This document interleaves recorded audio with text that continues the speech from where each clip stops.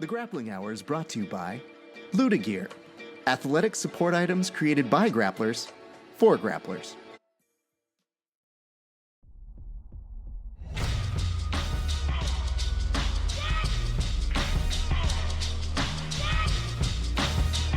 Yeah. Check it out.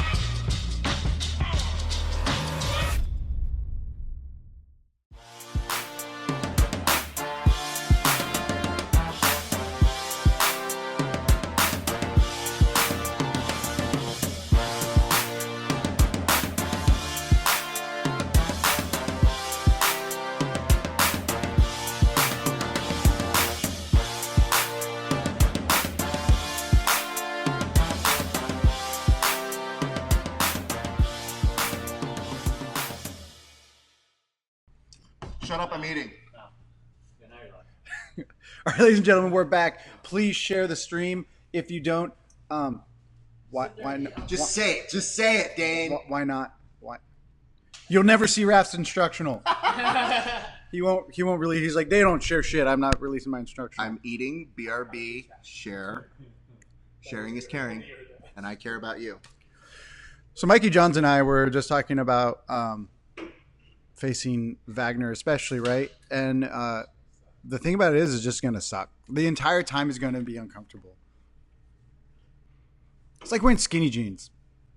Like, you're doing it for a reason, and now hopefully you have a good reason, but you don't like it.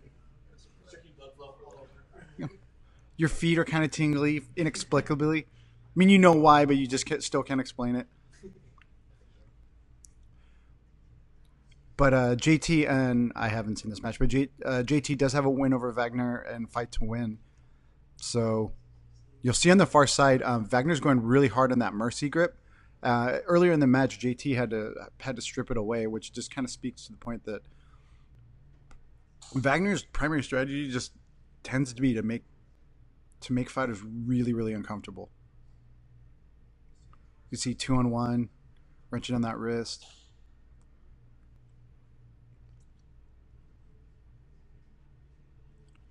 That hard collar tie.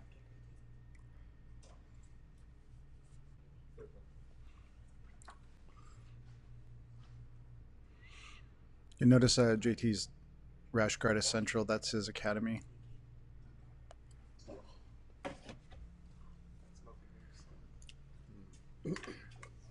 Okay. Shut up. I'm eating. Is that what your instructional is about? It is. Actually, how to lose or regain the weight that you lost. That's going to be the one that I do. I'm going to be like, guys, first of all, the post-competition refueling window has been woefully under-addressed by the BJJ community. Greg Jones looked like he was in shape until he became my friend. Now he doesn't. Learn. You can learn too. Okay. Your stomach's going to tell you you're full. You're not full. There's plenty of room.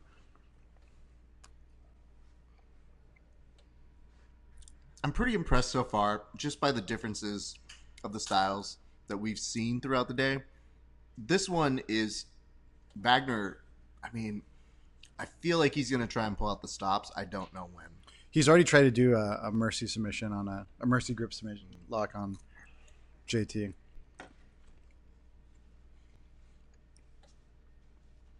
To those of you just joining us, thank you for joining us again. As I stuff my face, this is your friend Raph Esparza of Grappling Hour. Nobody asked you, Mike John. I'm Dane Grace of no particular fame whatsoever. I'm Dane Grace of I had the weekend free. That's fair. That's true. That is a lot of the secret of how this sausage was made, too. Very much. All right. The referee's basically coming over and being like, yo, you still a savage? Yo, you still a savage? And combate. Can you see? Good enough. Go.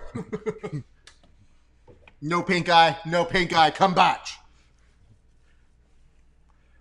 Is it an inside infection or outside infection? Inside. Go. Dane, who's going to win this? I have JT as the favorite, but I really think it's going to come down to what happens in the last 5 minutes. Check this out. Black shirt needs to raise his mic volume a smidge. Okay.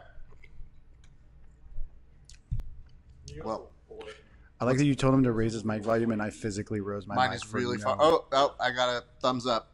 What's up, Neil? Sponsor Luda Gear. Thank you very much. We're going to have some very happy people that we're going to be taking care of right now. Speaking of which, can you grab me? Who does this one have to do with?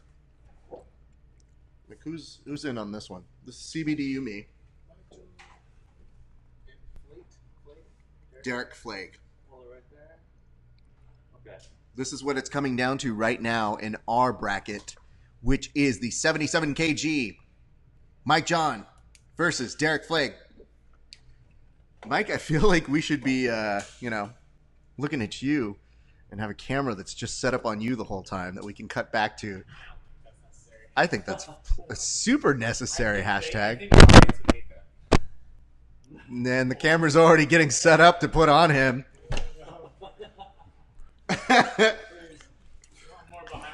I've been looking for a reason to break out this bad boy. Octavio's been like, I've been keeping this camera hot all day long. He opens it like the steam comes out. So Okay. 13-12 still to go in this. Nothing significant happening just yet. Mike John, here's the question. Do you have the pick that you have in your heart on this map? Yeah, on my heart and my picks aligned, yes, they are. So you're going for JT? Yeah. I saw the first match with JT and Wagner in a fight to win. Mm-hmm. It's pretty dominant JT. Like, it wasn't too exciting, but when the scrambles did happen, JT was a little sharper. So we have Marco Leal who's saying, what's going on in the match? Well, not a lot, Marco. If we had more to tell you, other than positioning and a lot of trying to break down one another for two very difficult to break down opponents, we would have more. Again. So, I mean, to the point that JT has a win over Wagner, that then begs the question: do you want to face a Wagner with a grudge? Exactly. Did he do his homework? Did he watch that match a million times? Right. And what did I do wrong? Kind of thing. He certainly did in his head movie. Let's pop that comment on. This is a very sweet comment. And Ben, I didn't expect you to have to say such nice things, but it really was nice. And it says, again, thank you guys for putting this together. It has been outstanding. I've been watching Flow with the sound off. Still my favorite podcast. Thanks, Raf, and all of your guests and support team. Well, I would like to echo that statement. This is a... I am great. God damn it. This is a great production that is being put together as Wagner almost saw a peek at the back, and JT is now spinning like a little girl at a recital his way back here. Yep, that's his happy skip right there. Yeah, Wagner for sure has a grudge right now. Oh, yeah. Yep, for sure. But, yeah, that's a really nice comment. I mean, this is an endeavor that brought a lot of different talent together. I mean, obviously, we've had people Skyping in all day. We've had people, sending us well wishes, talking in the comments. So it starts off as an idea of, hey, we should do this again. And then, I think we've done it bigger and better than we've done it even in the past. So we're not going anywhere yet, so don't start wishing us too well. If we get too mushy now, it's going to get real gross. But thank you, Ben. That was very kind of you. You are... Be proud. Yes. Yes, indeed. Now, listen. I can't... This is all I have to say to that.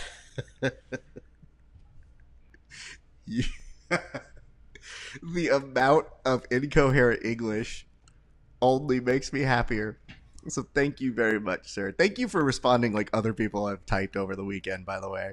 Because we've had some folks who are like, me fail English? That's impossible. All right. And just so you know, Marco, you were asking what's going on in the match. Exact same.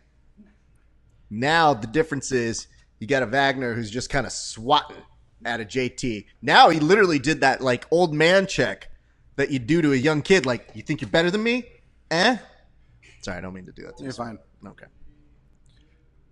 Are we at points now? Points. Points! Yay! We should have been doing that earlier, but there you have it. Puntos!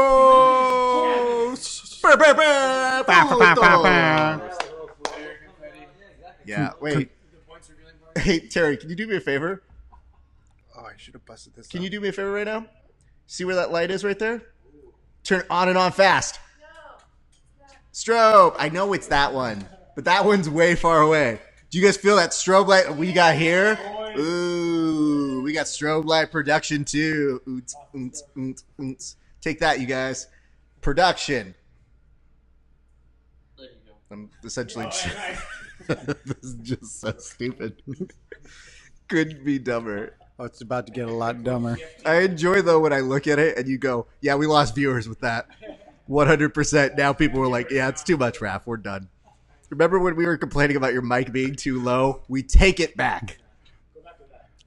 We've lost more viewers with that. Well, I'm going to go ahead and Can you mute it twice? Let's go, JT on the leg. Oh, this is so fun. This is it right here. It's gonna happen. Wagner's gonna single leg and run away. Wow, it's really good balance. Question real quick. Do you think there's a gentleman's agreement between all the competitors to try and take out as many photographers as possible? Yo, I heard Mat 3, though, was where it was at yesterday. Everybody who was by Mat 3 was essentially fearing for their lives. They said, the people who were doing the commentary team by Mat 3, that at one point, I think it was a photographer, and it was our good friend Freddie from BJJ World. He was just sitting there, and he saw Nicky Rodriguez and Orlando Sanchez coming his way and going, "No, this is where I end." All right, well, Siri, call my wife. I love you. Don't forget. that's been a good life. I love when I can hear myself like that. All right, the echo on that one is good. Again, right now we're at how much time on here? 7:56 left to go in the match between Wagner and JT, who just JT's composure. I know we talk about Nicky Rodriguez's composure, which is a new guy coming in who's able to act like he's been there before. JT has been there before, and I think that's why he can be so selective on when he shoots in, because when that motherfucker shoots in, it is a hard thing to stop. Yeah, Wagner staying up, even though that JT went on a leg, is a testament to how tough that guy is. Mm-hmm. I want to say thank you to everybody who's been sharing our posts. Thank you to Justin Thrasher, a.k.a. the homie, a.k.a. the meme god, a.k.a. friend. All right. So watch Wagner on the left side there. Yeah. So I think he's just grabbing those and going for the mercy lock every time. Yeah, I think he just kind of wants to, action reaction, see what he can get from him. But it's really hard to phase JT. And I say this both as an observer of his matches and as somebody who's told jokes to him. JT does that kind of nice guy reaction when you tell a joke to him. You'll be like, JT, here's the funniest joke I got. And he goes, yeah, cool. And I'm like, no, you idiot. You can laugh. I'm funny, you dick. But JT also has an adorable dog named Oliver, if you guys are not following his Frenchie. This Frenchie is amazing. I'm not kidding. Oh, I'll show it. Yeah, all right. Is his name Oliver Torres? What do you mean you're not going to show his adorable dog? King Oliver is amazing. What do you, we don't have time for it? What else do we got going on? This is a thick production schedule. We literally saw Richard Allergon for like 20 minutes. We don't have to worry anymore. Love you, Rich. Wink. It's so funny because the most of the people that I've invited are the people I insult the most. So it's pretty easy to be like, oh, I can be as terrible as I want to these people because they are terrible to me. And I'm just tossing this out there. In most cases, that's called abusive. No. Hold on. Mike John, would you say I'm abusive to you? Yes. I am? Okay, cool. Would you call your grappling style abusive to others? That's what I thought. Okay. It's different. Oh, I like okay. that you send him into a spiral of introspection. I still train you, idiot. It's just a matter of I like that Mike John one day was like, you're mean. And I was like, oh, am I? Yeah. Oh, no. What are you going to do about it? And then he started clamming up and being like, I don't know. And it's like he completely forgot the fact that we're in a sport where you train and you can beat each other up. And he's just like, and then he went to go eat some ice cream. And I didn't feel bad about that. I'd like to be the first to cheer on Orlando Sanchez of his real overtime rounds against diabetes. Ben, I started reading that before I read it all the way through.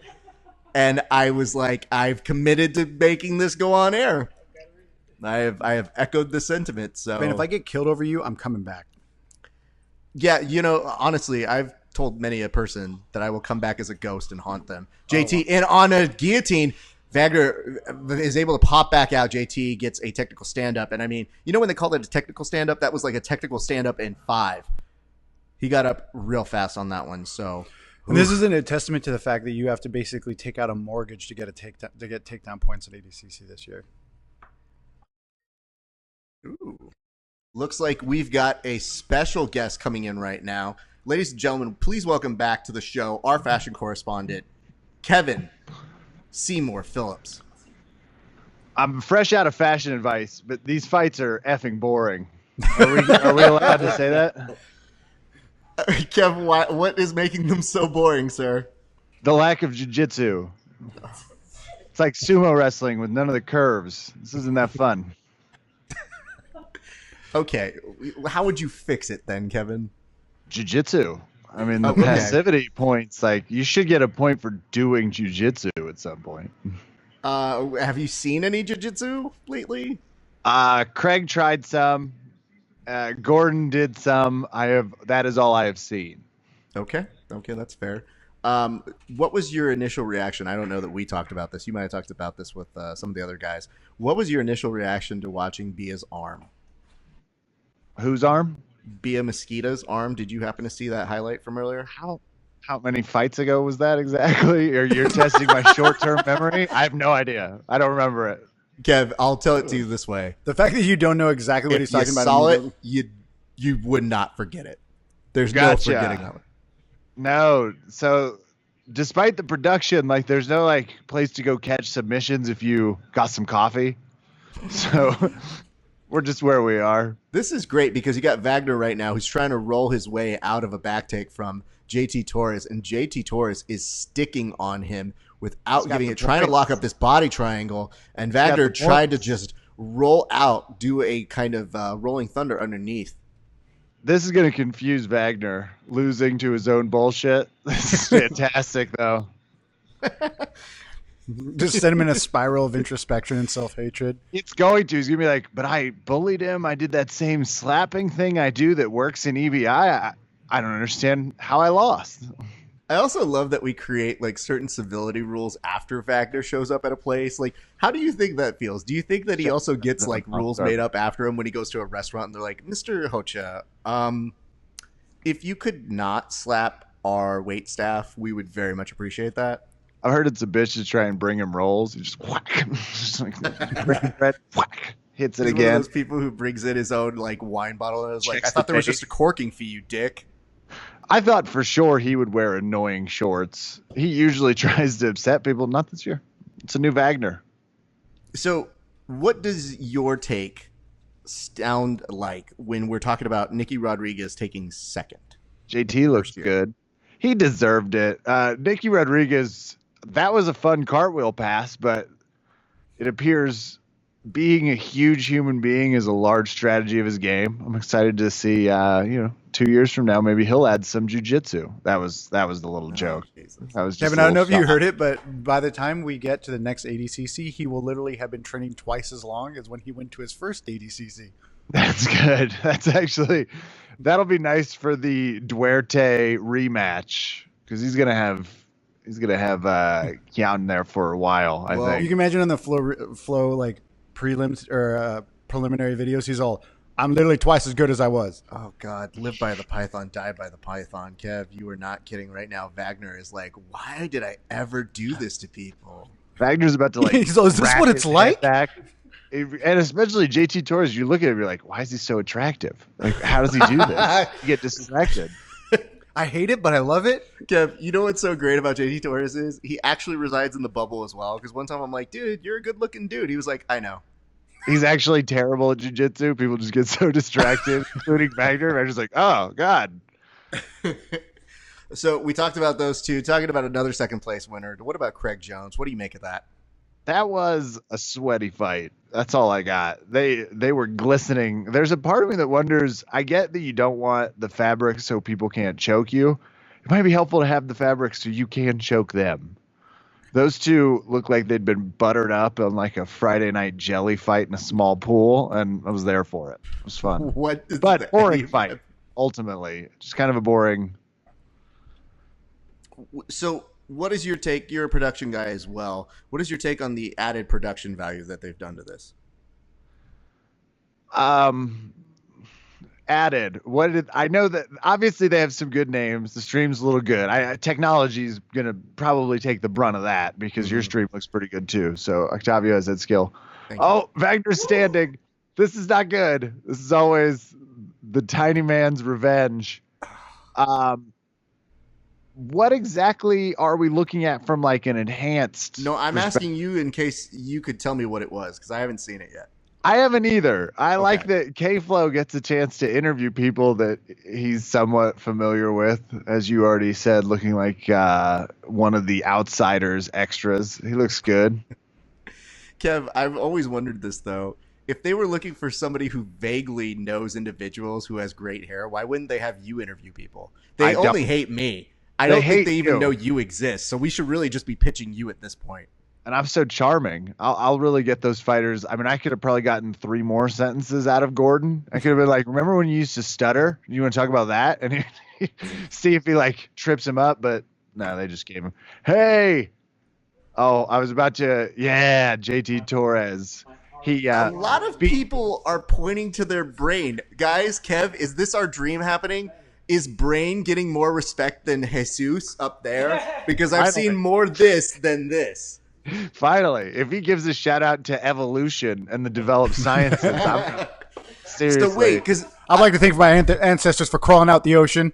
we've talked a little bit about the double guns that you shoot at Jesus, which is your way to know that like you're super conservative, where you're like, pew, pew, pew, pew, love you, God, that's why I shoot at you. And then what happens to the bullets? Anyway, is there a similar one where you're shooting at your brain now? I can't tell if it's that or if they're like, I put the mental work in, you know? Hold on. Genius is over here. This is JT's what's like, called how you my build a brain joke. is right here and you can ask her a question if you'd like. I have both. When I was like, is there a version where you shoot at your head or something? And both our 10th planet lackeys over here are just like, actually, that's the property of one Gio Martinez. And I was like, yeah, we were working at that, you dicks. He should start to add the like motion into it. He's like, boom.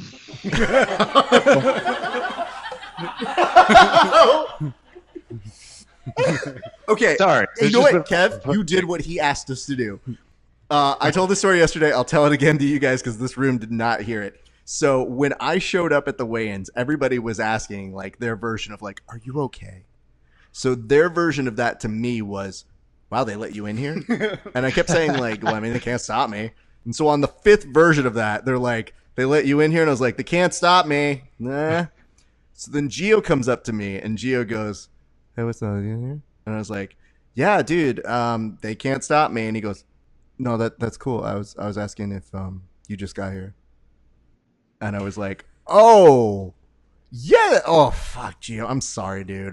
She's You know, just being a normal human. And just you're totally like, being normal human." you're doing and I your told him, I was like, Midwestern you know, polite. Yeah. they're dumb. And then Gio just goes, "It's politics, right?" And I was like, "Yeah." And he goes, "That's all right, dog. You know, just you're gonna do your thing and you're gonna be great. And you know, just make fun of me on the live stream." And I was like, "Dog, that's all we're gonna do. So you're welcome, Gio. We did exactly as instructed." That Wait, was it's the Geo joke time. I was just being suggestive. Like, hey, if you're going to be this good, up your celebration game. It worked in the NFL. Kenny Florian's about to end his interview with JT Torres and just slide his number and his rash card. The best thing ever being like, "Yeah, no, that's really cool right there." Oh man, Stop. Kenny Florian here with some great hair still. Kev, what have you also made of the commercials? Have you I'm purchased shocked. anything? No, because Rocket Mortgage and the PGA Tour are not exactly in my financial portfolio, me along with 85% of the grappling community. But I dig it. It's a lot of Buick. I don't exactly know how that's the demo for Flow, but I love it. I think would've they're just thought- they conflated us with golf. It's like they had the commercials in like a little suitcase and they brought the wrong suitcase to the wrong place. Like a PA is all at risk for all of this. They're like, "Dude, where's the weed? The weed commercials are what we're supposed to be pushing right now." You should be. I miss the old days when you just get CBD. You get like 85 minutes of the Scramble series doing the slow mo, and that Oh. I was into. I would buy that. By That the was way, like, Kev, I could use our CBD. friend Mike John here doesn't know, or maybe he hasn't like let it out yet though. Speaking of CBD, great segue co-host, other professional in jiu-jitsu. But look at this shit. Our friend Speaking of Mike CBD, John, what? who's here, who just went to the restroom, he actually won. His Pokemon was JT Torres. That's pretty cool. So Look we're at gonna- it. So does he get CBD? Lucky I bastard. mean, if I feel like it, I'm just going to tell our sponsor that no one won it. Hey, Mini Cobrinha, by the way, I had attitude about this on the podcast. I would like to retract that and say this is awesome. I like Like, how'd he get an invite? He's in the gym. This Yahoo over here doesn't deserve it. What was the joke you said? If you could repeat it, because I know what it is. Do you know what it was? I don't, but it was about nepotism in general. I think You is were what I saying it was the type of nepotism that's found in most monarchies, and then you said, "Well, Oh. ADCC is mostly a monarchy anyway, so why not?" Yeah, I do remember taking a shot at their governing bodies. Yeah. Well, kudos to you. I think you should go ahead and continue on. We may check in with you one last time, so it's about to be absolute time. Kev, if you have any fashion advice, and I mean you don't look as, you know what I'm saying, like from before, you know? Well, the Chiefs were on, and my new crush, Patrick Mahomes, took us down with 2 minutes left. Look, Are you doesn't cheating on matter. grappling right now? I'm multitasking. So I guess I'm not being faithful to grappling. Is the better if I'm just gonna glass half full it. But I also had a tragedy strike last night. Big glass piece that helps me with my meditation broke. So I'll try and be available, but I do need to go to the head shop to get more meditation equipment. No, Kev, everybody shut up. This is real. Kevin, are we going to be able to podcast this week? If I get to the meditation shop, yeah, we will be. Okay, but this legit affects the podcast. No, seriously, stop laughing. This is a legit podcast concern. Kevin and I have very different methods as to how we get prepared. I do copious amount of research in cocaine, and Kevin gets his meditation help. Yeah, until I unearthed bong water hell on my upstairs loft. Takes a second to get that out. Kev, this is the saddest thing I've ever heard, and you know that I feel for you in this way, my friend. Thank you. Thank you. Well, why don't we let you go for a minute, and we may check back in with you a little bit later. I'm going to go watch Cabrinha's son make me look like an idiot again. Ladies and gentlemen, our fashion correspondent who's off duty right now, Kevin Phillips. Excellent. You know, the weirdest part is, between how goofy he and I are, still the most professional people in jiu-jitsu. Go figure, right? Like, oh, hey, Mike John. Come here. It's a testament to that meditation, really. There he is, Mr. CBD. Thank you, JT Torres. Thank you. And now he'll have your weed. Yes. Or CBD. I mean, you know, I don't really know much about this, but anyway, I can tell you this much. The THC. I actually think it is, so I don't want to like misrepresent, but I think you get some of the THC if we were on this. So we'll see. I don't know. I don't promise, but we'll probably make sure we get the cheap shit for you. But to our friend, back on camera one. Back to our friends over at CBDUme, I want to say thank you so much. Now, remember what I told you? Good things happen to people who hold these goddamn things? Yeah, no, for sure. You didn't lie. You said you had an opportunity, and I got it. Now, here's the thing, though. Why are you shaking with this? Oh, God. Now, here's the question. Does JT, now that he won that gold, because he didn't the last time, does he go for double gold? Yeah, you think so? Yeah. Last time he seemed to get that, and he was like, I'm good. Bye, everybody. Maybe not. Maybe I don't know. I think why not? Why not try? I think I would. Because they're real tired, dog. That's why. Yeah, but I mean, what's one more? Depends if you get Orlando Sanchez. What's one more hard one in a match that changes your life? I don't know, dude. But do you have any words that you'd like to say to our sponsor? Thank you so much. I can't wait to try out the products, and I'll let you know how it goes. Okay. Mike John, I'm so sad. I couldn't get you a match, but we did get you that CBD. And if your Pokemon elects to go on to the ADCC Absolute, you could be in the running for whatever that prize is. I hope he does. Well, of course you do. I hope he does. I literally just told you get something else. I know. You need to put in a call. I don't do anything. I do nothing. Well, that's the beautiful part is I like the idea that you show up and go, wait, I don't have to do anything and I'm going to get something? And it's like, I guess so, dude. Cool. All I got to do is show up, right? But here's the good news. To those of you who are looking for super fight material, this man right here. What do you have any super fights coming up? Nothing at the moment, no. I think there's the Washington Submission Series. I'm doing November something, I think, up in Seattle. Mhm. And then Nogi Worlds December 9th. That's all I think. So you're going to be doing Nogi Worlds? Yeah. Awesome, dude. Only two things I'm really looking at in the future. Other than that, whatever comes up, comes up. I take opportunities. Put this as man they- on a card. Please. This man is super good. You can see some of his highlights on Fight to Wins. They're pretty good. And he also had a great match over at the Ultimate Mat Warriors recently. So I was really sad because I didn't get to commentate on Me it. too. I was hoping you would. You always say some pretty accurate things about me. Well, people say that I say really nice things about you. And then all of a sudden they're like, aren't you mean to him? And I was like, yeah, but if I'm on air, I'm going to say what's happening. And I will report it to be the truth if it is the truth. I'm not going to make up shit about you. So, you know. But, all right. Well, I'm very excited about that. Me too. Me too. All right. Well, good work to you, sir. Thank you, Look at you. Thank you. You winning. I'm sorry again. We couldn't give you the thing, but we gave you another thing. Whatever, it happens. All right. Well, you're Good welcome to to see you, stick man. around Always with good. us, but if you want to get going, we totally know that too. I'm gonna get out of here. All right. Goodbye. Thank you, sir. That's my way of getting him out of here. Let me know about that. We'll be in touch with you. I like that you're just like, so when do I get the thing? So I get it now or later? You get it later. I just let me see here real quick. Get me some super fights too. Oh, hold on. We had some people telling us right now. Marco says, "You guys rock. Thank you for posting. What's going on in the match? We already did that one. Bet you $1 Wagner wins. 5-1 he subs JT. Marco, So that are we allowed to didn't make age posthumous? well. Did we? Yes, Can we do we posthumous will. bets? We're gonna like stop the tape and like go back and insert that in on there. So my appreciation for that. Where do you train? I train in North Hollywood at a place called Valley Martial Arts Center. That is my home gym. I also make visitations to a number of very welcoming gyms in the area, and I'm very, very happy that they are very kind to me. So that's some of the places I train. And then it says, "Get me some super fights too, Rafa Sparza." Well, okay, then call us in on Skype and let's pitch you too, because we're all watching Kennedy do his thing, and he's got an Augusto Mendez. So why don't we steal some of their shine? Get on the bat signal. I put it on. Get in touch with our producer. You know what to do. Be like, yeah, I'm just not getting my friends super fights. Though that didn't work for Jake.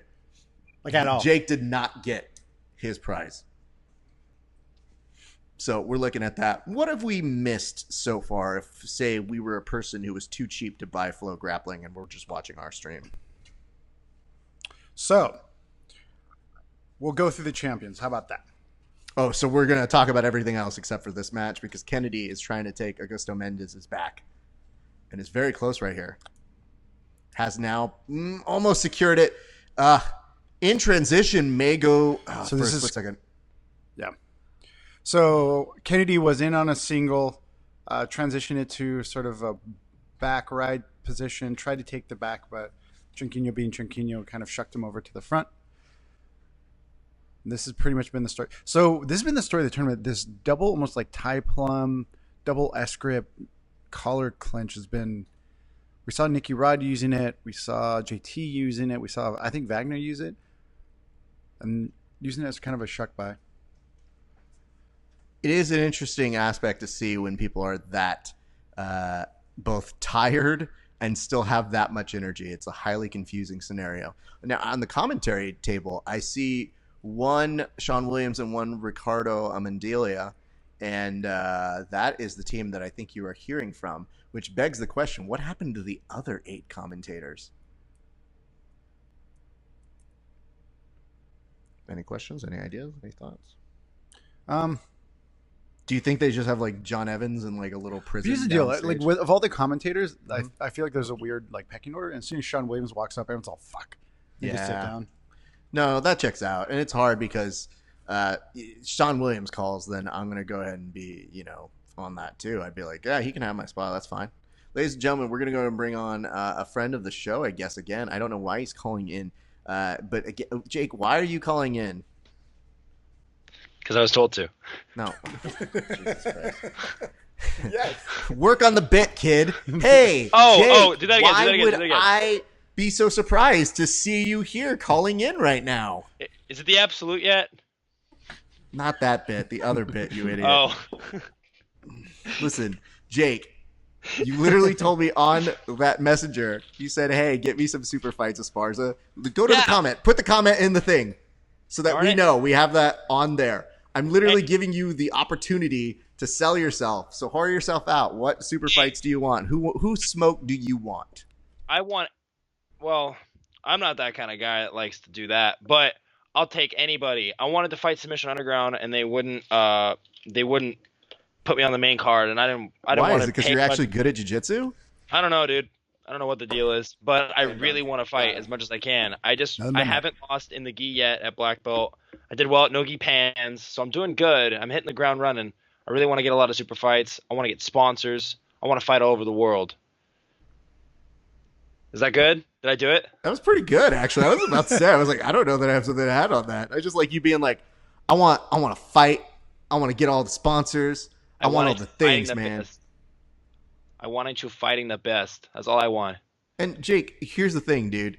And I thought the whole purpose of things like Submission Underground are supposed to be the opportunities for people like you who are the up-and-comers. Like, you're really good, and I think you would do well under that. And they tend to ride that fine line between gi and no gi, so I think that you're a prime candidate. You do it all, dude.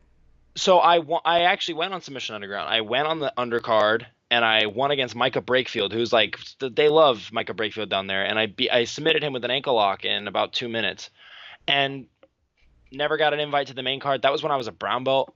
He's the same height as I am. We're both really, really tall.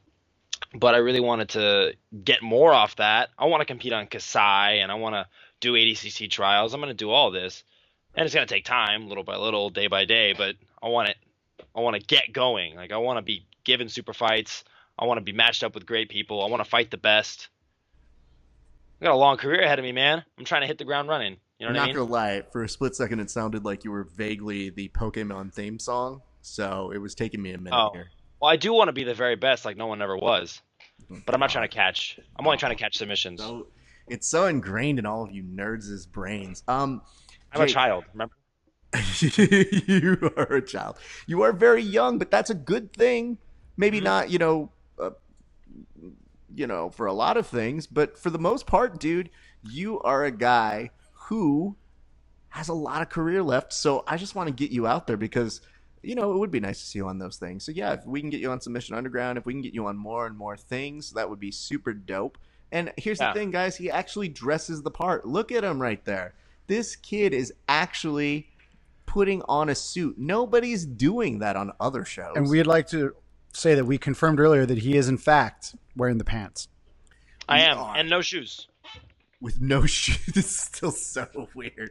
Is that so that you can be accessible to go train? Matakaba BJJ. That's my gym. Can I ask this because I think it's really important? Yeah. Can you tell us what you felt like when you were discovering that you didn't win in the finals? Wait, with Nicky Rodriguez and Kynan Duarch? Yeah. So it was around the time I was very confident, right? I went out, I was watching the fight, and I had this sense of, okay, Nick's going to do good. He's doing great. He's overcoming the odds. This guy's a blue belt. He's got the crowd behind him. And then all of a sudden, Kynan takes his back. And that's when you ever, get in trouble and you feel like your heart sink to the bottom of your stomach, and oh, geez. That was my feeling with Nick Rodriguez. He got his back taken, and I've been there with Kynan. I had a Vietnam flashback. I got the PTSD shakes, and I knew that Nick wasn't going to get out of the back control. As soon as Kynan got the body lock, I was like, this is probably the match. Yeah. I didn't want to get too far into the point where I started crying, but as soon as I got off the broadcast, I cried for a little bit. I went to my mom, and she hugged me and told me everything was going to be okay. I really wanted that prize. See, I was on camera, so I did the mouth cry. That one? We just hold it here like a chipmunk. I will say it was still pretty hilarious when one of the people working our tables over here, our producer, if you would, when she looked at me and she goes, "I don't like who I got," and I was like, "I don't know what to tell you." Where's she from? Oh, I'm just giving her a random funny voice. Born and Giving her raised in a Huntington southern Beach, accent? California, but Yeah. she has a Midwestern accent. I don't know how it worked out. No. The reason why is because there are certain people who I respect too much that I'd be like, oh, I don't really do a bit on them, so I'm just gonna make them into a weird caricature. I'm from Long Beach, California. Born and raised, I never You know, left. I forgot I don't know about what that. you're talking about. I was I'm thinking a about this native. I was thinking about this the other day. I was like, the worst part about Watson, it's not even how good he is at jiu-jitsu. It's how annoyingly good his impressions are. Oh, Because you're not supposed to have that. You're not supposed to be gifted that. I'm not supposed to be a funny person while being a good athlete. I get that a lot. God. You have too much personality. You're not going to be successful. Yeah, that does seem to be what a weird problem you have to face. But I will say this. We're about to get to absolute. So you've been Yes. jumping in throughout the days. Are you ready to do your given task in a few minutes? To be Yes. As soon as I find out the actual bracket, I have a pretty good prediction of and for this tournament, you don't need a place to do the absolute, right? That's not what needs to happen. Honestly, the weird way that they put it together is completely bullshit. Which is to say that last time Craig Jones got put in the absolute, as he was at the bar drinking a beer, and the organizer was like, "Do you want to be in the absolute?" Chael Sonnen was like, oh. in the absolute. That doesn't make any sense because he had a super fight the last time that he won. And then they said, hey, do you want to stick around for this? And I'm sure there are other grapplers. What I think it comes down to is what would make the most sense is they make it open to everybody who podiumed. And I think after they do that, then they figure out, well, all of these people who podiumed are like, I want to go home. Fuck this shit. Or I'm done, or I'm spent. It's been a long ADCC prep. Then they go to the next folks who are available on the brackets. Mm-hmm. Or, if speaking bluntly, I think it's just whoever Mo likes is really what it comes down to. Oh, really? I think that Cool. Mo has an input of like, all right, that'd be cool. He golded. Let's try and get him. And we were just talking about this right now because one of our guys who actually won, Mike John, in the finals, he didn't crumble under pressure with his Pokemon. But Mike John, he won, and his Pokemon was JT Torres.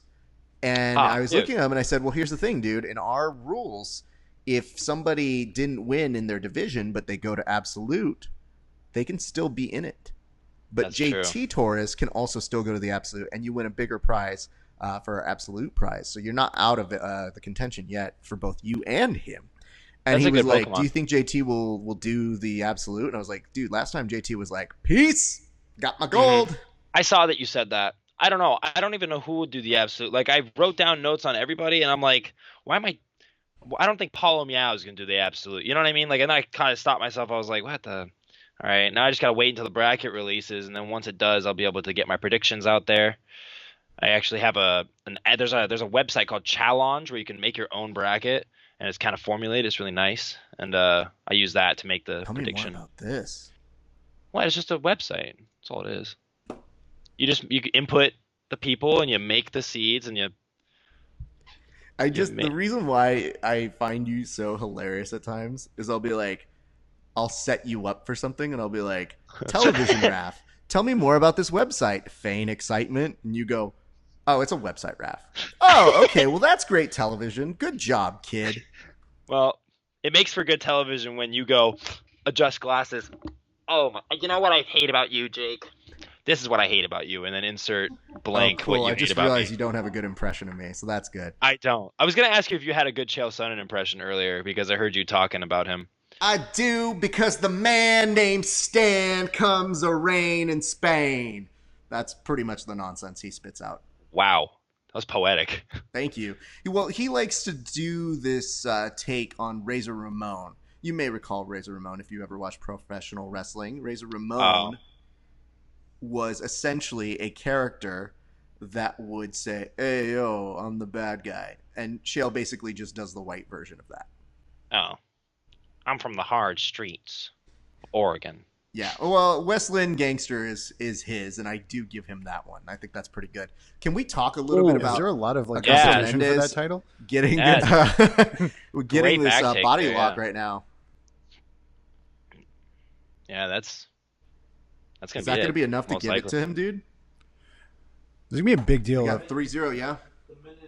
Yeah, that's 3-0. That's it probably, unless Kennedy can. Well, don't say that Imagine- Kennedy the last time came out of nowhere with what I thought was an omoplata.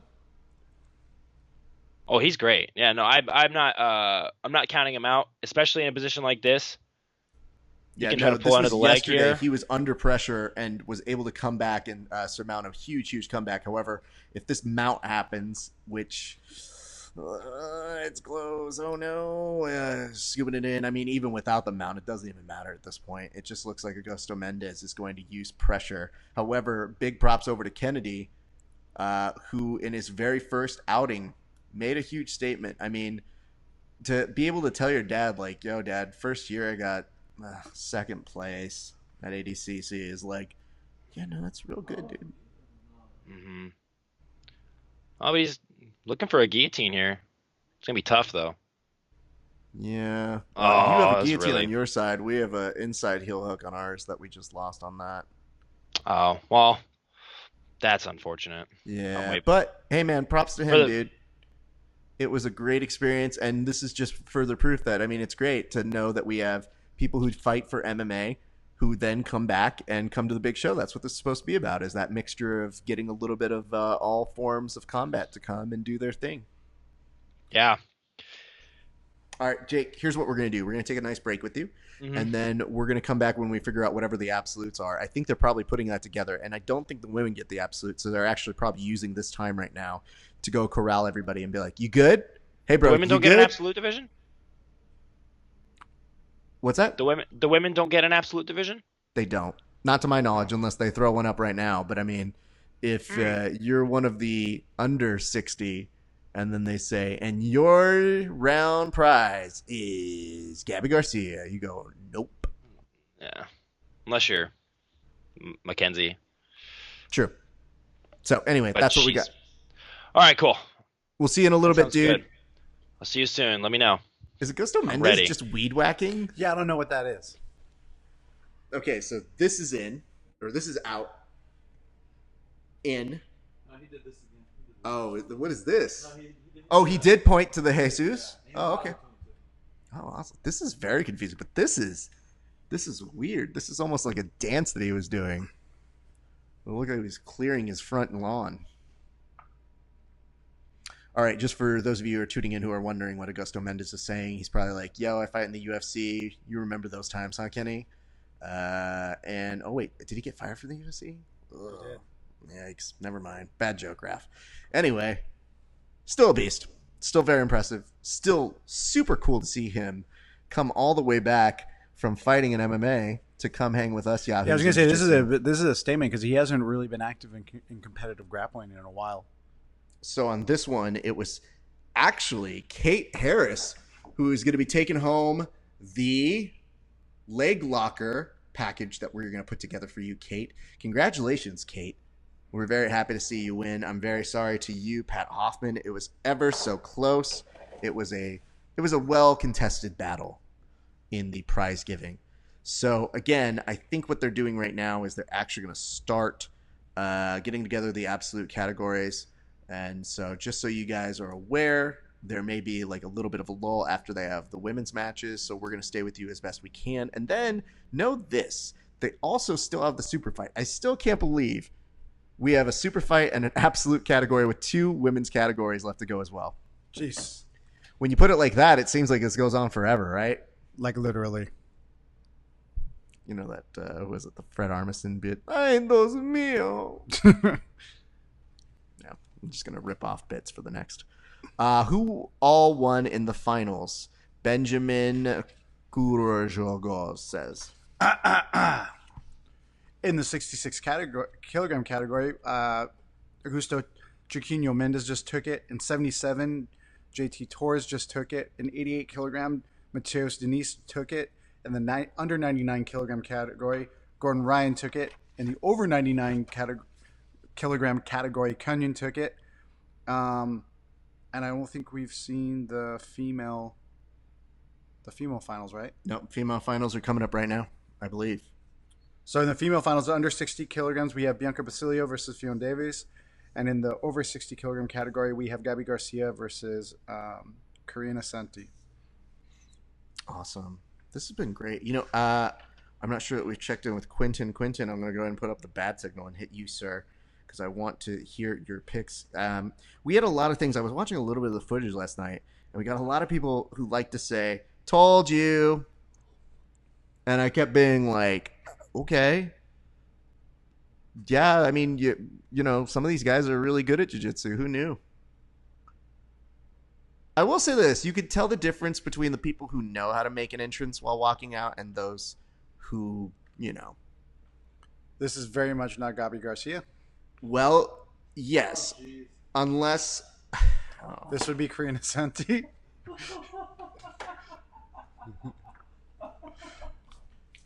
Flo, you get it. You get it, Flo. Congratulations. Oh, you have one? No way! Where has this been the whole time? I just downloaded it. Hold on, wait. Let's do this. This one's called, "Hey, Flo Grappling, you messed up." I'm gonna love clipping that one later. This is the best.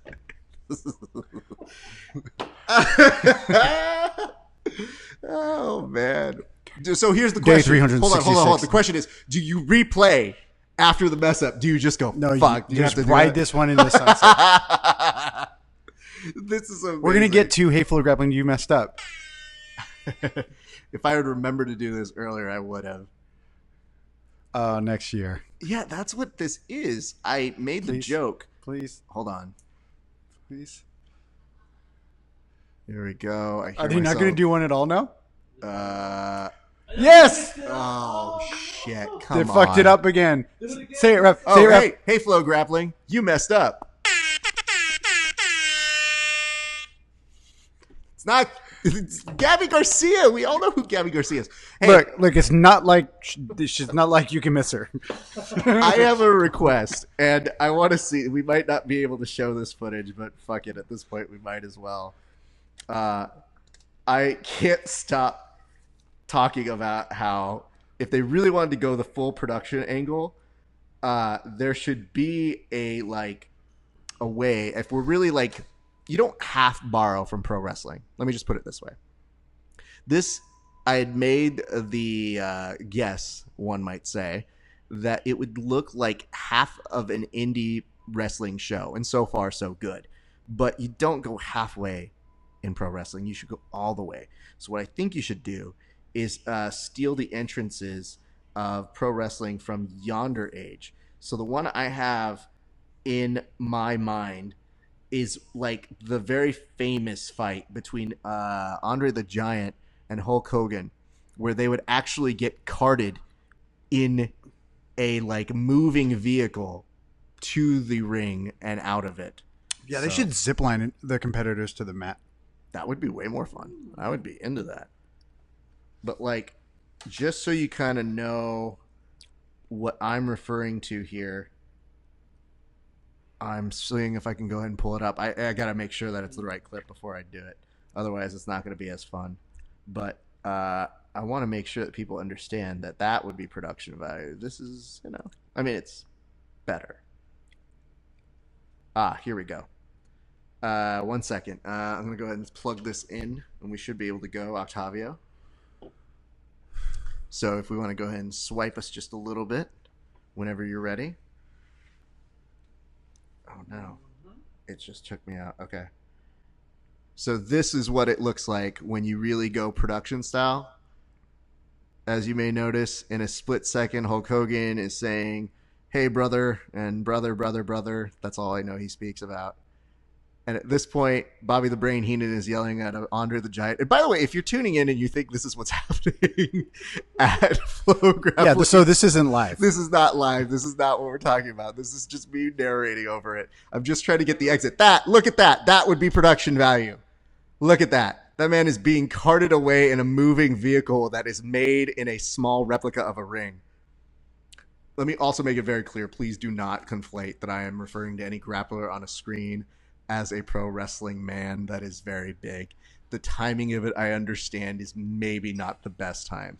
Hey, how about Flow Grappling messing up, right? Huh? Well, do one for me. I messed up too. I didn't mess Wait, up on hold on. purpose. Hey, Raph, you messed up. God damn it. That couldn't have been more sparing to me in ways. Why not? ¿Por qué, Dios? ¿Por qué?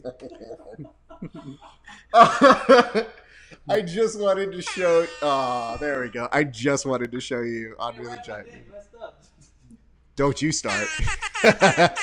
You very quickly can be added to this scenario as well, just to make sure we're all there. Like Octavio's like, oh yeah, fool, I'm about to delete this thing right now. Stream is over, bro. The comments went away, and I'm like, no. Okay. Gabby Garcia is starting to move in. This is such a weird kind of conception, because if you're on the commentary, do you just go, Gabby Garcia is beating Gabby Garcia? At least she's kind of pressuring here to see if she can get any responses. So, yeah, I mean, looks like she's just starting to toy with a Kimura, but isn't going to take it. So instead is just going to continue to make life difficult. This is rough to watch, kids. Dane, what would you do if you were grappling against Gabby Garcia? Quit. Okay. No, I mean, you're going to either try and get your legs in front of you, or you're going to try and square up on your feet. And then do things. Well, you know, I don't know, man. It's a tough gig. It's a tough pull to have. I mean, I've done absolute divisions where the person was significantly larger than me, and Mackenzie Dern has made it work. Hillary Williams famously threw her. Who threw her earlier in the tournament? Hold on, let me look at my notes. This is why I come prepared, people. Of course, you double check. You make sure you dot your I's and cross your T's. Was it Amanda Levy? I think it was Amanda Levy, right? Yep. Amanda Levy threw her with a lateral drop. She seems to be susceptible to throws, arguably. I don't know. We haven't seen her from her back that often, but if you could, that seems to be the one place where anyone has an advantage. But yes, she's very hard to keep there. Absolutely. It's been, it's been a tough day. I mean, you get there and you put on all this work for ADCC, and then sometimes, it's a quick day. Some days it's a long, grueling day that you don't want anymore. So there are always a series of unfortunate uncertainties that can happen. So our hearts and prayers are with those who have had to grapple against Gabby Garcia. It's just because the force every time when it looks like she's starting to like almost get a crossface. It's height as well too, because she can be in like a passing position and basically already be mounted. Yeah, that's really fair. I've been in a process of just trying to analyze it and see this. Let me see this. Forgive me, but who has made it to the finals? Well, old man strength. You don't need to be forgiven. We've got some time to go over some things.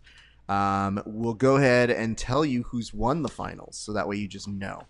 So in the 66 kilogram in the men's division, Augusto Chiquinho Meñez just took it. In the 77 kilogram division, JT Torres took it over Wagner Hosha. In the 88 kilogram division, Mateus Dennis just took it over Craig Jones. In the under 99 kilogram category, Gordon Ryan took it over Vinicius Gazola. In the over 99 kilogram division, Kenyon Duarte took it over Nikki Rodriguez. And right now we're watching the first of the female division. This is great in the 66 kilogram of Gabby Garcia versus Karina Santi. Depending on which picture you go by, I'm not sure which one's on top or bottom anymore because Flo messed up. What? So that is what's happening there. Did we talk about? Oh God, This is Nicky Rodriguez. I didn't know this is what he was saying backstage, but apparently Nicky Rodriguez told Flow Grappling that Cyborg is a lazy competitor. He couldn't sweep a blue belt. Dang. Ooh. Well, at least we're setting up super fights in the future. Someone knows where the gravy train's pulling out from. Yeah, this is crazy. Could not tell you any different on so many of these things. And then let's go ahead and check in with... Oh, I love that. That's so great. I'm actually now just catching up on some of the stuff that we've been missing throughout the day. And Jake Watson actually showed his notes that he was taking for the absolute final, as if maybe his notes might have something to do with who will get pulled into the absolute final for the men's, or the absolute category, period. So just to let you guys know, they're going to do this, which means then they'll do the women's 60 kg. Then I believe we do the rounds of absolutes. So I think there might be maybe a short break, but we're going to try and stay with you on this. Is Gabby working with Darce at this point? From the half card. Nice. This is a great angle, Flo. Could we switch to the other side, please? Thanks. What's that? I said, this is a great angle, Flo. Could we switch to the other side, please? Well, no. That would require somebody to be behind all of this to be awake. So, they're that. So absolute has yet to happen. That was correct. So I just realized we have a really triumphant air horn, but we need a sad air horn, like a fow, fow, fow. Well, we refer to it as the sad fox music that they play on football whenever somebody gets injured. So it's normally but then when somebody gets injured, they go.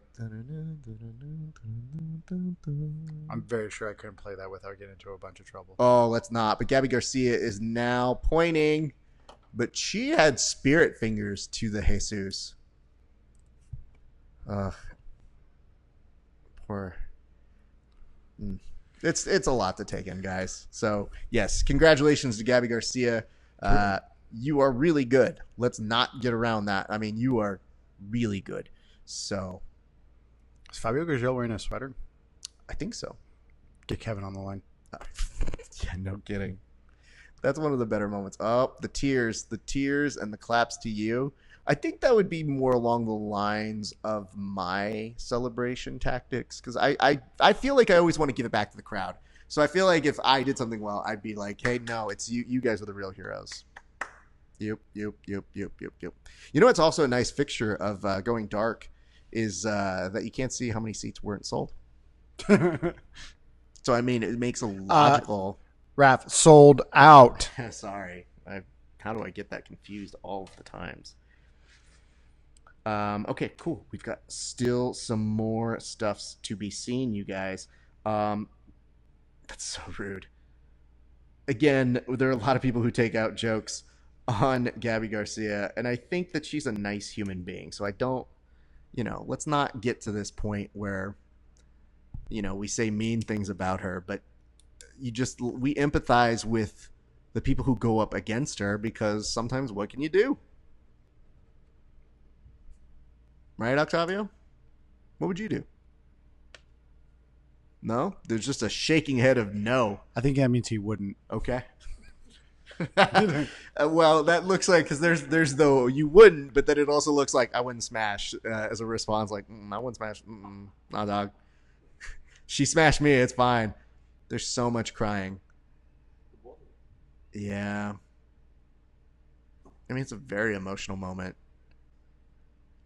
Okay, this is going to sound bad. Terrible. No, sorry. But too soon. Gabby Garcia also has a voice that she does. This is her normal voice. But you know how we kind of say that people have the Super Mario Brother voice? Like, she kind of has that too. Like, oh no, it's so sad. Thank you, everybody, for the thing. And oh, yay. I want to thank all of you. You are all the people who made. Thank you.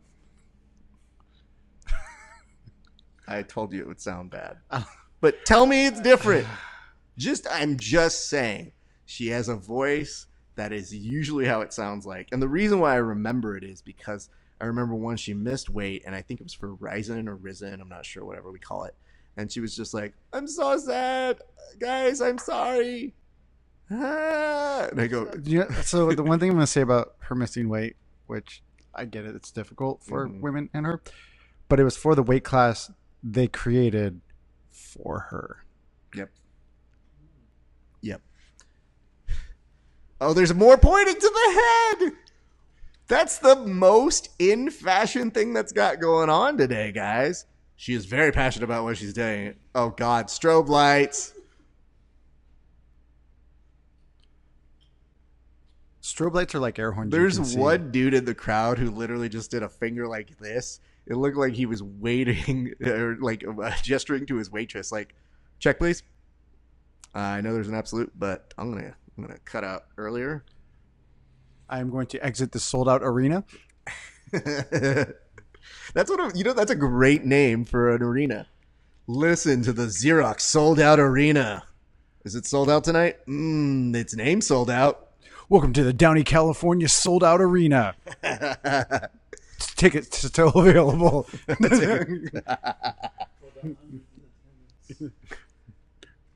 Okay. For the dozens in attendance. Guys, I'm still, like, Gabby's still there, and you have to understand, we already did the strobe light.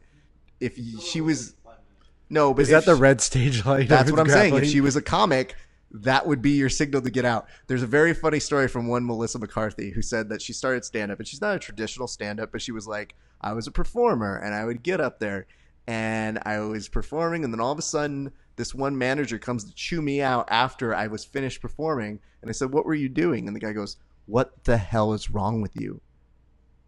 And she goes, I don't know. What do you think was wrong with me? He goes, I was flashing the lights. And she goes, yeah, I know, I saw. And he goes, that means get off. And she goes, I thought you were encouraging me. That is the most Melissa McCarthy thing I could possibly think of. It's so good. Like, anybody who's done comedy knows that is what would be a hilarious response to that is the literal equivalent of being like, so the red means stop. Okay. So thing I learned about driving cars today, red means stop. Well, it's also akin to, what was it? If you kids, you never saw this. I barely saw this one. But it is when Christopher Lloyd was taking a driving test on a show called Taxi. And then all of a sudden, like, he's taking a driving test. And they go, yeah, yellow means halt. He's like, oh, I thought it meant go. Whoa, shit. So you get a guy who's in a taxi who drives people for a living. He's like, I don't know what yellow means. So it's a very funny joke that I bastardized right there. But you're not going to go watch it. So take his word for it. Yep. Hey, dummies. Remember, if you haven't added us on all of the major social media channels, do it right now. Go at us on Facebook, on Instagram, on Periscope, on Twitch, on Dancer, on Prancer. I was wondering if you can go there. On Comet, on Cupid, on Vixen. These poor people, listen, at least we're paying the drummers from Metamoris. That's the nice thing that we can get behind now. Let's see if they mess us up. Oh, they got it right. Damn it. Hey! Air horn back. Burr, burr, burr. What's that? Oh, Jesus. Where'd you see that? Oh, that's funny. Hey, congratulations. According to our director, I can't verify this, but I'll take his word for it. But if he's wrong, it's him. To Nikki Rodriguez, a new purple belt, everybody. Yay! Hold on. Wait. Oh, hold on. Do you want me to do it? Here we go. Hey, we want to send a big congratulations out to newest purple belt and second place performer at ADCC, Nikki Rodriguez.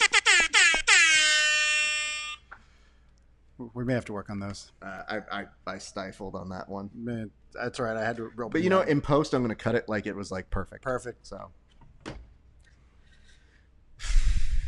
look out, purple belts. Now you had an excuse with that blue belt, but you got to deal with a gentleman who is a legit purple belt killer.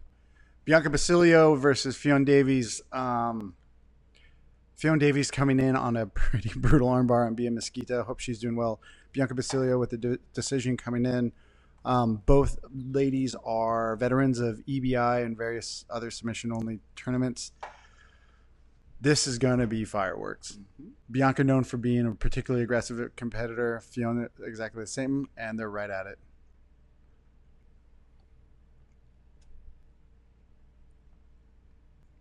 Okay. Okay, I'm looking at this right now. Already, I was wondering. Already working on the leg entanglement. Mm-hmm. Brian Hop, 215 pounds. JT versus Gordon. Who wins? So you're saying JT at 215 pounds, JT Torres versus Gordon? Interesting. Okay. I have so many. So we're assuming JT gains weight.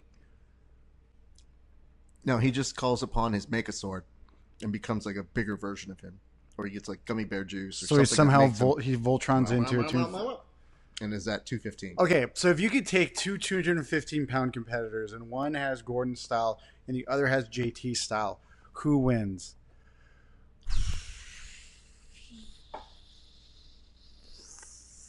I'm gonna go Gordon. So I want to go JT.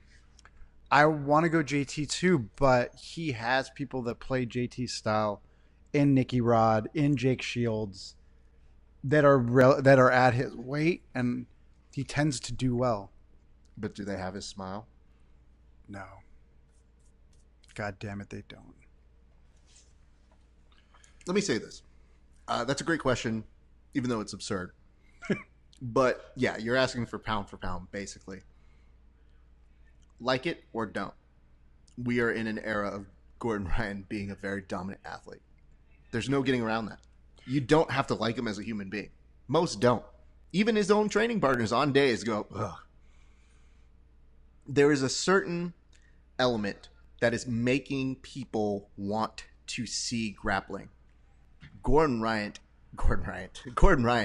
is at the forefront of that very movement. The one counter I'll say to that, and this isn't to disagree with you, the one caveat I would give to that is that JT actually has more history, right? Yeah. I mean, the weirdest part about what Gordon's doing, though, and Gordon's ridden up higher highs, but JT definitely has a lot of wins in it. A lot. Let's put it this way: what Gordon is doing is easily masked by his ability to talk shit and get people interested. Bicia does get a verbal tap. Bianca Basilio wins. Oh man, this has been an unforgiving category. I honestly didn't see that. I didn't think that's how I was going to finish. So here's the thing for me. I wanted to say, I was saying this earlier to somebody backstage, as I said, Fionn Davies, when I saw her around Polaris time, I thought she was hitting a new level recently. And I was just like, she's just in her element. It feels like it could be one of those grand years or epic runs from her.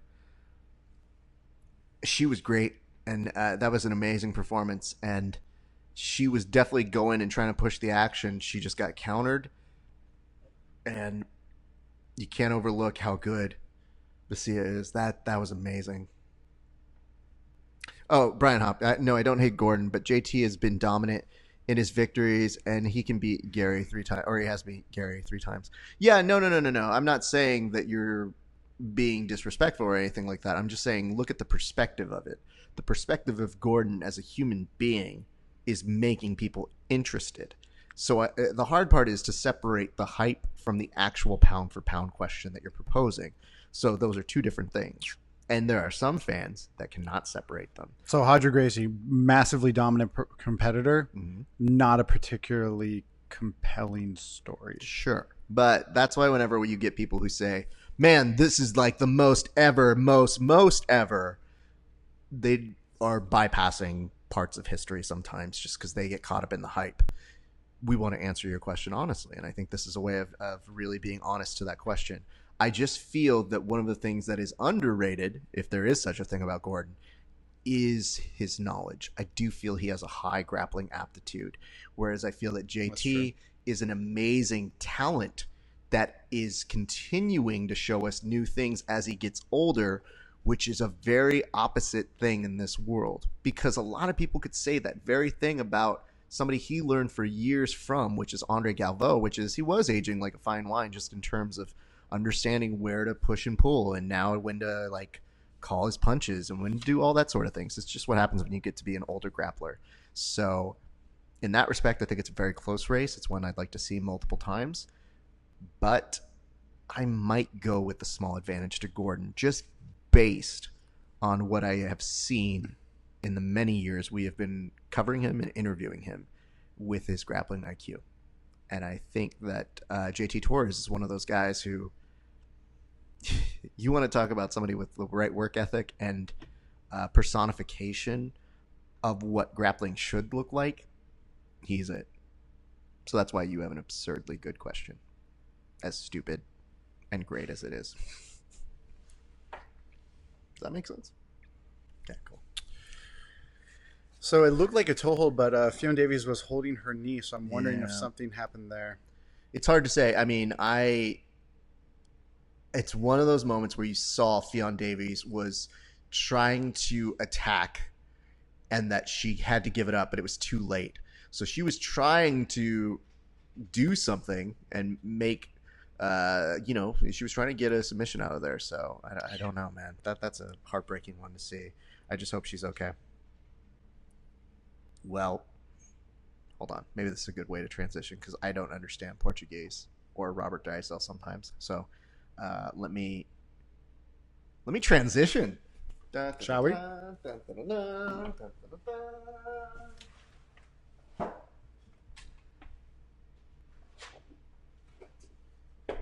Okay.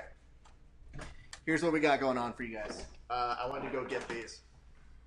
We're short-staffed, so I'm very sorry I had to go get them myself. I hate that I had to excuse myself to go get them, but here we are. All right. More so, he hates the staff that he had to I excuse. really do. So, with a win from Gabby Garcia, that means that you have Laura Kent, who takes home the prize from, who is this one again? So Right. You take home a So Right. I love my So Right. My So Right is the only reason. Yeah, it's a So Right, right? They call it for your SOAs. That's right. That's a thing. It is a thing. So yeah, for your psoas. And I got to tell you, this thing has rescued my back. My back has been terrible. I want to see that again. They just showed the replay of it, and I'm still not 100% sure how to explain what it is to you folks. It was a toe hold from like what looked like a 50-50 position. Yeah, again, it might be. Maybe where legs are locked, it I was wondering if like it was right below the. Right it wasn't above quite knee. the bend on it. It was more so just the positioning of it. Right. So we'll call. I'm going to see if we can get Star-Lord on in a second. Maybe he can better explain it. I know he's very good with his leg locks. So that is who won in our 60-plus category. However, in the women's 60, as we just saw right now, heartbreaking. You've got, I believe it's Ruiz. Is that Frank Ruiz? Who just won a VHTS prize package. That is the very hard to submit, folks. Could not be nicer. So I think they're getting ready to do their absolute. When we have the absolute, we will do another bracket on the side, so you may have to forgive me. It's going to look like I'm doing coloring, like a coloring book. Just work with me. It's not that different. It may from be my made of normal day. Cheerios. We don't know. We're working with materials at hand. We're just doing the best we can here with the best materials that we got with the best damn team in the world. It says, wow, awesome. Thanks. Can't wait to see all the absolute bracket. Flow sucks. Yes. Sure. That's not really why we're here. So, they are who they are. We're just better at it. Oh, I mean, listen, dude. Flow has definitely changed part of the game. I don't know how to fully explain it. Do I like paywalls for some articles? No. But do I applaud journalists getting some money for what they do? Absolutely. Do I like the fact that they do a podcast? Some of us do better podcasts. But the thing is, there are certain things you can look at pros and cons for a number of things, and they have both. Mm-hmm.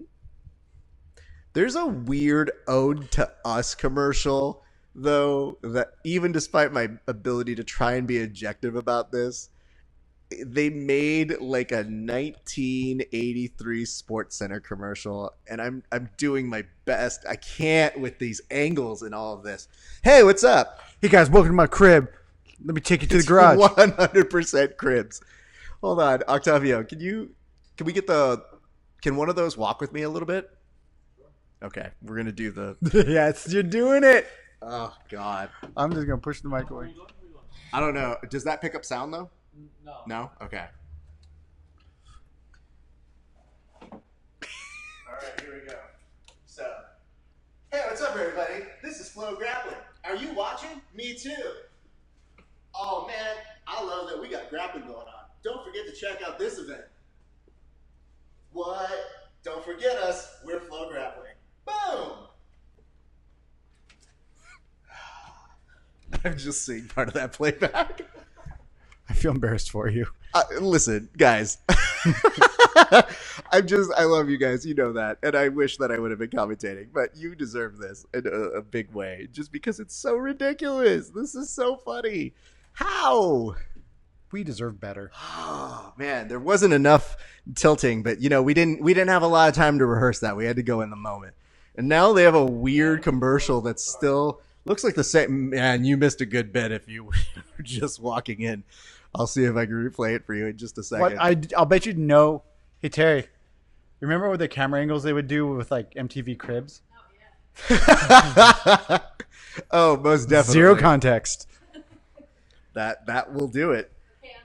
I like our producer over here is like, I'm in. When do we do it?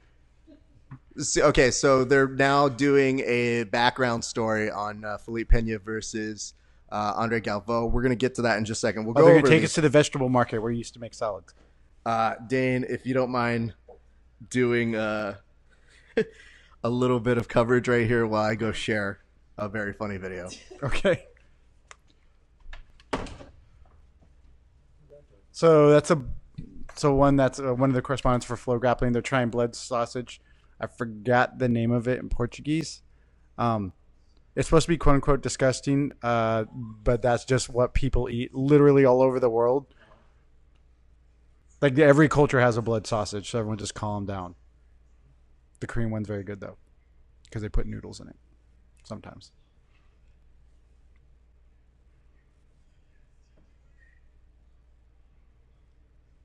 Yeah, so this is the market in Sao Paulo.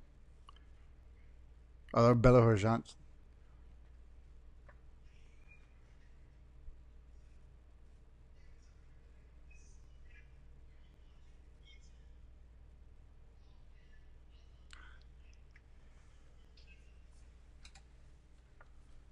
I don't even know what to do with this. Like I'm at a complete loss.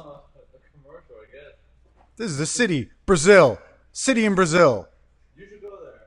Felipe Pena. By the way, Brazil. Pictures of Felipe Pena in Brazil. ADCC, not in Brazil. Wait a minute. Last time it was. Okay, more Academy. Still Academy. We wrestle.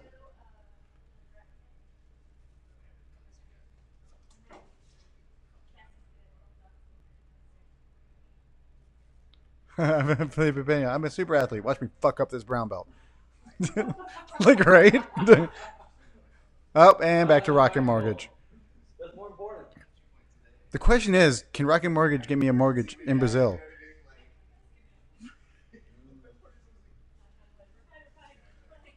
Not available. Oh, God. Got me, Rocket Mortgage. Rocket Mortgage, more like Train to Nowhere Mortgage.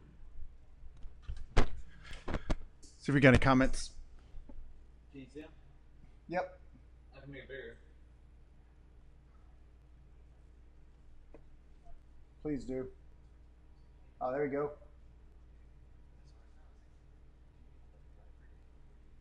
JG, any links? Sure, I could drop you a link to a lot of things. To Amazon, Amazon.com, that's a link. Nogi Industries, Nogi Industries.com. That's one. Wikipedia, WIKIPEDIA.org. It's an org. if you know the nonprofit things you're holding.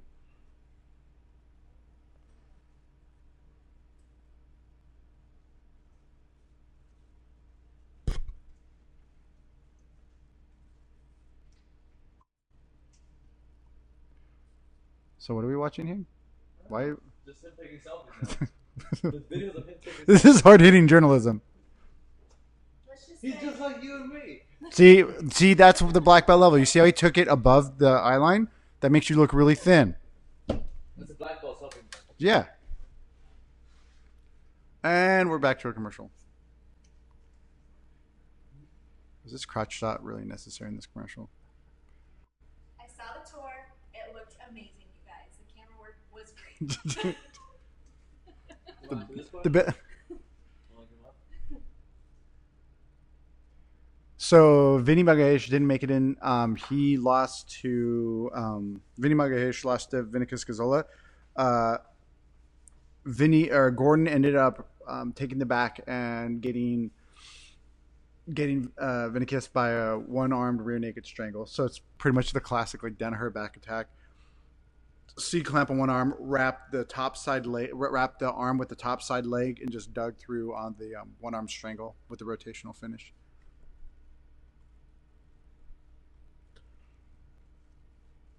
Yeah, Vinicus Gazzola beat Vinny Magalhaes via ref's decision, which was part of some of the JG, which has been some of the debate surrounding about how ref's decisions were awarded. And I don't know if this is maybe because everyone's kind of assuming it's how kind of more of an EBI mindset where the submission is the goal or whatever, but I think the ADCC refs were putting more stock in the wrestling attempts and being aggressive and aggression. It wasn't necessarily an easy win. It was, but there was like what, I think he got it before the points section, the points timing came out. So within the first 10 minutes.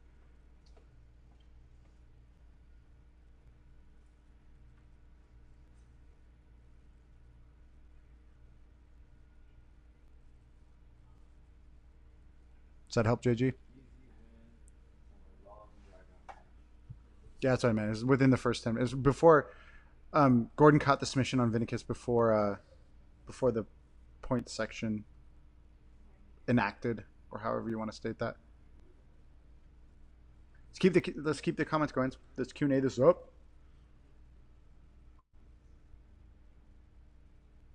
Awesome, JG. Yeah, I mean, you got to give it to Gordon. And this is somewhat infuriating. He did exactly what he said he was going to do.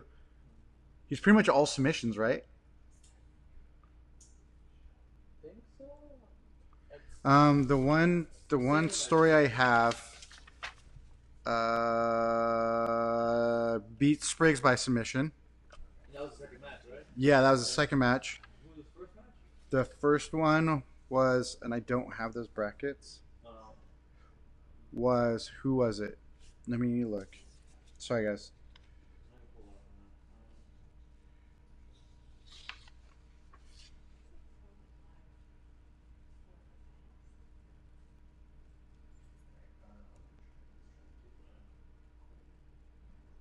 Was it Muhammad Ali?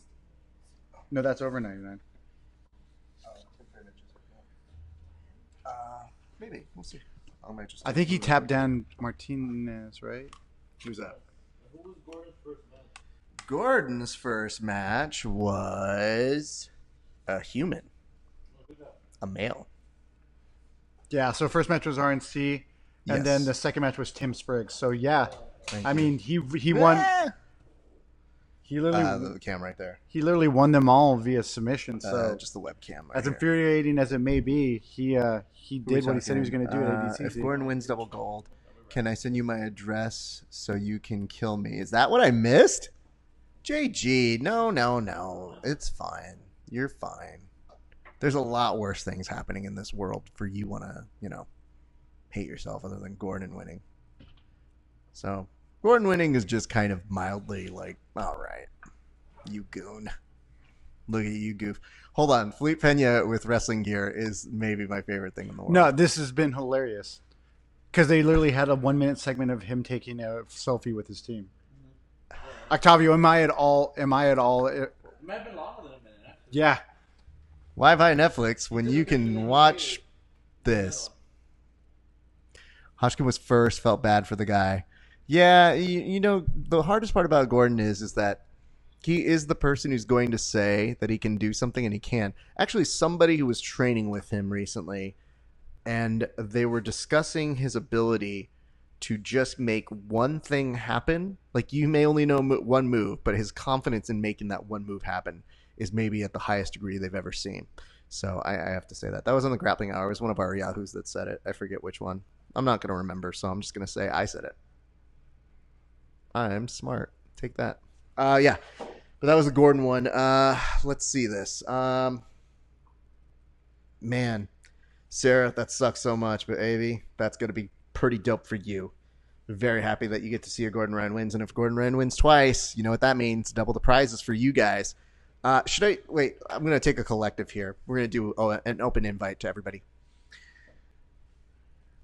Should I tell them what their prize is now for the absolute, or should I wait? Votes? Tell them. Octavio? Yeah, sure. I think it'll drive engagement. If I tell them now? Yeah.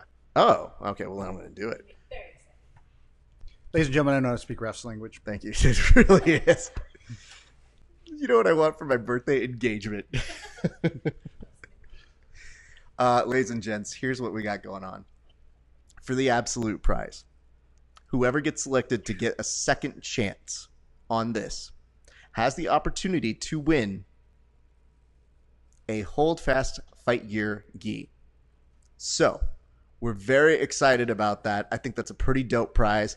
And if you're one of those yahoos that says, I don't even like gi, we'll give it to somebody else. So, all that we ask is that you continue to share this stream right now.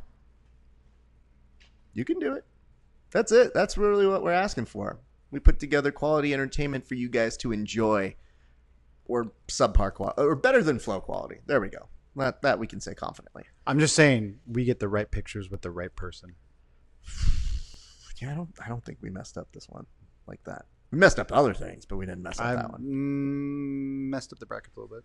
Yeah, sure. I mean, but it's not while they were walking out. That's an egregious. And the best part is that you have time to make that adjustment. Like, we took a long break just so they could be like, don't worry, we got this. It's like the coach that says, did everybody get that technique? And the person working behind at flow goes, mm-hmm. But then they didn't. Greater than flow quality is a low bar to set. I mean, JG. Dog. And I will jump over that very low bar. Dog. Gladly. I don't know if you know how comedy works, but set the bar low so that people will always be laughing and that you can always go high. And I mean that, like, get high and then people laugh at you. That sort of a thing. But yeah, share this goddamn thing. That's what we're asking for, people. So go do that. ADCC World Championship, 28th through 29th, which is now. Literally now. Like, literally this moment. But it actually won't be now. I think we do the absolute rounds first, and then we do the super fight. So, oh no, yeah, absolute fights, yeah. So That just get is excited so for ass that. backwards. It's weird, dude. And I don't know that you guys have ever felt in this way how odd the experience is that you're doing it the right way. Oh, Brian Hopp shared it with my BJJ group chats. Thank you, sir. I appreciate that. You guys warm our hearts. Yay.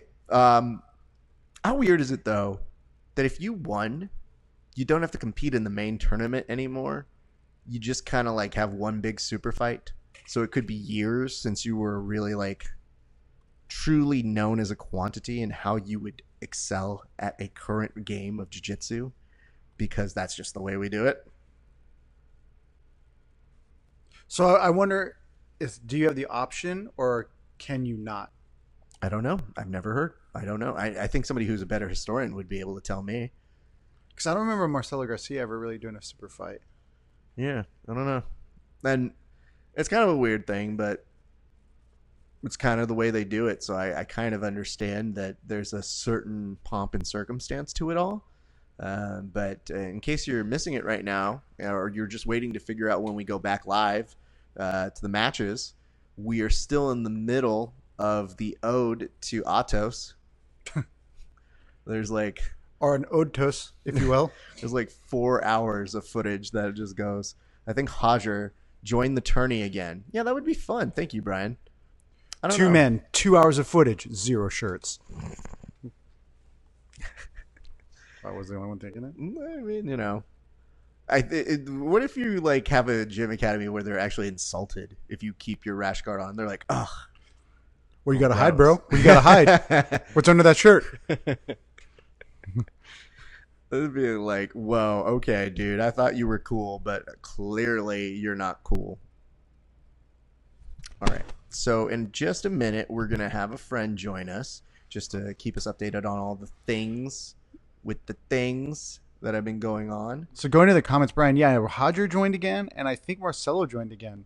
Yeah. Because he did 2005, he did 2007, then he did, what was it? Was it London or China when he caught Crone? So I think both Hodger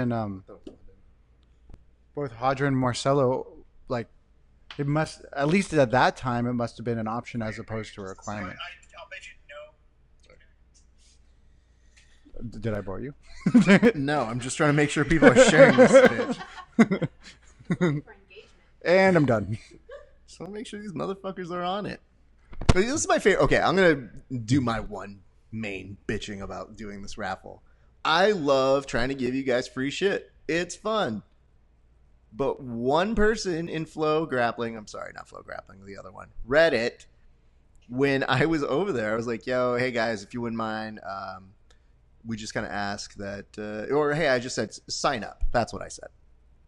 Make sure I'm clear on how the order worked. I said, hey, we're having a raffle, come sign up for it. One person then does that, like, you know when you don't want to read the article, so they sum it up for you, and they go, I was really cool with it until I saw them ask us to share. I was like, what? And they go, yeah, I just wish that would have been said, that you would expect us to share in exchange for something free. I was like, that would be nice if you support us. That would be cool. And they're like, Then one dude underneath goes, yeah, really wish I knew that beforehand, before signing up. And I was just like, I just want you to share my stream to your stupid social media following. That would be really nice. That's it. The rest of you guys kind of are pretty cool about it. That one person was just like, I don't like sharing. I don't really enjoy doing that. And meanwhile, I'm like, well, no one cares, dude. But you sure love free shit. So the rest of you guys are cool. I appreciate you guys helping us. And just because it doesn't cost you anything doesn't mean it's free. Yeah, I guess. But at the same point, like... No, my point being is, like, we're spending something to be here. Yeah, of course. But it's like... It's just fun. Like, if someone told me, hey, Raph, we'll give you a free rash guard, or, hey, what have you given away in the past? I'd be like, yeah, we got some good prizes for you guys. I'm actually surprised at the prizes. Yes, no, we've assembled a great group of people. That's why the people who won the BJJ Fanatics one had no idea. But right now, we're going to bring back on Quentin Rosenzweig. Quentin, how you doing, sir? Hey, guys. I notice now you're going ADCC style, sir. Hitting the pool while it's still warm out. So when did you decide you're going to do the pool? We're in the middle of ADCC commercials. What, man? You got to be up on this. Well, I mean, I have my iPad, so I can watch it while in the pool. Hey, Quinn, did you watch the Basilio-Fionn Davies match? Yes, I did. That was a nice toe hold. So it looked like Fionn was grabbing her knee. Do you have any insight on that? I think she was pressuring it with the knee bar while applying the toe hold. It also could just be that ligament on the outside there. It's not a tremendous injury. I think she'll probably be fine in 2 weeks. She'll probably walk around sore tomorrow. It's the LCL, right? Yeah, that's a quick one to recover. It's also really hard to really hurt that bad. So it sucks. Fionn's a great lady. Had the win of the day. So all props to her for making that silver. Yeah, we really haven't had a chance to watch it or like pause it because the footage on it was pretty quick. But I was trying to figure out where she was controlling the knee, if maybe she twisted the knee. Yeah, or because at something. base level, we kept being like, well, toe hold. It was like an extended hold, but she like hipped in, so it looked a little bit knee bar-y. But at the same point, you don't want to just go, well, a toe hold always does that to you. I'm like, there's some sort of weird positioning that her knee was in that clearly didn't help. Yeah, like anytime you have that toe positioning with the knee directly in front, if they extend, it immediately turns into that knee bar. So unless they pull the heel back in, it goes to that toe hold mechanic. But if you pull it out and hip in, it's the knee bar with a little bit of toe pressure. Would you say that is a bigger moment than watching Via Mosquito's arm go away? No, I expected Bianca to beat her, honestly. Bianca's a tough competitor with a lot more experience under her belt. Okay. All right. Well, let's ask this. What have been your general impressions of these finals? Stall to the last second. Right. What? Like No, you stop that. Hey, that's mean. I mean, that's bad. I don't agree with that. Please don't check the footage to see if don't that's agree with accurate in the future. I mean, like, what else? Like, how many stalls? Like, they're real strange on their stalling calls. Like, how did Mateus not get more stalling calls in that Craig Jones match? Like, Craig was literally throwing the kitchen sink at him, and he was just sitting there pushing his face. He went straight, who's Mar Polaris on him. He stuck to the game plan. That was the hardest part about that match, was watching Craig just try everything, dude. Just throwing. He put his heart in it, thing. man. And also, knowing Nick Rod almost coming back with the win at the end. Mm-hmm. And Kanan's a monster. Kanan's just a beast. Did outside of Gordon, I think Gordon was the only guy that finished in regulation, right? Yeah. Yes. Yeah. Which, I mean, I think that was a little bit of a mismatch. I think Tractor had a very good performance yesterday and managed to pull out some good wins, but I don't think he was ready for Gordon. I mean, to ask the obvious question, and I think we know the answer, but I'm asking it anyway. Do you think Vinny would have done better than Vinicus did? Yes, I do. Yeah. I think Gordon probably still would have won, but I think it would have came down to a points decision, honestly. I don't see Gordon submitting Vinny. Vinny's just too hard to submit. It would have been similar to like the Hulk match, which actually might have been worse for Gordon because Gordon looked like he was struggling carrying around that weight in that Hulk match. Let's ask this. Do you have any requests from the people making the Absolute? Not that they're watching this, but if you were putting together the Absolute right now, who are the people that you would try to bring in to the fold? Well, I mean, obviously you got to have Nick Rod because he's exciting, and Gordon's going to be there, of course. Craig Jones is an exciting one to watch. I'm excited to see Gary hop in. I assume he will. Who else is there? Well, the thing about it is they normally say 2 per team. Yeah, that's true.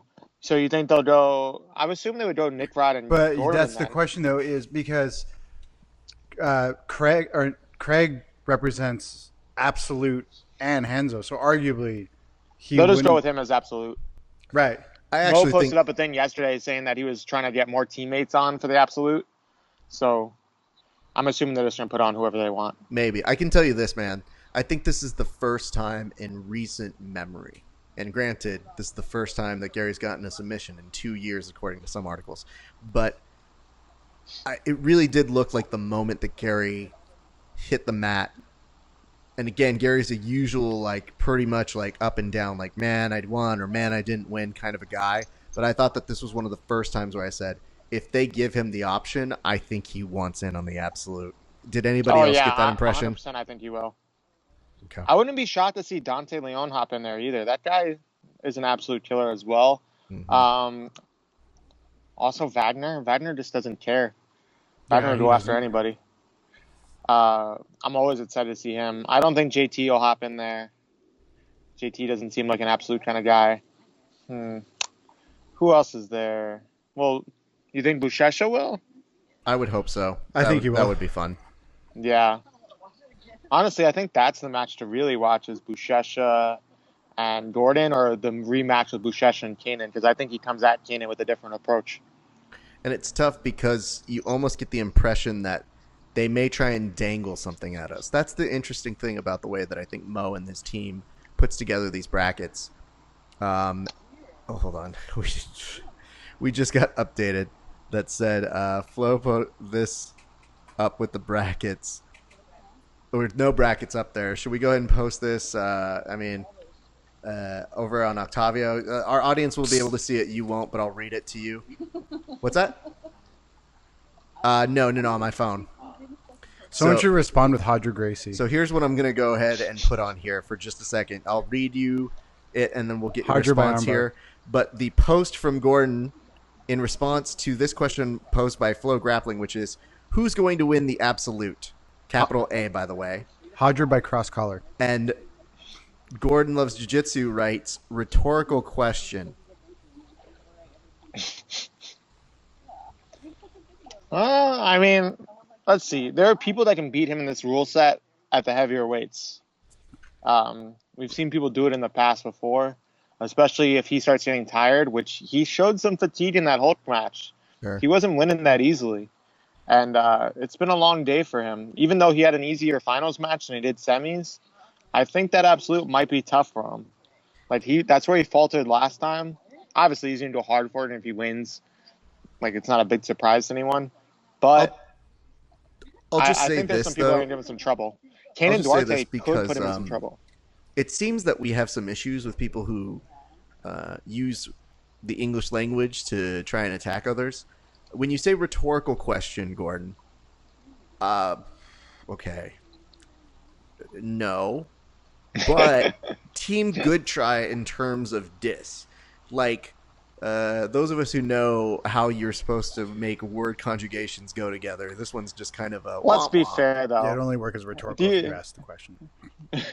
What do you think his highest level of education completed is? I'm not going to say that because his grappler IQ is very high. So his grappler IQ is phenomenal. But he's a good dude. what the hard part is when you have people who are just like, ooh, diss, burn. I was like, actually, not really. Yeah, but you're also trying to sound smart. In a sport where everybody messes up the pronunciation of everything. I know. Depending on where you go. Like I said, dude, it's just funny to me because I'm like... Just listen to Danaher say some Japanese terms over again incorrectly. I just laugh because I'm just sitting here being like, it's a good thing you're good at back takes, kid. Real good at that stuff. But I get excited because it says here, Brian Hopp says, is he ready for Gordon? #Kingslayer. Is that directed at you since you guys have a match coming up? That is directed at me. I will be more than ready for Gordon. I'll definitely give him a better match than anybody did today. I'll go for him. The only place I know is forward. And when is that match going to be, just so that the people know? October 19th on King of the Mat in Cleveland, Ohio. I know they're doing a pre-registration for the pay-per-view. If you buy it early, I think it's $15. If you wait till the day of, I think it's $25. So pick Hitman when you get your pre-order pay-per-view. That's great stuff. Quentin, you have been a valuable resource this entire weekend. You have been a delight. You have been very enthusiastic in your explanations. Like I said, when I put together an all-star team to analyze all of the things that were going on, I knew I could count on you, my friend. So you did a great job, and I want to let you enjoy your pool now for the rest of the day, my friend. Thanks, man. I'll be excited to watch the Absolute. Absolutely a great idea for you, man. Go take care of yourself, man. And if you have any more insight, you're welcome to call in. But for right now, I will release you back to the wild. It has been great talking to you, sir. I hope everything's great, and I'll see you very soon. And go have a great match in a couple weeks, sir. Thanks, man. Yep. See ya. Not yet. But let's say this. Leche Films trying it again, but this time in all caps. Anyone got links for the stream? I guess you couldn't hear them with the lowercase letters before. So, there that. Though, I would say this. Let that person know when we see the brackets come out that they are welcome to call in. Okay, so that's where we're at on that one. Now, if you're watching your Flow Grappling account, we've watched several commercials that were non-sacking. Finally, you actually read the chat. We've read it multiple times. I've actually said your name before. But the dumb part that we have here in front of us is we've gone from watching commercials. I've been answering questions for the past hour. Yeah, dog, we can't answer everybody's question at every second, but we do a pretty good job of integrating you guys into the show. This is amazing. I love the current state of trash talk in America. Never before have I seen so much swing and a miss. Anyway, I blame the current administration. we love you, Leche Films. So Milk Films, eh? I blame the current administration. Oh, God. Oh, Kofefe. How many mats are they gonna do at once? Just one mat again? Well, I think the thing would be 3. Oh, okay. Because my thing was today, why do we not consolidate? But of course you can't consolidate when you've got still an absolute to do, and we got to, time is money. So I'll just tell you this. There are many good reasons where you could say, Raph, it's a good thing you're not Mo for a number of reasons. Because I would literally be sitting up there Mortal Kombat style in a chair just like for my own amusement, being placed in front of people and going like toward the end like, okay, time is money, let's go. Are you guys on IG too? Actually, not as much. The issue with IG, and they're starting to work on this, I think it'll be done in the future, especially on this editing software that we use currently, is that IG is like the last holdout on live streaming. They want you to use their live streaming stuff. We could put ourselves on there. It just won't sound and look as nice as it does here because we're able to use external cameras, though I hear they are exceedingly close to making that happen. I actually think there's a trick to our director. There's a trick where you can actually stream using the key, the stream key that they give you that can do it. So, but the issue is I'm not going to uproot this whole thing just to go to Instagram. But we have a good following there. So if you do follow us on Instagram, we love you. Thank you. At Verbal Tapcast. Oh, I should probably do that one too. Oh, shit. I'm on 2 podcasts. Oh, that's right. I've been out here promoting 1 podcast like a dummy. Look at this. I feel like I'm trying to get some attention like this. Oh, jeez. This isn't, hold on. This is a way better one. Hey, what's up, everybody? Welcome back to Flow Grappling. Whoa. Just kidding. Yes. If you guys haven't followed us, you can follow us at Verbal Tapcast as well. We will have a recap with myself and Kevin. If you've enjoyed Kevin, and you should, Kevin has been a standout performer in a league full of standout performers who have been calling in to give us updates. It's been phenomenal. Here's the thing. You guys normally see me covering these events. You hardly see Kevin live, and you could call that lazy. I know I do. But you miss out on stuff like that. So it's been fairly impressive. It looks like we've got a call coming in right now. Why don't we go ahead and take it? We have our absolute bracket master right now, Jake Watson. Jake, what's going on, sir? Indeed. What can you tell us? Man, I refreshed the page, and I'm looking at quite possibly the worst draw Keith Krikorian could have got. Wait. You're telling me that Keith Krikorian is going to make it into the absolute category? Marcus Buchecha Almeida versus Keith No, Krikorian shut up. as your first round. No. Don't you murder that young kid. He's got a life to lead, Marcus Buchecha Almeida. It's on Flow right now? Okay, let's chat it up. Oh, Yeah. It's on the Flow Arena. I'm looking at it. Can I say this, though? Is it pretty wonderful to see Keith is in the mix, though? It's by choice, right? Not that one, if we're being honest. Okay, Yeah, I'm looking at it. It's Buchecha and Keith. It's Tex Johnson versus John Blank. Muhammad Ali versus Hansen. Tim Spriggs versus Jared Dopp, which would actually be a very good match. Gordon Ryan versus Pierre Marino. Gary Tonin versus Edwin Dajmi. That should be fun. Kenyon Duarte versus Lachlan Giles. Glad he gets some shine. And Mike Perez versus Patrick Gardio. So on this one, there is, let me double check, there is no Craig Jones here, correct? Yeah, no Craig Jones. Look at that. No, well, there was going That's to be a Nicky interesting. Rod. I think they're saying Nicky Rod just, you know what it is? I feel like it's John Danaher going, not now. That's enough, young man. Don't worry about it. Hey, Dane, I want you to take a break as well, but I want you here for this. I want to make it a little thing to you real quick. No, don't show him. Don't show him. You save it for TV. He's my husband. Well, he can be your husband on this too. He's my partner right now. Thank you. Dude, our sex tape finally made it out. All right, Jake, this is going to be imaginable in many ways, but you get to see Dane's lifetime reaction to what I'm about to tell him. Just come this way, okay? What? Is he on camera? All right, Jake, Can you tell this man the information he needs to know very quickly? First round, Marcus Buchecha Almeida versus Keith Krikorian. What the fuck? What the actual fuck? Tex Johnson versus John Blank. Muhammad Which they're Ali loading him versus up right now. Come the entire fuck on. All of it? The entire one? Yeah, go ahead and read it out, Adam. That'd be good. Tim Spriggs versus Jared Dopp. Gordon Ryan versus Pedro Marino. Gary Tonin versus Edwin Najmi. That's going to be a good one. Kynan Duarte versus Lachlan Giles. And Mike Perez versus Patrick Gaudio. Canyon versus Lachlan.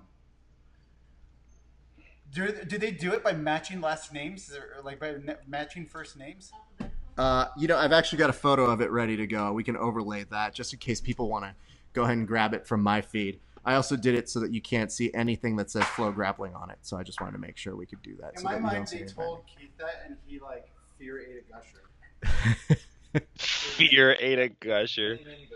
Do you want to know how I think Keith responded? Let's do it. This is how I think Keith responded. I think what they said was, Mo goes up to him and was like, "Hey, Keith, would you be up for Absolute?" "Oh, man, you bet I would. Oh, yeah, that sounds like a great idea. I'd love the Absolute." "Okay, cool. Your pull is Marcus Buchecha." Like in a video game?" "Well, yeah, I'll play him in a video game, but yeah, As that long as I sounds get like to beat Al Sleem, I'll pay. I'm just a little cute little bug. You're going to try and kill me, dog." You know what? I've never said this out loud, but yes, please prepare the mass murder of Keith Krikorian on my telecast. Yeah, that's gonna be tough. I don't know. I'd be dude. so sick if he won, though. He's so funny. Jake. What if it was like the most unreal? Actually, not horrific. If it was like Keith and Tex, I'm like, he's literally gonna meme him. Well, that would be his next round if Tex advances. So whoever wins between, oh God, no. Why? This is. I told you it would be the Toy Story 3 ending. No one believed me. I believe in him. Upset of the century. No. Upset of the century. Heel hook. Okay. 30 seconds. Everybody, we're going to hold a prayer vigil if things go badly. Just remember, this is going to be as bad as a snuff film. Oh, my God. Well, Godspeed to you, Keith Krikorian. Tex Johnson pulls guard on John Blank. Keith Krikorian pulls guard and life at the same time. Didn't know you could do both. Yeah. Jake, what do you do if you're Keith, though? Shoot, man, you go out there with everything you got. You're not supposed to win. So if you do even well, that's a victory. But Tex I think Johnson, if you go though, out may there, be working on a submission already. Very quickly makes work of one John Thor Blank. Thor is kind of alluding there. Yeah, he's like, yeah, he got me real quick. And I think he accepts his fate. Meanwhile, accepting his fate is Keith's jawline and shoulder pressure from Marcus Buchecha. Jake, did you know that you would be breaking this news to me? I didn't think I was going to be breaking the death of Keith Krikorian down to you. That's I don't You know want what we'll to be the bearer do? We'll of make that a kind of commemorative news, comic book I series. like that you delivered the de facto obituary. Yeah, I didn't want to be that guy. That sucks. No one ever wants to. Hey, your friend died. No one ever wants to be that guy. To be fair, I have told Keith in so many words I will probably have to give part of his eulogy at some point. Just because of how silly he eats, that I will outlive him despite being double his age, essentially. Well, that's how we're going to measure age. I am 1.5 Keith Krikorians. That's what it is, Keith G's. Well, all things considered, Keith has lasted longer than Thor did with Tex Johnson, so there's that. to his credit, he's staying pretty safe here in the side control. I know he's trying to bring that bottom knee through. It's going to be tough. Not only is Buchecha probably double his weight, most Diaz double his weight, maybe even more. He's also giving up a considerable strength advantage. Okay, Jake, I got to ask you a question. I'm not much of a Jesus person anymore, but you're down with the Jesus. Is this like a David versus Goliath parable that we're seeing in front of us? Could there be some sort of thing that we see here that's okay? I see David was like divinely powered by God to beat Goliath. It almost sort of looks like Keith is fighting a god. So I don't know if he has the I like power that at on first his you're like, side. actually, Raph, it's not that. Okay, This I'm is seeing more it Greek now. mythology than Judeo-Christian. in Greek mythology. Jeez, this is like if Polyphemus could see, if the Cyclops could see when he was smashing the little people and they didn't have the power to trick him. Am I getting a little too far in, Raph? No, dog. Never too far. Like I say, I bring you guys on as experts for a reason. The one thing I'll say about Buchecha is he does seem to have a throttle, right? He's not one Yes. that's just murder all the time. Benjamin Corcenzi said, "Did the bracket come out?" Octavia, can we give him a shot on our side? In so much as the matches are proceeding, just so you can kind of see it. You'll hear my voice guiding us through while you see our good friend Jake Watson helping us. Jake, Buchecha's taking the back of Keith Krikorian. I don't like it. Come on, Keith. go on a belly down. Come on, no. Yes, Keith gets his back to the mat and now has to deal with Marcus Buchecha just putting all of his weight on him. Meanwhile, in the bottom area, it looks like Hansen is trying to elevate Muhammad Ali, working now into the butterfly. And Gordon Ryan just is, kind of pawing Nat Mourinho there. All right, I'm sorry. Jake, what are you seeing right now? Right now, I'm opening up all of these mats because I want to be able to see everything you're seeing. I'm quite jealous that you're just raffling off this information.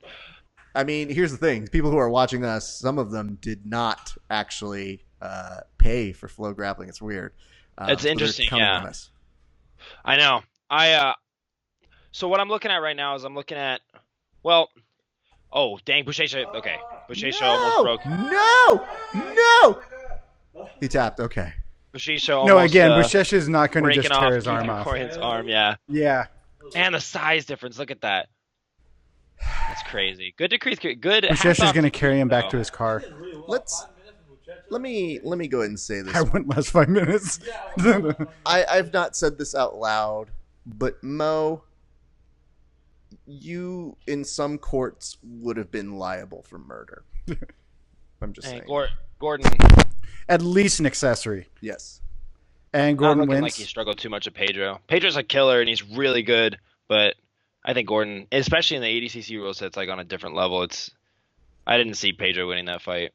Well, let's compliment the ADCC Absolute on this fact, which is things are going significantly faster than they were during any part of the tournament, really. Mm-hmm. Yeah. I mean, now that the brackets are released, it seems like everything's moving along pretty quick. And they got 3 mats for the whole division as opposed to how the finals went where you have to do every single one. Yeah, but I mean, even when you had 3 mats and the prelims, granted, you're in your weight classes, so things are expected to go a certain amount of time. We just bolted through a series of matches in record speed. Mm-hmm. By the way, up on, I want to say that I think it's very interesting that earlier in the tournament, a lot of people were waiting until like 3 seconds before the points were starting to be come into factor, and then they would pull guard right before that so they could have their guard position. Yep. Through the 5 minutes. I think that's super interesting. And you see Kynan going for that back take that he always does that I was talking about earlier, how he basically just sits on his side and it works out. However, Lachlan, trying to use that to his advantage in the most obscure way possible for my pleasement. Pleasement. Yeah, that's not a word, but I really held it like it was. Orange belt in speaking the English language. Oh, I'm sorry. Have you been talking for 19 hours straight? It's real fun to do these little 10-minute drop-ins, but you can call me when you've been speaking for a long time, young man. I'm sorry. It's like watching your parents fight over Thanksgiving dinner. Did Lachlan get that if you're ahead of us? No, I think you might be on our side. Okay. No, I would be freaking out if Lachlan got that. Just making Muhammad sure. Ali on Matt, the one he's on. Matt 1. 2, 3. On that, whatever he's on at this point. This is amazing. Yeah, no, tell me I'm an orange belt kid. Hey, on another mat, you have Tim Spriggs versus Jared Dopp, so get excited for that one as well. Yes. Now, one of my favorite parts of the involuntary yoga part of jiu-jitsu is when you've got Duarte being like, hey, man, let's just see how flexible you really are, Lachlan Giles. He's putting a lot of pressure down. I think he's trying to open him up to his left so that he can try to clear his, just like that. He wants to clear his knee line. That's like the big fight that a lot of people are playing with these leg entanglements, is just clearing their knee from being in between the legs of the other competitor. Because if they can do that, then their knees aren't in danger and it's just their feet. And a lot of black belts just kind of don't have ligaments in their feet anymore. Mm-hmm. So not really worried about it. Like Paul Meow. Yeah, I never got to that point. I just got to the point where they hurt more. So how do I get there? Oh, I got an MRI on my foot this morning, man. I don't have an answer for you. It's not me. My feet are messed up. Are you okay, sir? I'm fine. Okay. It was a little claustrophobic, but I'm good. Okay. Just wanted to make sure. However, let's address the fact that there is a back take right now. Indeed. And Muhammad Ali up 3-0. Opts to give up the position. I don't think he wanted to waste any energy for the fights after this one, because he could have stayed on the back, I think, but he probably was like, you know what, there's 1 minute and 40 seconds left. Let me circle around a little bit. And well, because everything is so accelerated, let's talk next matches. What you're going to see is Buchecha versus Tex Johnson then. Yes. Okay. Then right now we're looking to see if Muhammad Ali, if he keeps that lead up, he's Credit towards lost. Screaming? I missed Holy crap! Wow. Lachlan Giles has on the returned. heel hook. Oh, wow. I want to see the replay. Yes. Oh my goodness. Oh yes, Lachlan. I'm so happy you won that. I'm such a fan of Lachlan. I predicted. Oh no! Don't show us your math homework. No, it was winner of. Look, A is 4. We've known it this entire time. We're waiting for you to figure it out. I really appreciate that you're showing us that notebook as if you couldn't write those words at any time, or more importantly, like you were in the movie Back to the Future. That's like, look, I did. It's me. No, I was showing you something I messed up on. Kinador's just lost. Oh yeah, because you were so pro him, like so many other people. I was thinking that he was gonna win. Yeah, that wasn't. Oh no! I don't think that was too far-fetched a prediction. Well, you know what's funny is I thought Kenyon was going to. I want to make sure it would only be harmful, Jake, if I had a photo of all the notes that you put in to go ahead and show on the main screen, Octavio. That would then show how much work you put into the absolute, because then it would look like you put a lot of time and effort into making that giant prediction, right? I put a lot of time and effort to be completely wrong. Yeah. Yay! Then you know how Flow Grappling feels. Yeah. All right. On this side. Oh, big guillotine from Tim Spriggs. Does he have it? Oh my God. Yes. He gets a high elbow. He gets it, and Tim Spriggs gets a chance to move on now on this. This is interesting because Tim Spriggs, what they might be doing. I just saw the photo of you in your suit and tie that was after the video, or the photo that you had there of you absorbing all the jiu-jitsu. Let's discuss. That means that we now know a couple more equations to this. With Muhammad Ali still in play, question mark? So is that Tex versus Buchecha? Yes. Yes, that would be Tex versus Buchecha now. Okay. Are we set to go on this? Can we also acknowledge that Tex has tattoos where Rustam has hair, body hair? Should we show what we have right now? Yeah, let's do it. Guys, here's the thing. Our producer is working their ass off to make sure that we can get the absolute updates on all of this. So I want you guys to take a look. I told you before, your Pokemon may not have won their division, but you still get a chance to win the Hold Fast Fight Gear gi that we are giving away for the absolute winner. Gary catches Edwin Najmi with heel hook. Oh, Gary Tonin submits Edwin Najmi with the inside heel hook. This is going by quickly. I mean, again, no offense to our friends. We know many of them. But it does seem like it is by design how they put that so that they can get this thing rolling and have explosive, fast-paced things to compete with maybe some of their prelims, which were not as fast, one can say. Yeah. Man, I'm trying to... there's so many crazy things happening. Like I didn't think Edwin would... By the way, I cannot get past Kevin Phillips' description of Gary Tonin as a patriotic butt plug. Like, that has just been ricocheting in my head this entire time. And that's Kevin Phillips' gift. It's just like he goes, I give it to you. All right, Mike Perez and Patrick Gardio. Patrick Gardio is trying to isolate a leg. Or no, I'm sorry, it is Mike Perez. I'm so sorry. More That is action my bad. going on off the mat than on the mat right now. Yep. Okay. Oh my goodness. They were. Looks like Watts from Dion Watts, if you would, the photographer. Bro, I'm gonna throw you in the snack bar. I need you to grab me some nachos. Let's go. This is intense. I like that there's so much jiu-jitsu. going It's on. attacking you with so much jiu-jitsu, Jake. It's just so. I'm like a kid right now. It's a Mike, I jitsgasm. mean, you Wait. are a kid just making What happened that to? observation. Well, yeah, but I feel like one is what I'm telling you. Okay, there we go. But Mike Perez, I think, is getting checked out by the doctor right now, or he needs a minute because he hit his head grappling off the mat. Yeah, I was about to say, figure. don't worry, get the red shirts out there, and they'll just tape up his head. So I'm gonna go ahead and predict that Patrick Gaudio is gonna win this match, Oh man. and I'll tell you how wrong I am when it happens. Okay. Got Gary Tonin versus Gordon Ryan, right? Yeah. It would be the next fight. That's gonna be kind of, yeah. Hold on. Yes, that is it. Yep. I was That waiting is to see it. That'd be, And Wait. Johnson's Oh been- shit. We can do my video. Oh fuck yeah. I made a video for this years ago when they were supposed to compete at EBI, and there was the possibility of them competing. I made a video of the then popular Shit, she's taking the Civil back of, War. Appreciate you taking the back of Marvel. Tex Johnson. Oh shit! Hold on, I can show you guys that. I can't show you the matches. Verbal tap, go. I spent hours editing this, so you guys have to watch it again. His argument is infallible. I'm just Infallible. saying, Civil War. I brought this back like 2 times. Like every once in a great while, when you have content and you go, "Oh, I can just redo this again." This is one of those ones. And Gordon, I remembered loving it, and I found it an interesting fact of him. I made him Captain America in it, and he comes up to me and he goes, "How did you know I love Captain America?" And I was like, I didn't. It was just convenient. But also, I'm smart. So, Cue to 2 years later, he's dressed as a patriotic butt plug. well, I like that description too. here we go. Okay, so I do. here's I hope what I'm no going one to say. calls me any type of butt plug, but Let's do this. You can't see this, Jake, but let's go ahead and play it on my side.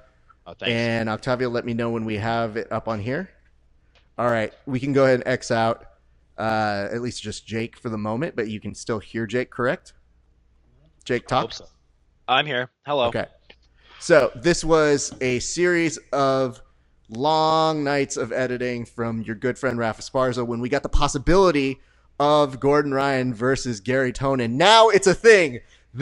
My work is paying off years after the fact. You have Gordon Ryan as Captain America. You have Gary Tonin as one Iron Man. And the difference that they had was they hate each other. And of course, you put Tom DeBlass, which, by the way, do yourself a favor. If you want a hard job, try and cut around that man's head. That Photoshop took me hours to do.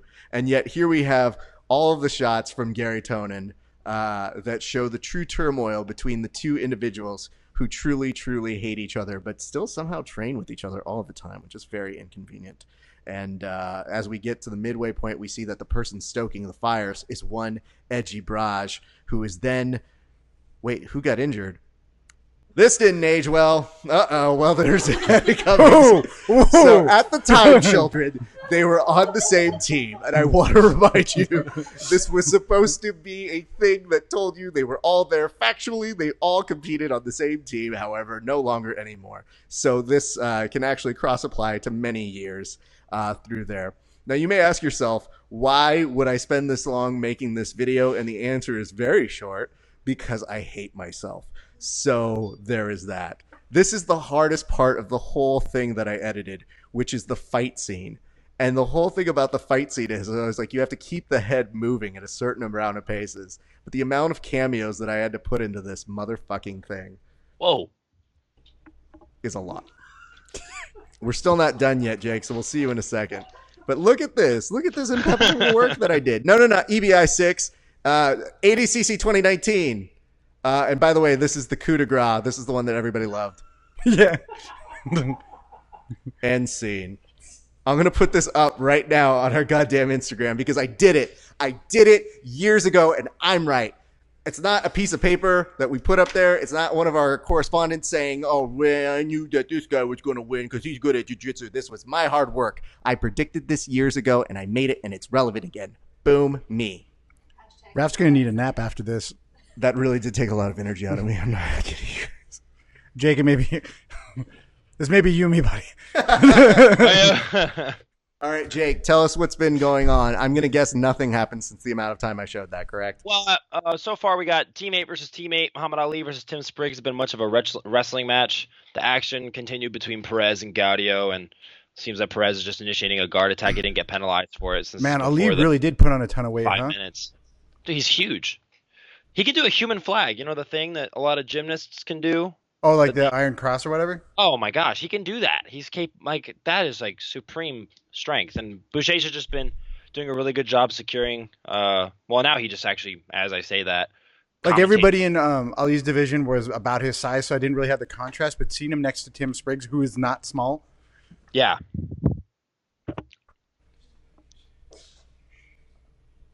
Tex Johnson, man, when I was next to him at No Gi Pans, he seemed like a super huge dude. But next to Boucher, I feel like everybody's probably super small looking.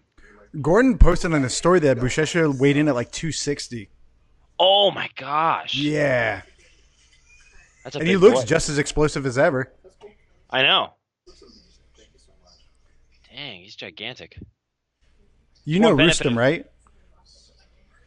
Rustin? Yeah. Can we acknowledge that Tex Johnson has tattoos in the exact areas that Rustem has body hair? I don't know Rustem. But I know that, man. There's so much. Boucher's doing a good job taking the back of Tex Johnson again. He's probably going to just try to ride out the time as long as he can. Because now Tex is in this position where he has to attack a whole bunch. A lot of his attacks aren't going to be the same. He's going to have to pass Boucher's guard or submit him in order to win this fight because he's down 3-0. I feel like that body lock passing is kind of an unspoken necessity in no-gi jiu-jitsu too. I feel like it's been like a big shift. Like old school was more knee cut, passing the legs, and then getting to the upper body. Like thinking about it like a castle, you have to get through the drawbridge, then the inside, and everything like that. And now people are focusing, especially like the guys from Atos, a huge focus on this, is controlling the upper body and then dealing with the lower body rather than the reverse, which is more of an old school way of passing. That's what I noticed. In the sub only kind of scene, the back take is valued so much more than the side control. That may have something to do with it. Yeah. And I feel like that's one thing that Mateus Diniz excels at is he is able to play both, and that's why he did well against Craig Jones. He keeps his legs far away, so that because Craig Jones is the kind of fighter that likes to initiate leg attacks to set up other things. So Mateus keeps his legs way far behind him, and then he can just do this very tight underhook heavy passing game. I think that's a fight that because I plan on competing ADCC trials as well. That's a fight that I'll study for sure. Perez looking for a guillotine on Gaudio here. It looks like it could be tight, but he pops his head out. And Boucher versus Tex Johnson is going down to the last 15 seconds, and Boucher's just going to hold and close guard. There's no reason to do anything there. So Boucher's going to move on to the semifinals of the Open Division, which is exactly as I predicted.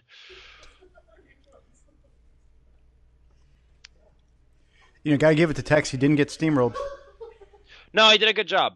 I think it's hard to fight someone like Boucher. He has a very like no one fights like Boucher fights. I feel like it's not really. Sorry, you go. No, go ahead. The thing about Boucher is like he's super mercurial, right? He can almost switch styles mid-fight. Yeah, and like you see all the time as in the IBJJF worlds when he's competing in the gi, it'll almost look like, oh man, this guy's gonna pass, and then Boucher is able to explode with a good sweep and get on top and win the fight. It's like, man, it's really hard to beat Boucher.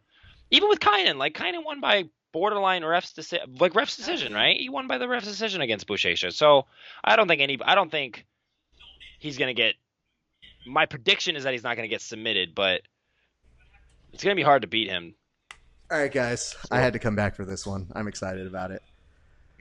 Sorry, I'm just screenshotting the great parts of my work. No, I just came back for a commercial. All right, I'm gonna go F myself then. Gary putting a finger to the throat. Yeah, you're ahead of us on streams, so you see in the future, my friend. I do. Just the perk of being youthful. Is this blonde on blonde action? Look, they're big Bob Dylan fans. It's more of like silver, I would say. Gordon has more of like a silver haircut going on. Yeah, I mean, the clear message that we know between the two of them is that they both hate their hair. Really? Is that a proven fact, or are you just making fun of their hair? Well, you I tell hate me by Gary looking Tony's at what they look like. Gordon's is like, I've kind of gotten used to it, but whenever people dye their beards, I'm like, man, that's just hard to look at. God, I hope that Gordon's just trying to twister him just to like make a statement here at ADCC and be like, yeah, well, I'm actually basically twistering Gary Tonin because you can't do that in the rule set. I like you and Gordon Spike Robot. That is actually how Gordon speaks. It's a lot of ums and yeah. Basically, I'm the best because king. I just feel good when I fight. You got to work on yours. My sister helps me every day. Nope. Nope. That's what he says. He calls her his sister. I know. I've heard it. I've seen it. It's mostly I like it's a weird cross of like Speak and Spell and Poindexter. They basically are stealing storylines from Game of Thrones. But Gordon starting to work. Daenerys. I mean Nat. And then on the bottom, it looks like Gaudio is kind of working, attacking Mike Perez's back. Doesn't quite have it locked up yet, but has a possibility to do it. Though I will surmise the Mike Perez kind of Granby's in the slowest way possible to go ahead and get this moving forward. Man, this is a lot to take in, guys. There's a lot of really exciting matches happening right now. I don't know how I feel about how Tonin approached this fight. He went for something very unsafe, and now he's on the back. And now he's got his back taken. This could be like the whole fight now. So it doesn't seem like a super smart strategy to have. It's almost as if he wanted Gordon to win. Yeah, and that's what I kind of had the vibe, to be honest. I was watching this fight. I was like, is this fixed? Where's the teacher versus student movies? Like, what storyline are we looking at here, people? We're looking at Gordon Ryan versus. But like, is this some sort of like what? Is this like Showgirls, the movie where he's pushing her down some stairs and is like, "I'm the star now"? Oh, probably. Gordon. Okay. I feel like Gordon and Gary have a really good relationship. They actually do. Gordon doesn't have a respect for a number of people, but his number ones and twos are Gary Tonin and John Danaher. What about Tom DeBlas? Tom DeBlas? You should see some of their chats together. But yeah, but that's like seems more like friendly banter than. But here's the thing: they'll say that they hate each other, but there's an element of something that you can never replace with Gordon and Gary's history, which is that Gary would open up the academy to this young man, and now that they're competing against each other in like the Olympics of our sport is a storyline that you don't see in a number of places. You might compete on a different baseball team, but you're not trying to choke somebody out. And here, Gordon Ryan ends Gary Tonin's run. That's a cliche. It's just stupid. Not the student because Gary's sitting there with Gordon on his back going like, this is the things I get. This is just where we're at these days. And you'd have to go back a while to see Gary Tonin get tapped out. And Gordon actually seems quite sad about it. I finally placed a lot of action in the last seconds here between Ali and Spriggs. Spriggs is about to lose by 1 penalty point. I apologize for interjecting, but that was just exciting. No, you're fine. Gary, this entire time, has been giving me a huge Errol Flynn vibe. Very nice. There's also an element, though, that John Danaher went up to Gary Tonin and probably said, "You're dead to me now." Gordon. No, Danaher walked up. He's like, "I've chosen my favorite." Gary Tonin looks like Divers, Drive-Ins, and Dives sponsored a jiu-jitsu athlete. It's pretty good. I may steal that one to be like, Gary, you're the Guy Fieri of jiu-jitsu. Fighting out of Flavor Town. I'm going to take ADCC to Flavor Town. You're super fat and dumb, but for whatever reason, people like you. You just never see them in public, but you know that they do. Meanwhile, Muhammad Ali is going to continue on in the competition, everybody. For what it's worth, my predictions are exactly as I planned, except for Lachlan Giles beating Kynan. But I have been doing good prediction-wise over here on my end. Are you trying to give yourself credit? I am. I am currently giving myself credit. There's no try here. There's only do. Tim Spriggs lost by 1 demerit. Oh, Tim Spriggs lost by a demerit. Right. We're calling them demerits. I forgot about that. Oh, they're not penalties. They're demerits? No, we're just calling them demerits. Yeah. I accidentally called it demerit, but I decided I like that better. That he lost by a negative advantage. Can you understand how that might sound difficult. Just Yeah, by for its... the average viewer. I get Or is you. it a positive violation? Exactly. It sounds No. like some dumb thing that like a cop says to a hooker. It's like, was that a positive violation? Can be if you want it to be. That's a positive violation of CVC 2422. Jake, I feel bad for Gary. I don't. Okay. You know who I do feel bad for? Who's that? K-Flow. Why is that? Everyone keeps ignoring him.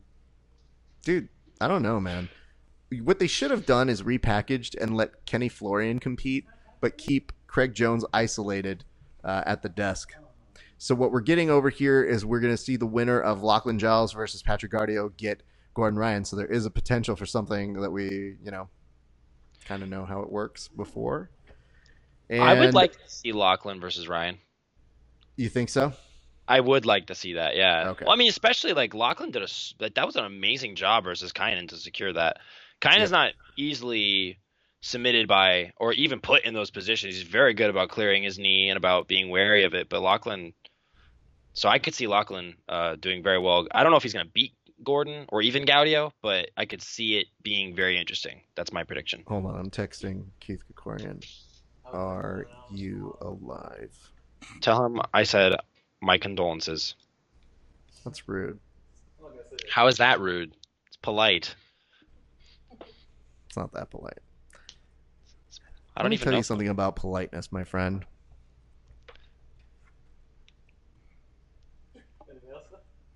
Yeah, yeah. I think he had nothing to add to that. Let me tell you something about politeness. That's the joke, geniuses. Oh, I thought. Let me tell you something about politeness. And to say nothing was just his lack. by- Oh, hold on.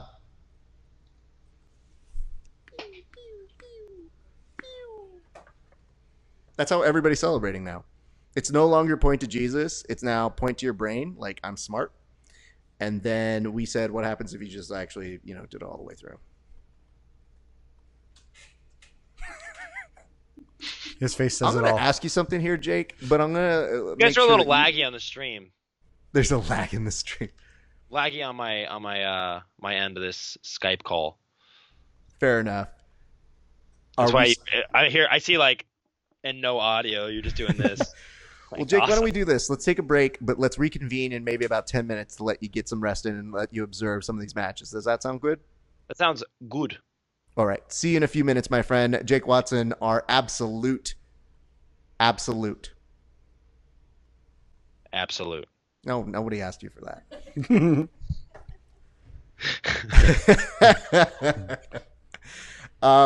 Wow. Okay, let's take stock of what we've seen because that was like, well, first of all, fuck them because those matches that they did put in front of us said a lot. Let's look at the bracket as best we can show it right now. Oh, just again, watching Keith go, and that wasn't even the worst. We were prepared for Keith to die, and yet we saw way worse things. And I'll tell you this much. It's very funny. I do like Jake's answer about Gary. The reason why I do feel bad is because in some other form, you would like to see him in the semis here as well. Yeah. You would love to see him advance, just at least there, because of this reason. In the past years, Gary has done a lot of grappling that has always been entertainment, sometimes more than it has been strategic. So for that, as viewing individuals, we like to see those individuals who put it out there. So it's our way of respecting what it is that he does so well. So we're very sorry, Gary, but you did a great ADCC. Thank you very much. And more importantly, your effects will continue to live on through Gordon. Did I just kill him? Is that what we did? I did it. That sounded like a eulogy. Well, I told him I would also be speaking at his eulogy. So I got a lot of eulogies to speak at, guys. It's going to be real rough. But here we go. Here's un bracket as best we can show it. Our producer has been working hard to give you guys these results as best we can. Alex C says, bring Noah Tillis back. No. All right. So let's see who's still in the running at this moment. At this moment, we have Akon, we have Blankenship, and we have I forgot. P. Moran. I forgot. Is it Pat or Phil? I don't remember. Sorry. Mr. I don't. It might be Ms. You can't in this day and age. Nope. So anyway, that's what we got going on, and we're waiting to find out who will advance between, I believe, M. McCarthy and P. Larkoff. So get excited, you guys. It's lots of possibilities.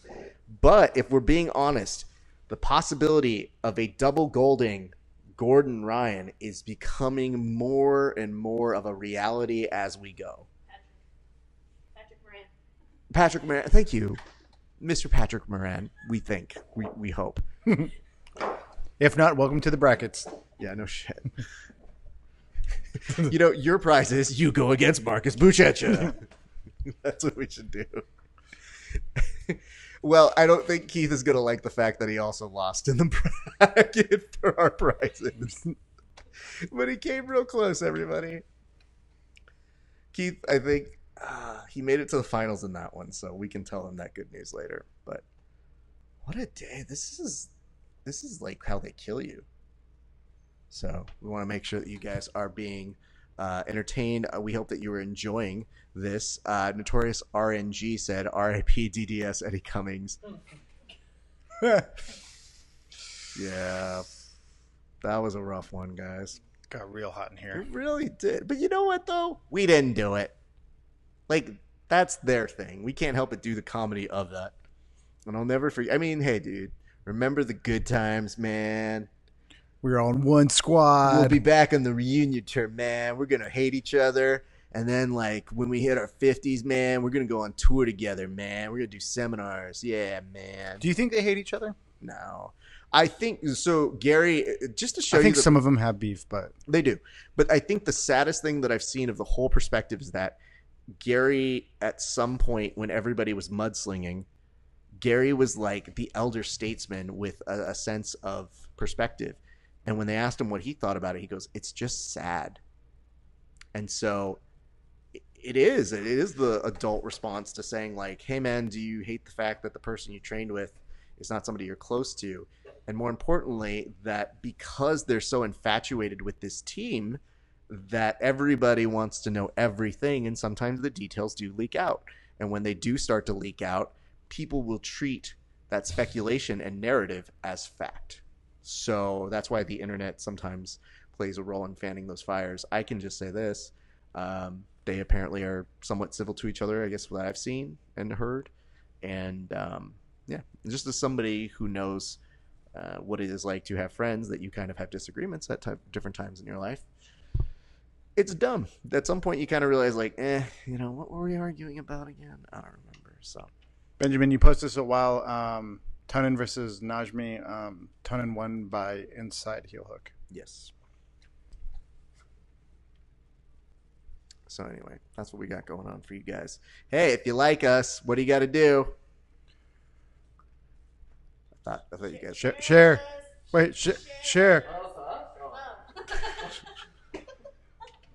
One more time. Hey guys, if you like us, what do you need to do? Share. All right, we got Lachlan Giles, and is this Patrick Ardio? Yes, it is. Okay. Guys, it's about to get real interesting. So what you're saying is there's a chance that Eddie is going back to the DDS? No, I don't know shit. But wouldn't it be great that in like their later years they kind of do what bands do when they get back together and they go on tour, and it's like Sammy Hagar is like, I mean, guys, I'll let you tour with David Lee Roth if that's cool with you. Lachlan was starting to load it up. Thanks for the updates, guys. Is Tonin still in it? Benjamin, no. So Tonin just lost to, and this is going to sound like a joke, yeah, but it's not a joke. Tonin lost to Gordon via RNC. I will remember you. Not Hickson by RNC. Gordon by RNC. Will you remember me? He is also apparently up for rescue. Don't let Gary die. He walked off the mats perfectly healthy.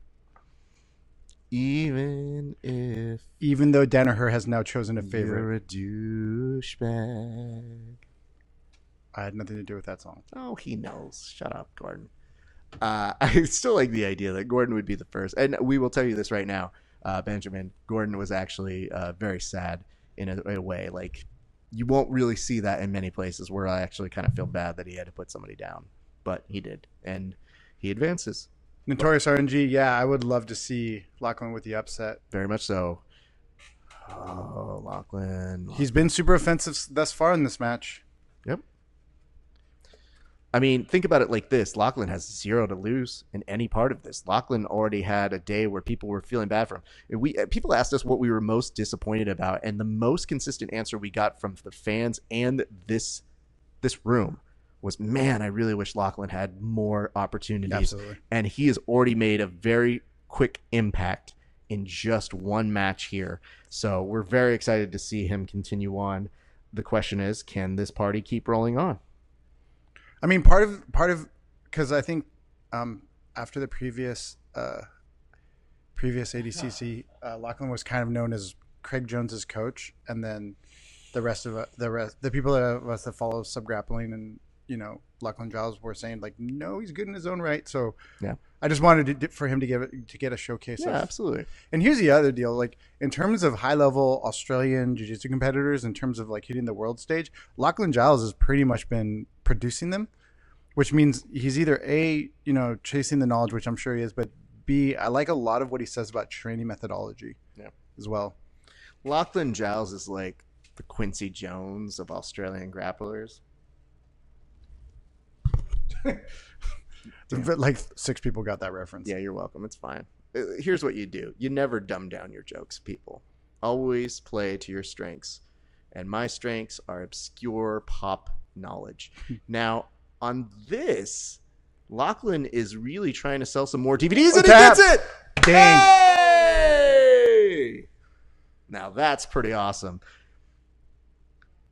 So, small fact about Lachlan Giles, he actually has a PhD in physiotherapy focusing on the knee. No way. Yeah, He seriously. does, He gonna help that guy. So he knows exactly. He does. Or is it the flip of it? He's like, let me see here, LCL, MCL, ACL. When I've definitely interviewed him, I was like, so your whole thing is that you're just going to be the guy that puts people back together after you wreck them? And he was just like, good day, mate. And I was like, oh, God. Arthur Nolasco, in case you couldn't read between the lines, Lachlan Giles has advanced via a very vicious heel hook on one Patrick Gardio. Have we figured out? I should have brought a tie today. Octavio, can you go deep in on me? I'm going to Kenny Florian real quick. Hold on. Be in on that. Hey, everybody. Kenny Florian here with your updates on Flow Grappling. My hair is impeccable. More news later. Oh, by the way, Gordon's doing pretty good. Wink. There we go. That's all you're missing on Kenny Florian. I wonder who gave Lachlan his black belt. Quincy Jones, LMFAO, one of the 6 people. Thank you. What? Well, there's 3 of us. I'm just saying, dude. Everything he touches turns to Thriller. I'm just one.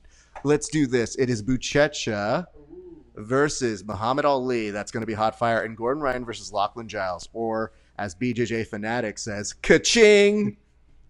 Walk-off home run. Boom. Did it. Or was that a walk to first base? It's a very leisurely walk to first base, my friend. Kenny Florian, though, like having him as the anchor chair is just the funniest thing in the world to me. Oh, man. I'm looking. I think in the background you see somebody was talking with Patrick Gardio, yeah? And they were asking him what his leg looks like. It looks like he was talking to somebody who was giving guidance as to if it hurts or not. And he was nodding his head like, yeah, huh? Yes. My leg meats hurt. So I love the fact that... So when we talk about the higher production, do they charge by the hour? Because they stopped. And I get it that we're kind of like in the middle of, the prelims for the whole shebang. But No Microsoft screensavers in the background to let people walk out. Okay. Horizon's my favorite screensaver as well. I really wish if it was me walking out that I'd just like put together something on MS Paint and say, I've made my own. Thank you. Are those hot dogs in the ocean or is that poop? I don't. What a freaking. This is the weirdest day. Introducing the most advanced way to watch live sports. Ugh. ESPN. This is weird. Flow Wrestling. I mean, they do things. I see them doing a lot. All right. Kevin Phillips, big production meant let's spend money on commentators, but have them do nothing more than normal. Boof. Well, they employed John Evans, so I'll give them that. That's a smart thing to do. They employed Josh Palmer. He's like the British me, but with less interestingness. No, I like him too. He's good. Sean Williams has a fucking guard named after him. Did you guys know Sean Williams now resides in New York? He does? He's in New York now. A little sad about that. So students took over 5-star? I don't know. I think so. Oh, man. Yeah. I'm sure he visits back and forth because he's everywhere. He's like the Michelle Branch of Jiu-Jitsu. Because he's every... Oh, God, my voice is cracking. No, sorry. All right. No. Love half of those people. They employed Turd Ferguson. It's a joke. It's funny, right? It's a joke. Never gets old. You guys, what kind of car you drive? Huh? I don't know. Come on. Yeah. I really like what you guys are doing there. That's really good. Alex, I'll take Famous Horse for 3. I will say, what's funny is like Norm's a comedian's comedian. So there are days where the producer, me, would watch him on shows and I'd go, oh no, Norm's going to go off on a long tangent. But audience me would go, more please. So I remember once when he was on the Tonight Show with Conan, he was just stoned out of his mind. And all I could think of, and I was working in the late night offices, and I saw my bosses who do love Norm go, okay, how long is this segment going? Are we spending time cutting? Is Sean Williams teaching in New York? I don't know. And you know what? Who knows? Maybe he will be, maybe he won't be. But I had just heard word is he could also have a residence in New York. And also, I don't even know if that's true. It's just something I heard. So maybe. You tell me, Doug. I thought I heard notes that his senior students were starting to take over the academy. Maybe. But I could be backfilling that. I don't know. Again, we don't know. And I want to say a big shout out to Luchador1764, who is now a subscriber to our channel. Thank you, on Luchador. YouTube. Give us money. Oh, that's on Twitch. Damn it. Hey, if you're joining on Twitch, give us money. Is that how that works? Oh, yeah, do that. That's how it works. So I just spoke. Okay, wait, hold on. You ready? Wait, no. Oh. I want to make sure. Okay, we're go. Okay. We're go. We are go. Hey, if you're watching on Twitch right now, give me money. Guys, this is my favorite commercial from Flow. Do you like walking? We do too. We walk everywhere in this office. Smash cut to, I sometimes train and agree. No, I agree. Hold on, I messed up. Give me that. Raph messed up. Thank you. Okay. Oh, great. Siri turned on. Anyway. Let's set a calendar invite. They take invite. the weirdest fucking breaks on this show. I like that they also had Chase. I like that you did a bracket for 4 people.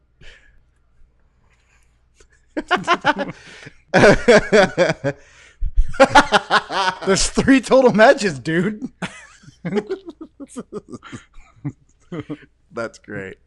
A fistful of callers, because when you want to listen to something that will make you hate yourself, JK, we love you guys. You're just not Verbal Tap.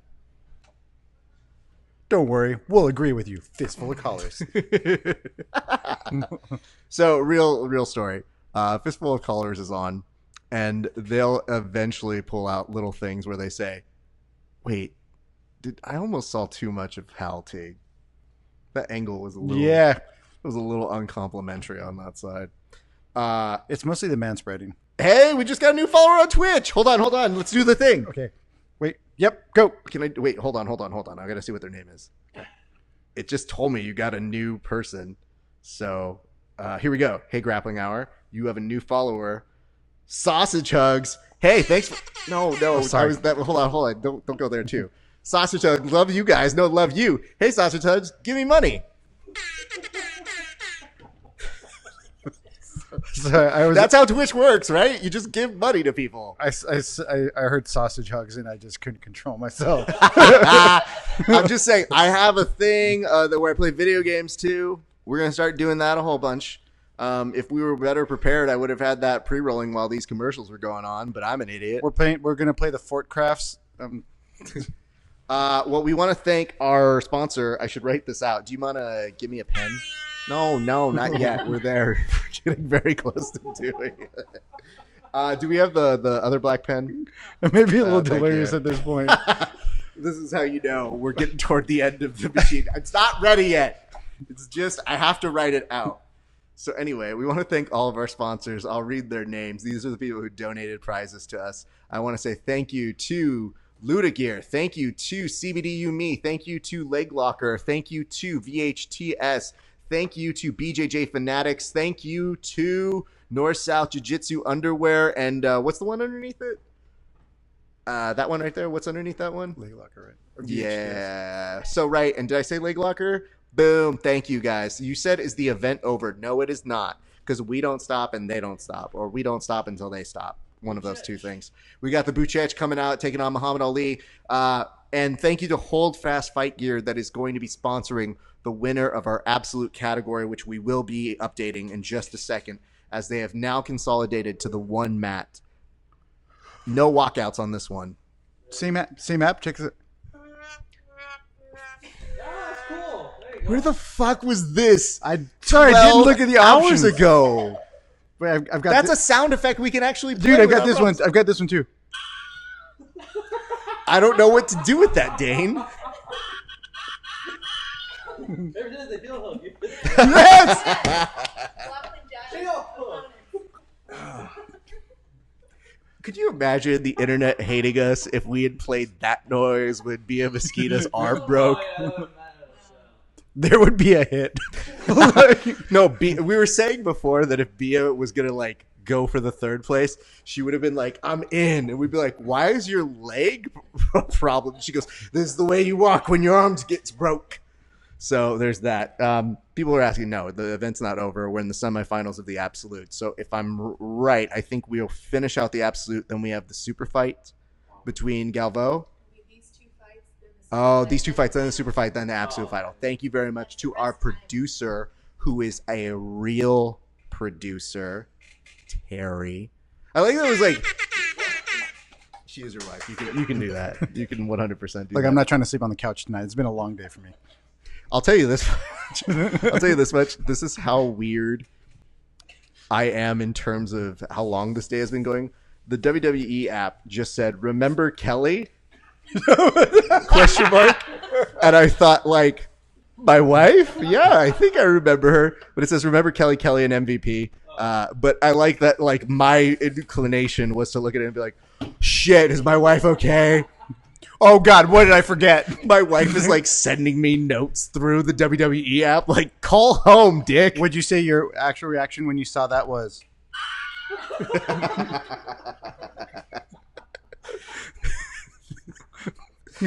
When you follow me on Twitch, this is the thing you're going to get now. I can't promise you will be like this forever, but this is essentially By the way, this is without alcohol. This is zero chemical. This might be worse just based on the amount of hours and prep time that we have put into this stupid thing. Yeah. That we've delved into this. This is so great. This is amazing. There's one called Movie Horn. Let me hear it. Sounds like a whoopee cushion, so I'm good on that. Okay, so I don't know what's gonna happen, but I'm just gonna float this before I push the button. Okay. This one's called Uncle Nick. I don't know. Is Uncle Nick touching people inappropriately? I don't like it. I want you to read this one. Okay. This sound. Okay. Okay, read this. Okay. It just says ham.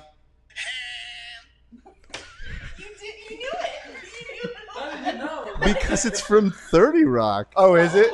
Well, but that's not 30 Rock. It might have. Okay, so the way that I learned it was they were making fun of the way that I believe Sherry Shepherd says the name ham on the show, and so they go, she has a really weird way of saying the word ham, and they're doing a talking head, and then they cut to her, and it's just a straight shot of her going ham. So that's why when you put that, I go, there's no other way to read it other than it just says ham, so that's what I'm supposed to read it as, right?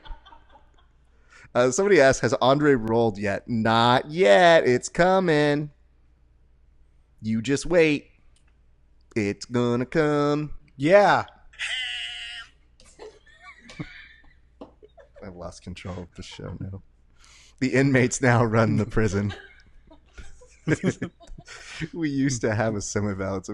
You know the worst part is I was like, let's run a professional telecast, everybody. That's your cue. Hold on. Thank you. Sorry, I was trying to switch the sounds just in case we need Wilhelm. Leandro Vieira asks, will you guys show the event? No, just ask your cousins how they're doing. Put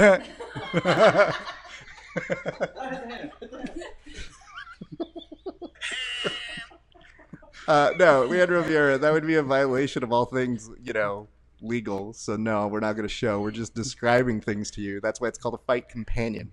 If it's an illegal How to get your stream shut down in 3 easy steps.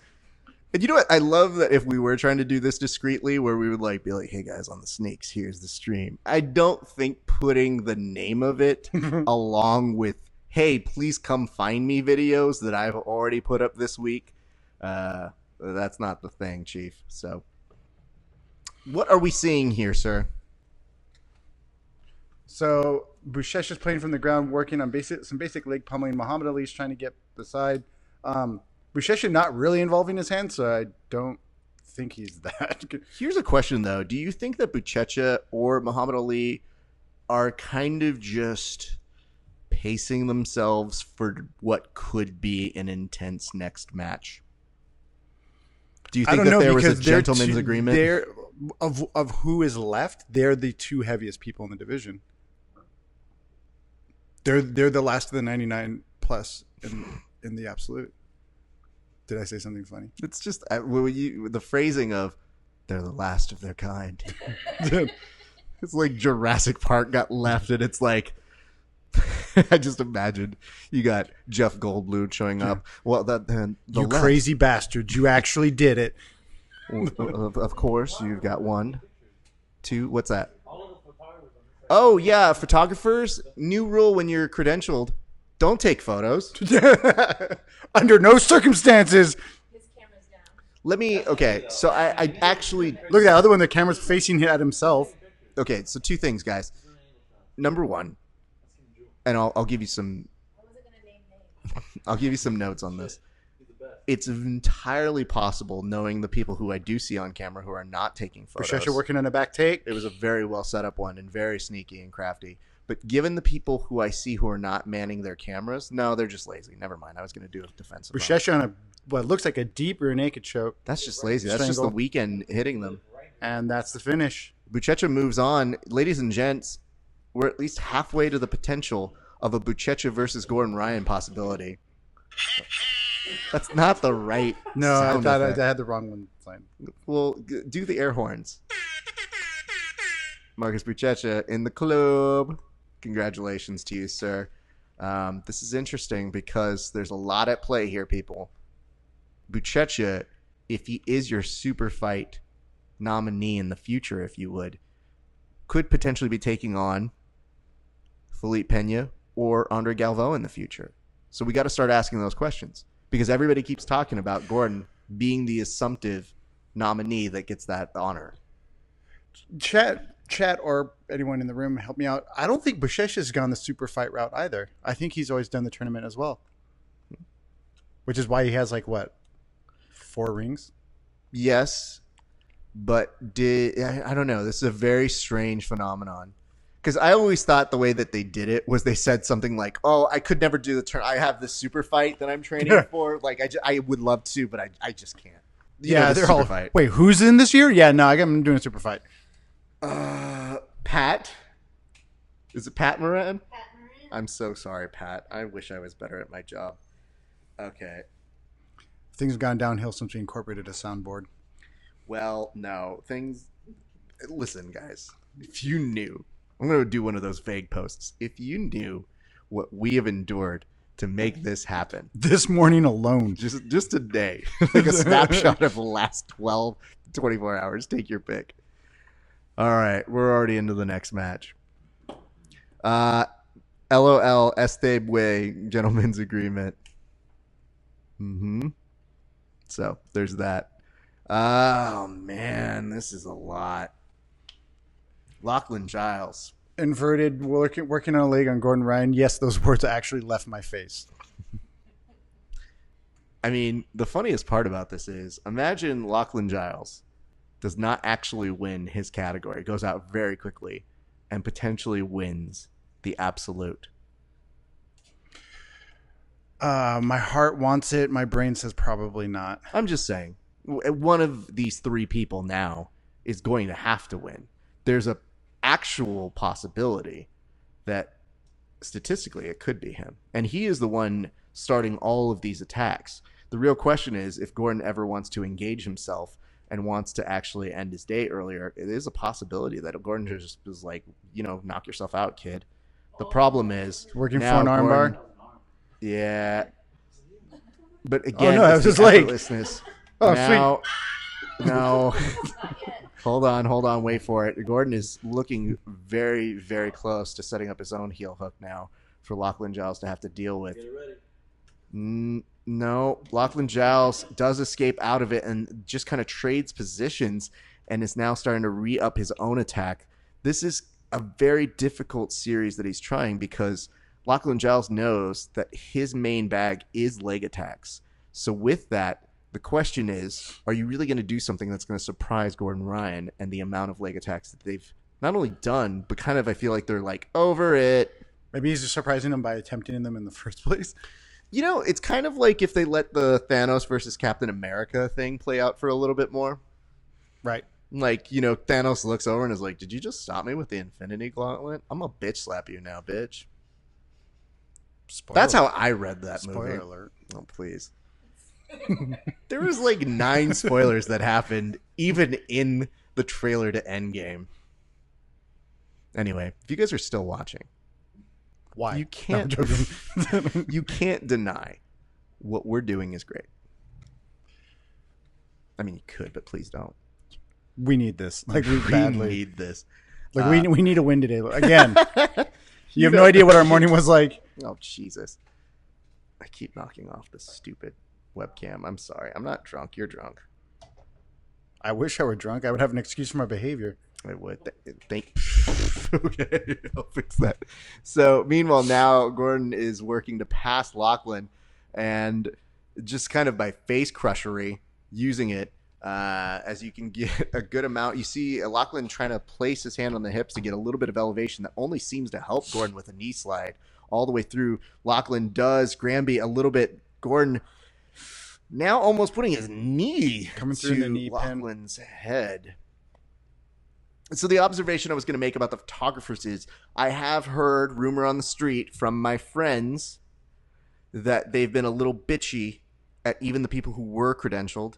So even if I had been given access, that wouldn't have been a guarantee that they would have treated me nicely. They say that there's almost, and I use these words loosely because reportedly everybody, but there was almost a feeling by some of these individuals who work for the network to say, no, we get the photos kind of a thing in front of them. Like saying like, yeah, you can take your photos, but we got to get the good shots in front of you. So that's why they do seem, if you look around the mat, they're on the edge, not nearest the mat, but they almost have sections that they are relegated to. because take a look around who is that mat area and who is there. Spencer Fisher says play-by-play. I mean, you're getting some, dude, but you don't get to tell us how to do our jobs. You're not my dad, are you? I mean, this is a companion. This isn't a commentary feed. Yeah, the hard part about doing play-by-play is that some people are watching this with it as an enhanced experience, but I can tell you that Gordon Ryan is very, very slowly working on a head and arm triangle on a mounted Lachlan Giles. I think in reality he wants the back take, but this Possibly, but honestly, dude, Gordon's moving so slow that I think he doesn't mind it as a finisher. Right. It's just a matter of him making sure that he controls every aspect of Lachlan Giles so that an escape seems unlikely. So he has both arms up. Generally, what they want to do is he wants to climb his knees into his armpits. Yep, starts moving up. He's going to isolate an arm to sort of an S-mount situation. No. Right, he's going to climb.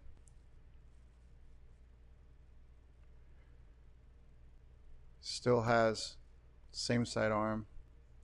Oh, shit. Somebody messaged me about, I think, 30 minutes ago and said, the curse of Mat 3 is real. The scoreboard is now broken.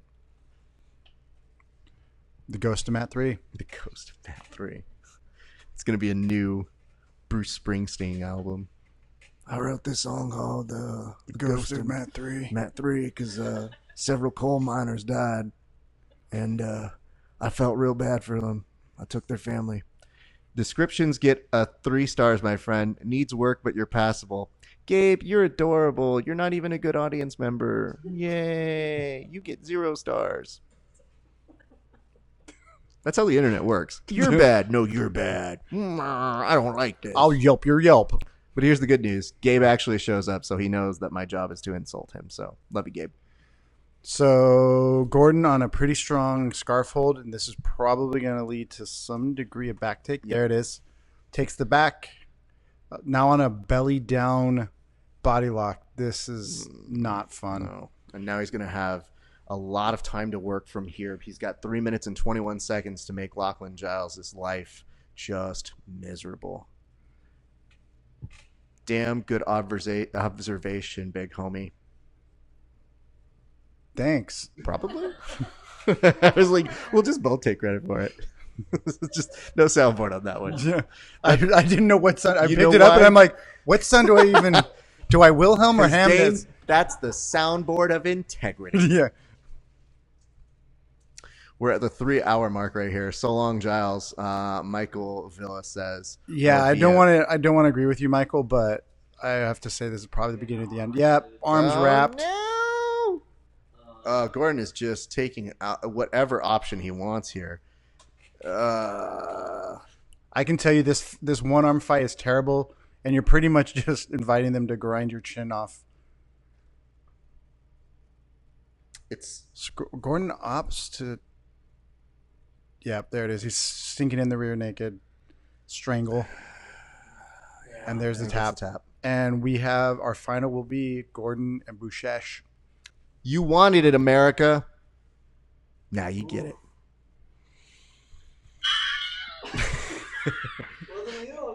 I pushed whatever. Somebody just said the end of Giles. I'll say this. I think mission accomplished for him.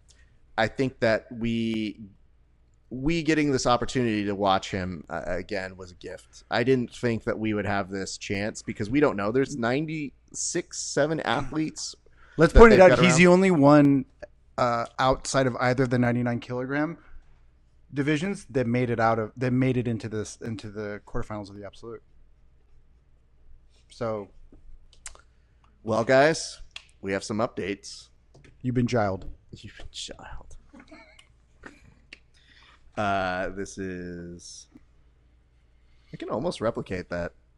It's not a bad forgery, if I'm saying so myself. I'm just saying, look at it. Look at the two. Like, I want to compare them. I want to see if you guys think the same.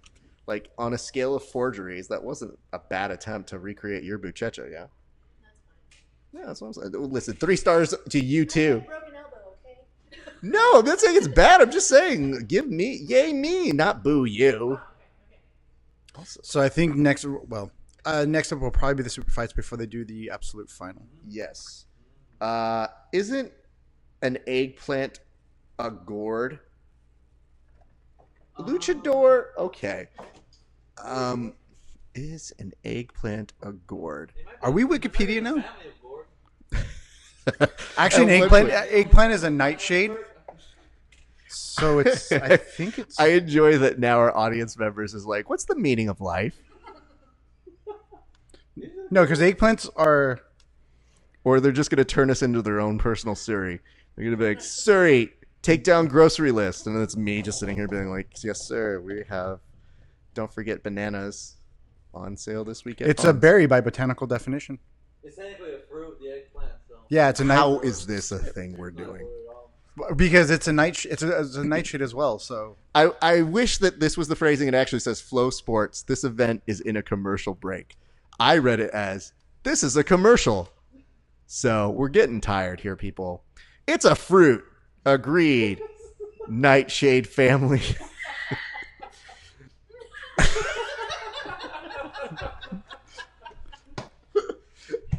I don't know why you would watch commercials over us, but I've seen. We're commercial for knowledge. I've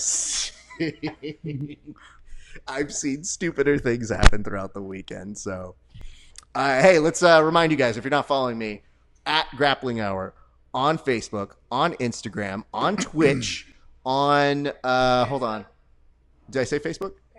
Periscope, Twitter. Did I say Twitch? Yeah. I said Twitch, but I want to say it again. You know why? Pay me. Wait, which camera?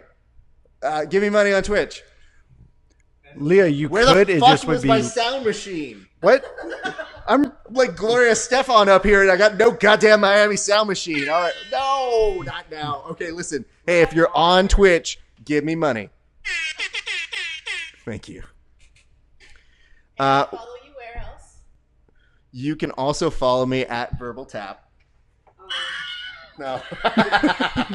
Kevin probably enjoys that one a lot. VerbalTapcast.com for all of your funds. You could also catch us at Verbal Tapcast on Instagram, on Facebook. You cannot catch us on Ham. Okay. Toilet paper over the roll feed, under the roll feed. Over. Okay. Can I tell you something real quick? If you go under, you're a fucking monster. No, guys. Okay. That's like eating a banana sideways. Go fuck yourself. So I'm going to be real with you, okay? One time, John Evans came over to my house, and my wife had, like, cleaned the bathroom, and all of a sudden I, like, walks out, and he just, like, shakes his head. He's like, what's wrong with your toilet paper? And I was like, what's wrong? I don't know what's wrong. And I look at it, and I was like, oh, fuck, she put it the wrong way. I was like, he thinks we're stupid. No, John, I'm so sorry. No, we don't do that here. Kelly, I apologize. I didn't mean to refer to you as a monster. No, but I was feeling if you like eat a banana sideways, I married her. Did I make a mistake? Like, oh no. And I went to Kelly and I was like, babe, what did you do? And she just looked at me like I was in a rush and just did it. And I was like, that's no excuse.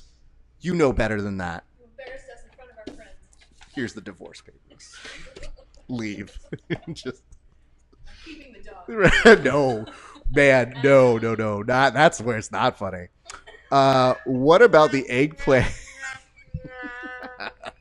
It doesn't fit, but whatever. Kelly now just actually turned on us and is like, I'm glad you didn't get credentialed to this year's ADCC. You didn't deserve it. What about the eggplant wizard from Kid Icarus? Is he a fruit or a veggie? It's a fruit. He's a fruit because eggplant is a fruit. Okay, well, thank you very much. Joey House, you shouldn't eat a banana sideways, but you should keep the shell on. Joey, this is the longest joke that you've been keeping alive. You literally posted on your stupid Instagram today, I taught these kids how to eat a banana with the shell on because... Well, he also... Yeah, I know. But when he fucking do it! He just goes, it's actually more nutritious. And I go, you're not an expert at that. You know, like... If I look at you, Joey, I would just say, this is not the man that we would. So the problem is, and I saw that he did with the Chinese exchange students. Now all of China thinks Americans are fucking morons for eating bananas. However, Big Ben actually wrote like, this. no wonder we're taking over. They're eating their bananas with the shell on. This is genius. Big Ben just says, He says, in regards to the toilet paper, he says, I change it in other people's houses. Ooh. Whoa. That sounded important. Yeah.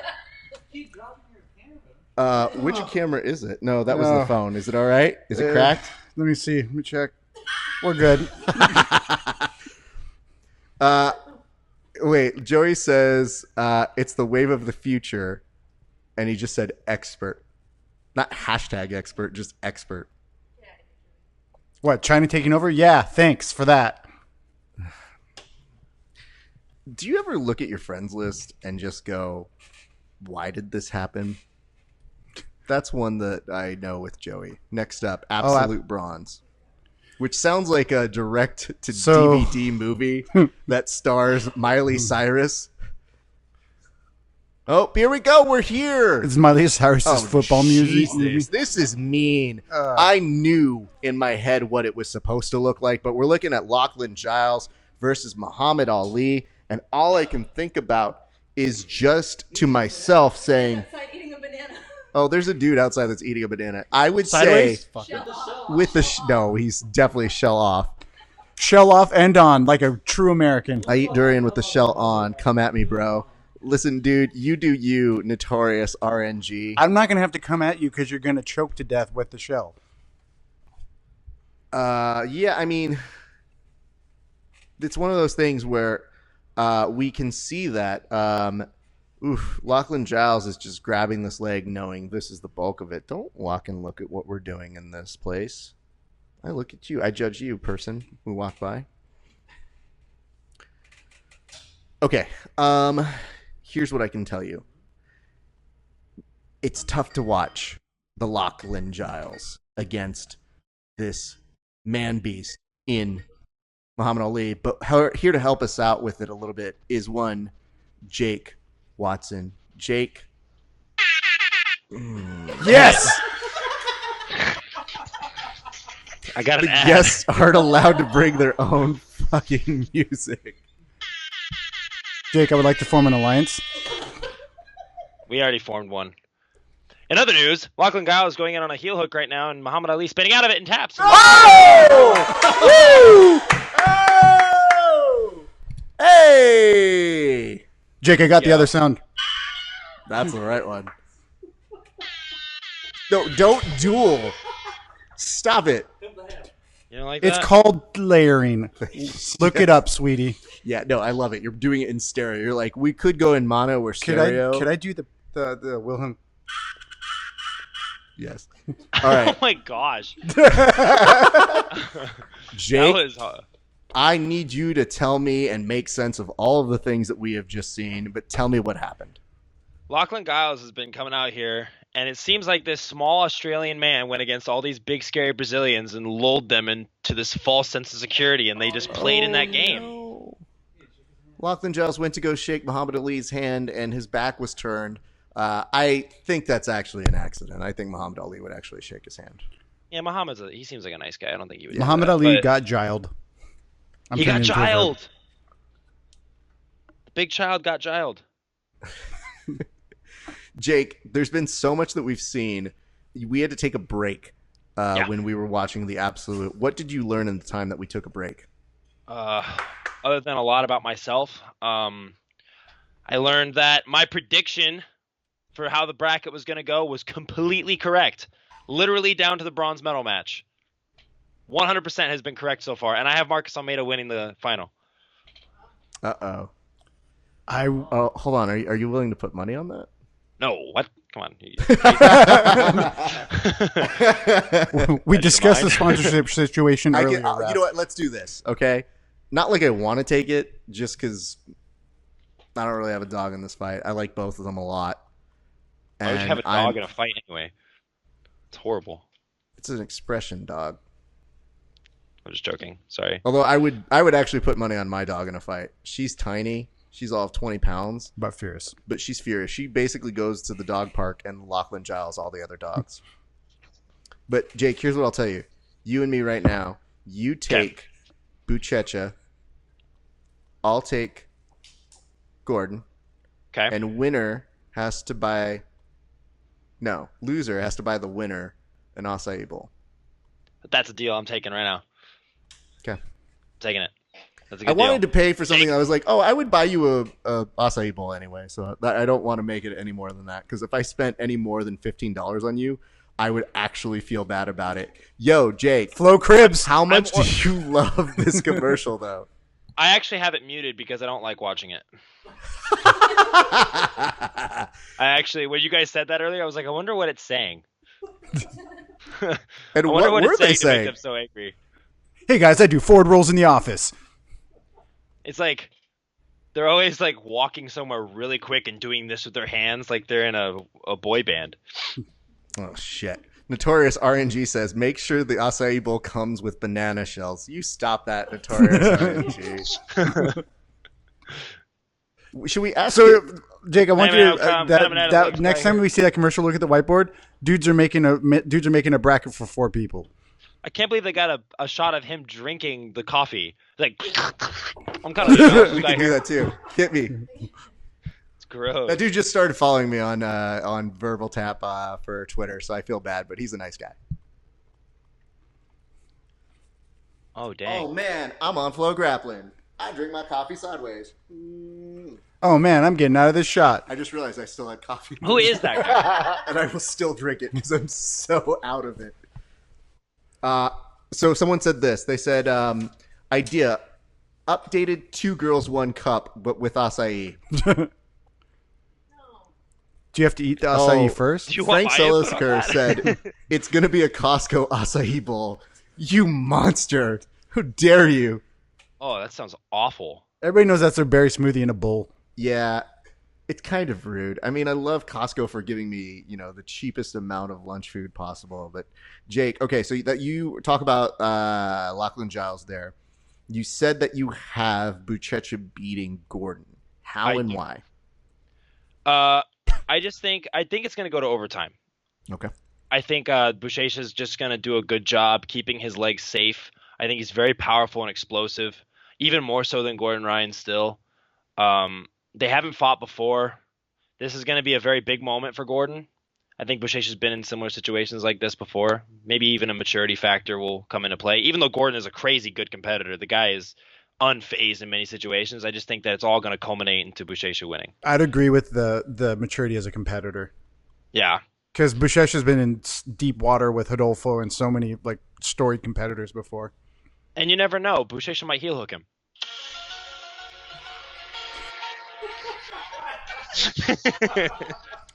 So I like that was a 5-minute conversation Yeah. to lead up to that sound effect. Yeah, right. I waited a while. I had that open on my phone. you know what it was? I took a moment to survey what's going on online real quick, and I was like, all right, Jake's got this. And I left you unchecked that he's like, oh, here's my shot. The ref's not looking. I took I'm it just too. going to go through. Went right into it. But someone said, where are the fights? Not here. Anaheim Convention Center. Mm-hmm. You're welcome to go buy a ticket, though I think it's a bad idea right now. Thank you for turning. Oh, into it's sold out. You Grappling couldn't now. get a seat anyway. Well, right now they're not having matches, so just turn the screensaver on your laptop and watch that.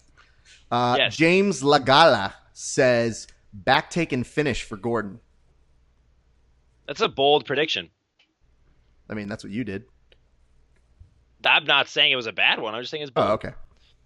Then David Dewelski says, X-Files is fire, though.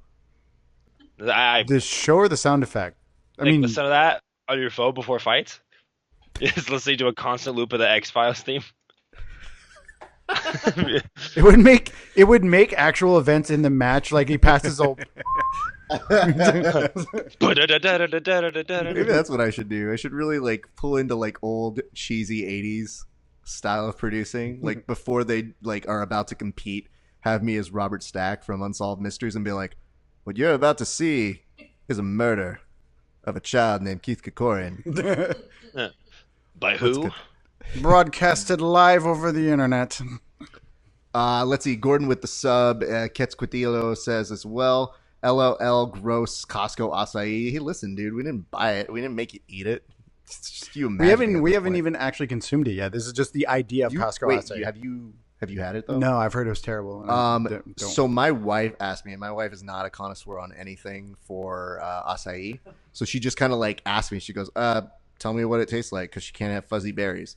So she asked me this, and I go, "Babe, it was not great." it's the fuzziest of berries. But they definitely charge you a bit of money. It's still not as much as an acai bowl because they have some sense about them, and it's fine. Big Ben says Gordon by back take to mandible claw, which is Mankind's finishing move from professional wrestling. So thank you very much, Big Ben.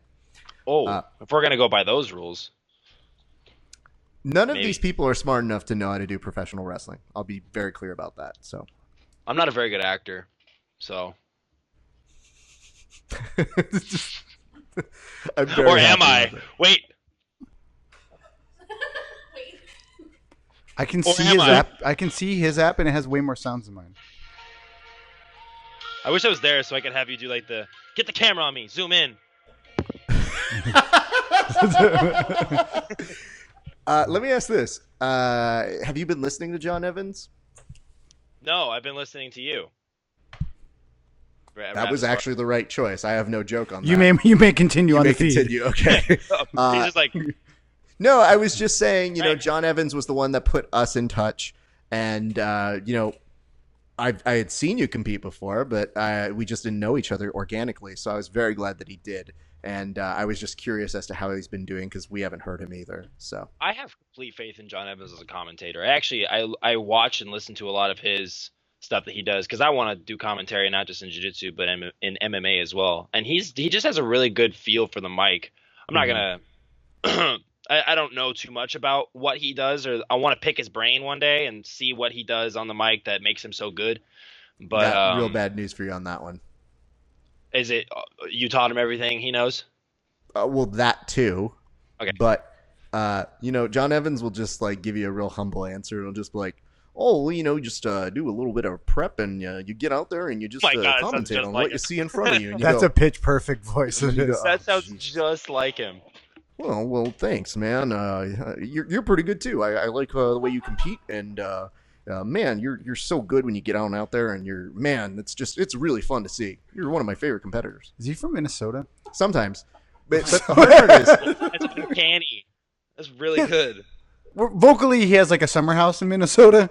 so the weird part is like there was one day when I started doing the impression of him to him, and everybody around us was laughing, but he wasn't laughing.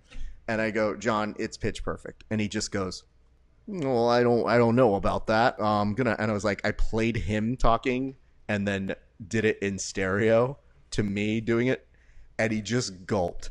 It was like he had just been submitted in jiu-jitsu and had to accept the fate of it, and goes, "Yeah, all right, I hear it now." It just, hello, darkness, my old friend.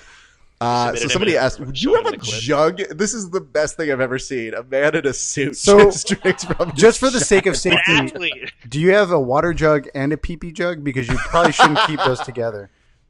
Yeah, see? I'm just kidding. No, don't do that. We've also got Spencer Fisher says, "What's up next?" According to my commercial break thing, it's Super Fight, and then afterwards we will have the absolute finality.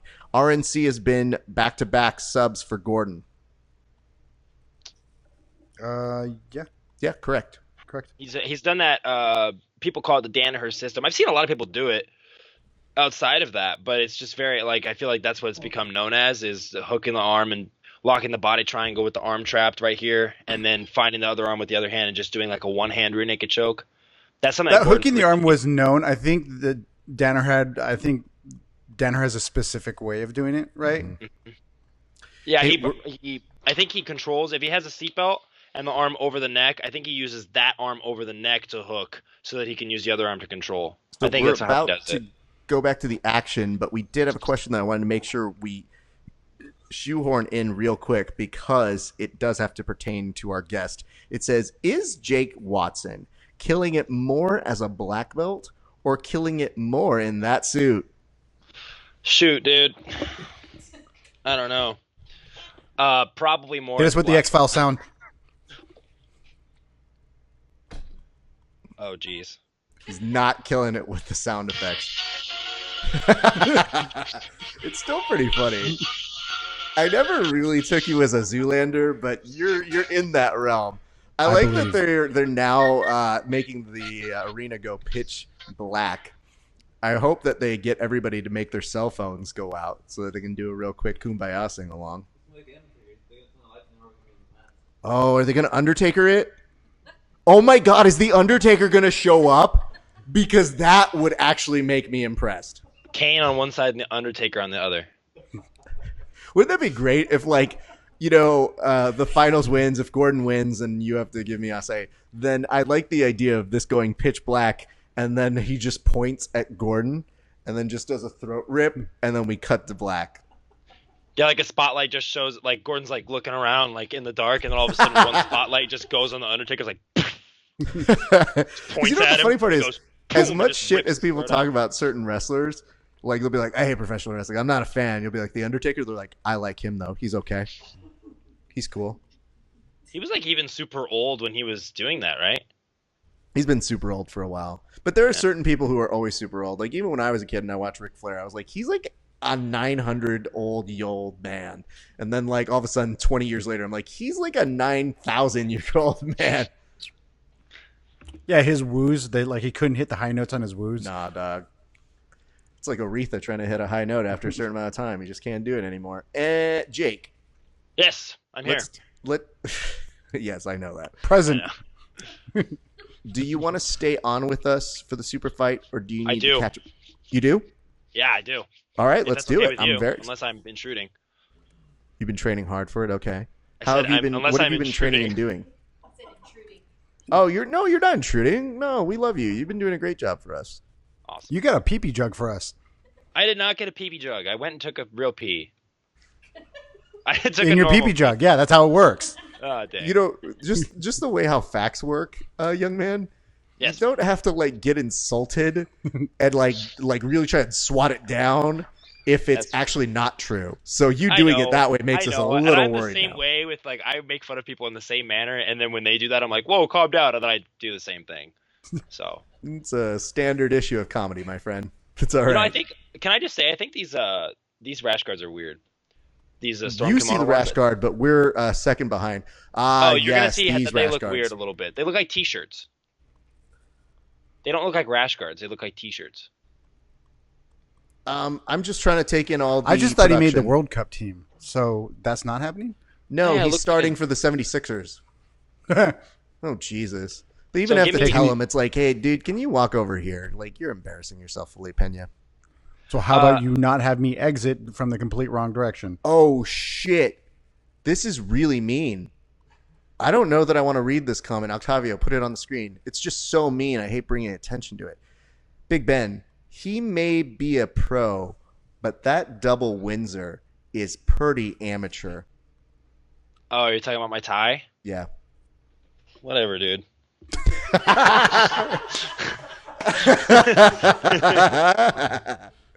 That's my bad.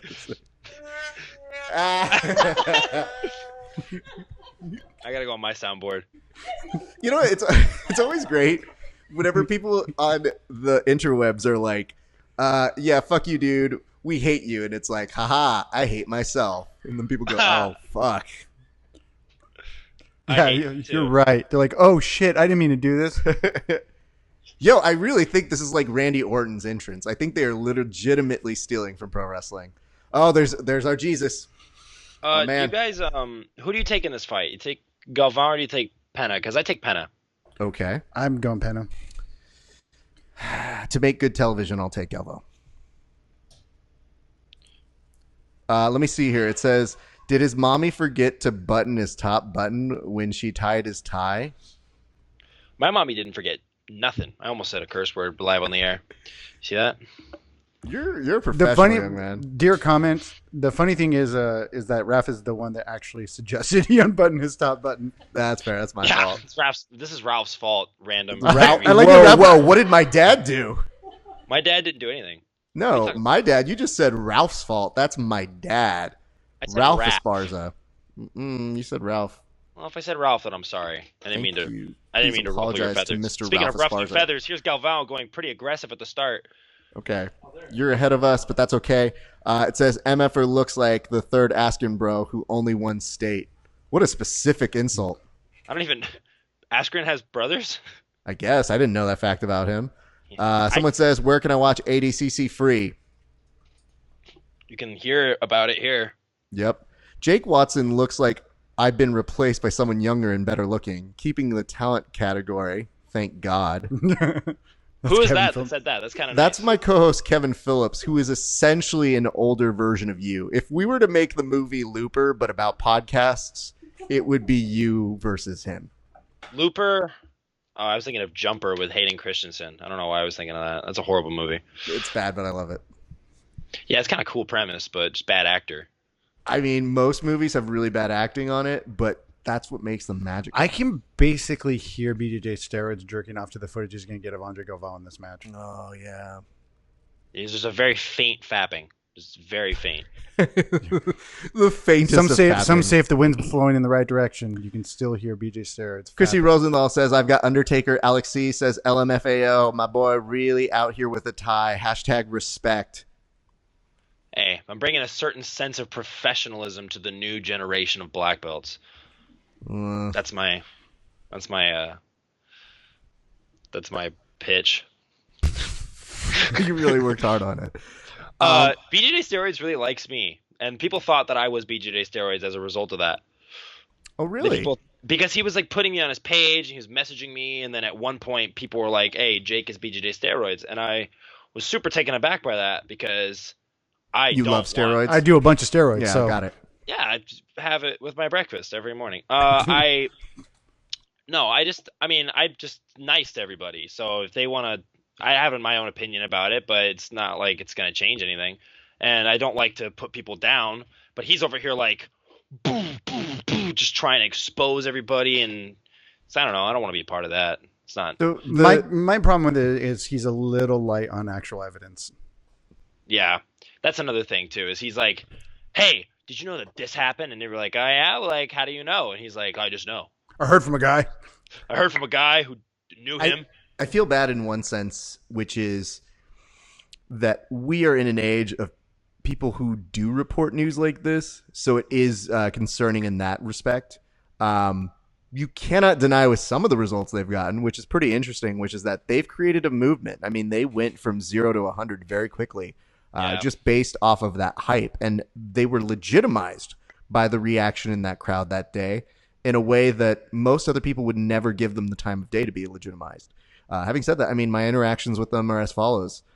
You know, I'm pretty nice to a number of people, but I would say that when they were chatting with me, I was just kind of saying, listen, you guys don't approach things the way I would, but I do wish the sport would be cleaner. Mm-hmm. There's pointing going on. What's happening here?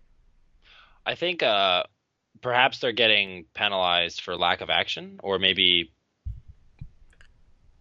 Andre's muscles are full of blood, and he's like, oh my God. Maybe Andre literally at this point just pointed and goes, you're not giving me a point. You're not taking it away. And the guy goes, oh, I'm not. Okay. Alex C says he's taking Pena. And then somebody just said, I was thinking of Pooper with Yoel Romero. That would be me! Yoel Romero, who is now on this show too. See you some, boy. It's okay. I very love all of the steroid that Elos Andre Galvo may or may not take. Wink.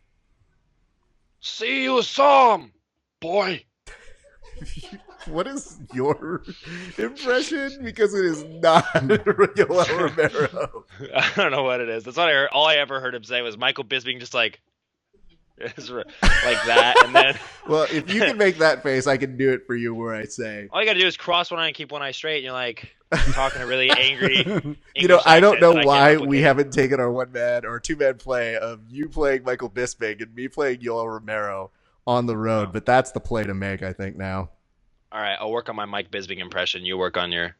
Well, you don't need to work on yours too much, mine's but I got to good. work on my Mike Bisping for sure. Because I want to be able to do that impression really bad. Because it's funny. He's got his character is so like larger than life that it's easy to do an impression of. Our audience is like at this point just goading me on because they know my greatest hits. Somebody just said, I wonder how Nate Diaz feels about it. Hold on. Okay, here we go. Yeah, so right now you got this fucking like bitch like Andre Galvo. He's just looking over at fucking Uncle Felipe Pena, and he's like, "Dog, like, why are we doing this, dog? Like, get up, let's slap some fools, shit, and let's do some combat. Like, what the fuck, dog?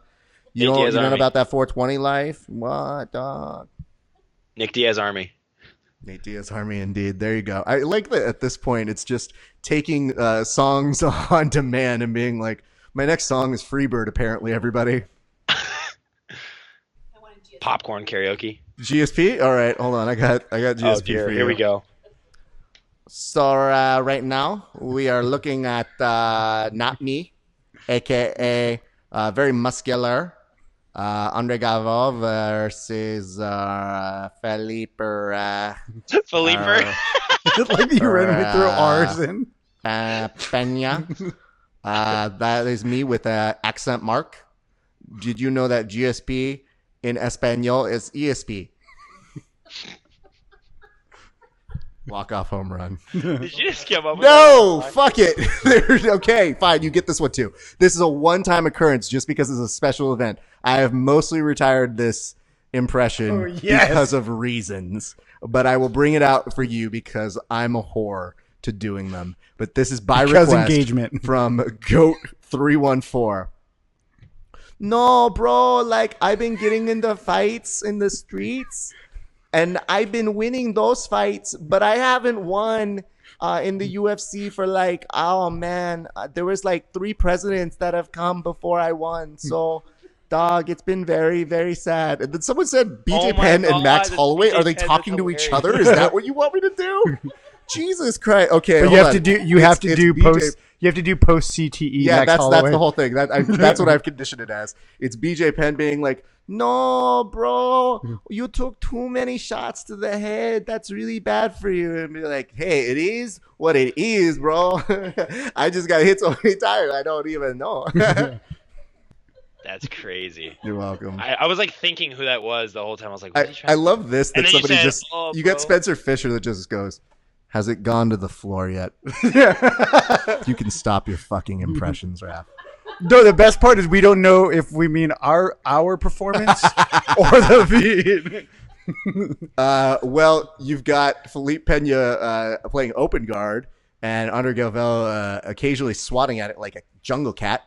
His And pants are untied. Andre Galval's shorts are, the strings are like loose.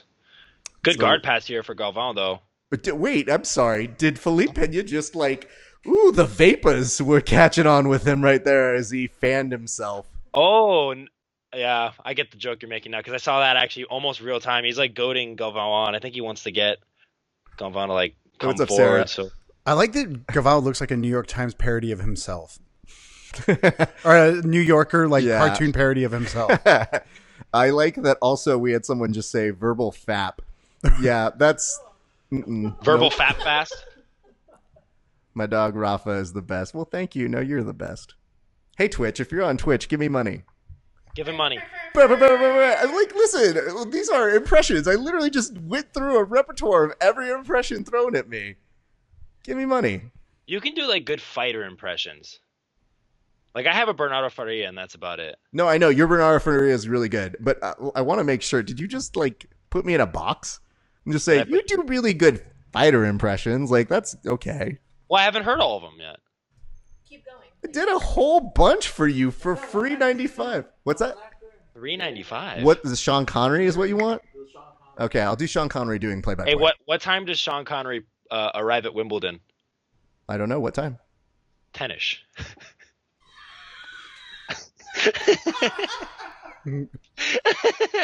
You don't laugh at your own jokes like Yeah, that, I young do. man.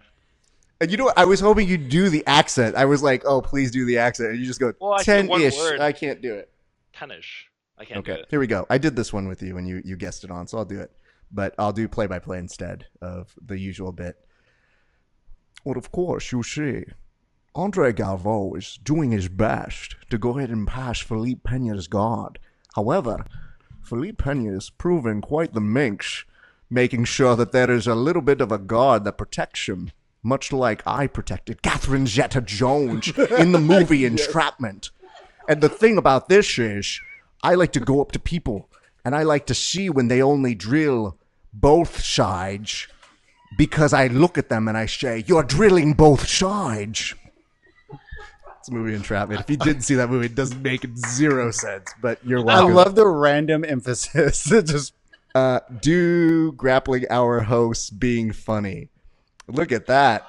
Look at that, Luchador. How about I do commentator on the internet being worthless? Wait, you won that one. Hey, show in your Dana White to prove him wrong. Panna looking.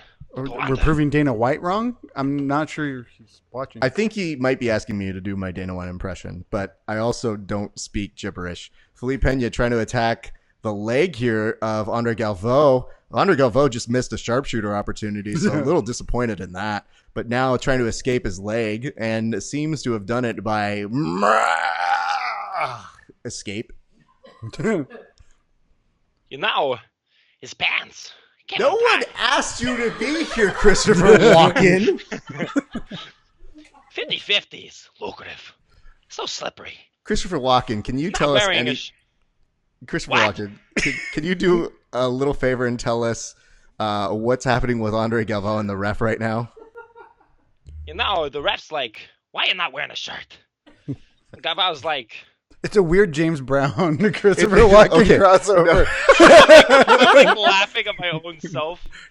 No, hold on. I have to give the kid credit. Chris Walken is actually really funny. I do enjoy that one a lot. You were telling us about a Bernardo Ferraria, and we have the opportunity to discuss with a true master here. So do you mind narrating the play-by-play, Mr. Ferraria? Okay, guys, so I'm glad to be here on the Grappling Hour with Ref Esparza. So we're gonna talk about the match right now. Andre Galvao looked really pissed, and I grappled him before. He got mad easy. And Felipe Pena, the foot grappling not gonna work. But the Felipe Pena, he in the butterfly guard now. I suggest Galvao go for the over/under. It's not a bias thing or nothing like that, but I think that you go for it right now, just like I predict. We go over that on bjjfanatics.com. And, by the way, they gave you a prize for the Grappling Hour earlier. Okay, now the problem is we're going to have a bunch of people going to BJJ Fanatics trying to type in Grappling Hour. Oh, you know what? They were a sponsor. That's fine. I do want to make sure that everybody knows that impression is super good, right? Like, we all agree. That's super good. Now, think Kermit the Frog and get that out of your head. Because whenever I see Bernardo Ferraria, I just go... Fuck. The first time I heard Bernardo Ferria's voice, I was like, there's no way that's his... okay. Well, I always thought it was like, Shmurgersburger, and I was like, oh no, I hear sing-song with him. Oh, fuck, he's an impression, but he wasn't in mine. I love this. Such an honor for me to hear that impression. That's really amazing. And then someone just wrote, GOAT 314, sound cue for this one. Ready? Let me know when you're ready. GOAT 314 says, best fight companion ever.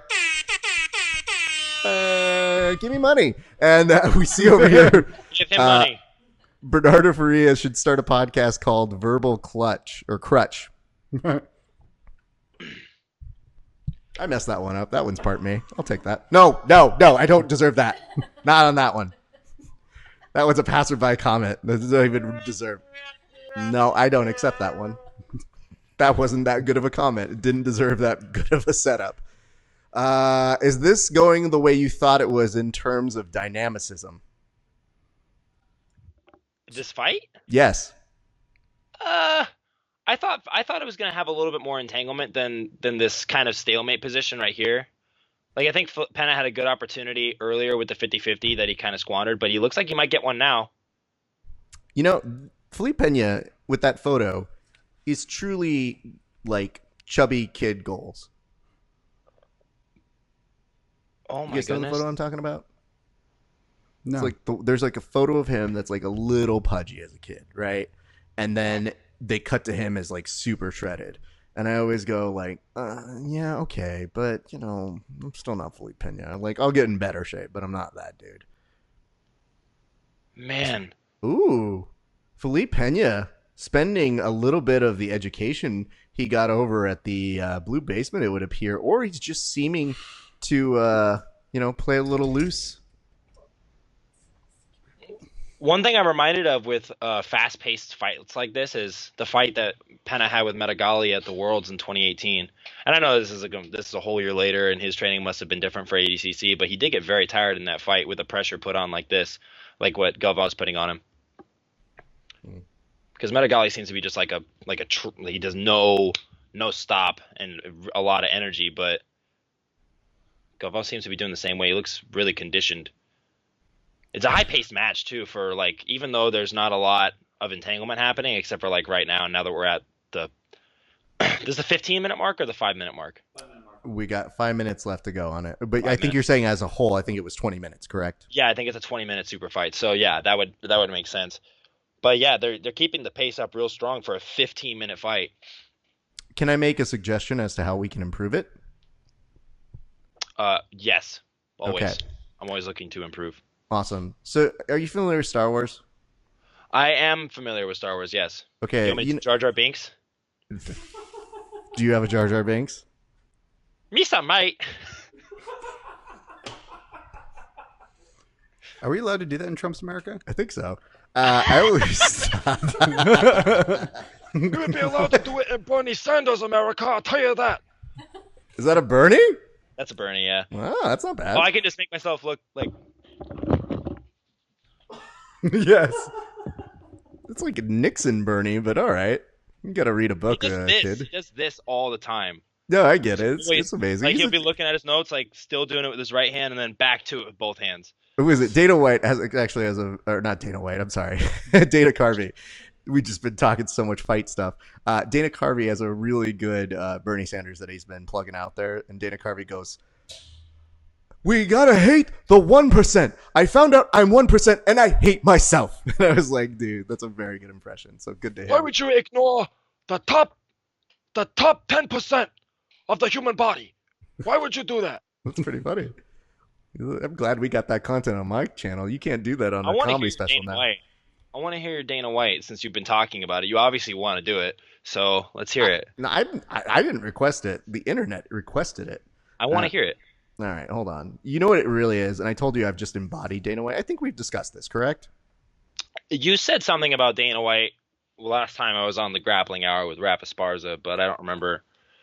What I said was, having covered fights live for the UFC, I have been privy to Dana White being a little bitchy or angry, which Lord knows why would he ever be that. So that's why I'm used to certain promoters thinking that they're the shit and talking mess about people, and then later having to kind of tone down their personality, if you would. Mm-hmm. So there was a Dana White that came back, and I swear to God, he said this word, and it just made me erupt. But when he came to the backstage after GSP announced he was retiring, and Dana White had no heads up, and now had a champion that was going away from him, he comes in, looks at press row, and goes, "Are you fucking dummies? Let's go!" And it was just like, whoa! So the Dana White that comes on our show is more like an old-timey, Vegas pit boss. It's like, hey, fuck you, fuck yourself. That's what you're gonna fucking do. Nate Diaz he's all right, he's good, but I mean, is he a BMF? I don't care. You guys fucking watch it.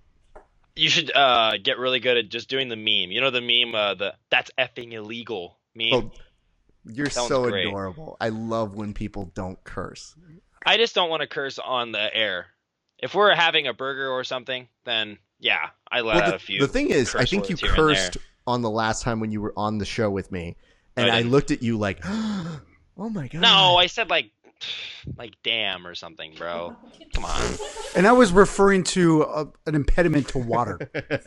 But the thing is, the Hoover Dam. So Kevin, it's a miracle of engineering. Kevin kind of does this on Verbal Tap where, and I couldn't tell it at first if he was just trying to make it so that we weren't like cursing, so that it would be a promotional gimmick on, like it wouldn't hurt us on iTunes. But some of the best podcasts have swears every 2 seconds, and I don't mind working clean, but my brain works as is, where I'm like, if I feel like cursing, I'm not going to censor it. But Kevin, whenever he says the word fucking, will do it on the show and just be like, I'm so amazed at what happened. I go, stop that. You're an adult. He does that weird vowel like pause. Yeah, and I go, just literally make one or the other. Like, make the choice to curse or don't. Mm-hmm. Well, I just was making a reference to something that cursed, and it wouldn't make sense unless I alluded to a curse. So, here we go. Felipe getting under, looking to spin for perhaps a heel hook. Galval's been doing a really good job of anticipating it and clearing his knee line, though. Yeah. This is a pretty awkward position, though. It's like it's almost like he's reaping the knee still, but he has. I'll tell you this much. Galvo's escape from most leg attacks looks like a wild game of Twister. Mm-hmm. Looks like it hurts a lot. Yeah. Man, Galvo's mostly been reactive to Felipe, though. Yeah, but are we still going to go to an overtime? Oh, the shirt dude, that's when you know it's real. The shirt just came off. Uh-oh. Felipe said, I don't even need this shirt. My steroids are better than your steroids. No, they're not. Someone just said, Alex P just said, do a GSP impression. Did you miss that part of the show? Do it. No, we already did it. I'm good. It lives on in perpetuity. Unless they're telling you to do a GSP. At which point you're just doing an iteration of mine, but that's okay. I'm doing an impression of Rafa Esparza doing an impression of GSP. Here's the good news. I will tell you. When I was waiting to see if you did an impression of me and I was baiting you into it, I saw that you had the mannerisms down, and I was happy about that. But the voice and all that sort of stuff, it's difficult to do. I feel like the mannerisms are the easiest part to any. Oh, they crash into the table. The Spanish announce table, a.k.a. Matt number 3's table? I don't know. It might have been Howell Teague's table. No! Howell no, he's down. He's holding his arm. Is he okay? You're in the future. Tell us. He's holding his rib, not his arm. Oh, well, I didn't know. You're in the future, so you quit acting like you're better than us. I'm telling you from the future. I am in the future. I can do whatever I want. That's By the way, in the future, we all wear suits. I like exactly. that you became a I am a Philip part K. of it. Dick novel. It's just like, in the future, I could do what I want. Murder. No. Yeah, Galvão took him down into the table, and it looks like his rib hit the table. No. That's on Galvão, too, to be honest. Like, where's your mat awareness, my guy? But you know what, though, dude? Maybe when you get that tired of rolling for that long and you're looking for a way to win, you got to give some credit. He will find a way to win. And now he's coming back in, so Pena is not sidelined by that quote-unquote rib injury. Well, probably hurt. But definitely hurt. My goodness. He's really taking it too, Pena. He went for another takedown attempt. He slapped him right in the face. So, you ever seen the Aussie Man reviews? Yes. I love those. I think that those are hilarious. That's like that's what I want my Australian accent to be like. Is his. Well, I mean that market's kind of cornered, so maybe you need to come up with your own. No, I know. I'm just saying, like, if I were to do an Australian accent, I would want to do it like that. Okay. I don't know that people would ever do more than ask you for directions, because that's so intense. They'd be like, "I'm good, dude. Thanks." Yeah. Okay. So Don't now know, mate. Oh, what was Felipe Pena looking at the ref and telling him? It looked like Felipe Pena keeps getting poked in the eye, and he's like, "All right, ref, this happened like 3 times now. Can you please help me out?" This is some true veteran experience that you're seeing from one under Galvão, who it seemed that maybe it was playing coy until they got to stand up. Felipe Pena looks exhausted. He does look really tired. Ugh. But he's playing smart still himself, though. I think he knows that he's tired. He's trying to recover a little bit of energy. Maybe, yeah. I think it's also, I mean, could part of it be a little bit of a bait for Galvão to like kind of wear him down, or just like seeing this resurgence in energy from one under Galvão? Wait, did you just take a moment? It looked like for a split second, under Galvão was like, wait, I need to tie my gi belt. And then, like, the referee didn't do this, but he's still like, oh. I don't even have a shirt on, actually. No, but Leandro Lo used to do that all the time. You see Leandro after like the first 2 minutes of the quarterfinals, he's like, and then you're just like, wow, this guy cannot be that tired. Yeah, it's pretty gross. So here's the question that we probably should start asking: if Galvão wins, does he retire? No. Okay. No, you think that he's going to stick around and do the super fight dance until when? Until he loses. Okay. So, do you think he retires if Gordon wins? No. I just don't think Andre Galvão is done fighting. He's not like Romulo, where it's like, am I gonna retire? Am I not? You know, Romulo was like, I'm retiring. He tied his belt around Angelo and then did another Worlds afterwards. And you're like, oh man, he's not really retiring. Galvão's never really said he wants to retire, and he's honestly, I think he's got one more left in him after this for sure. I will say, when you grow up with professional wrestling, when someone throws around the retirement word, you just kind of go, okay, but whatever you say. And now it's seeping its way into MMA in a really interesting way, because you're seeing a lot of fighters go, dude, I'm so tired of this. I'm tired of fighting. I'm so done. What's that Bellator money? Mm-hmm. Hopefully Chuck Liddell can just actually stay retired this time. Let's hope. Oh.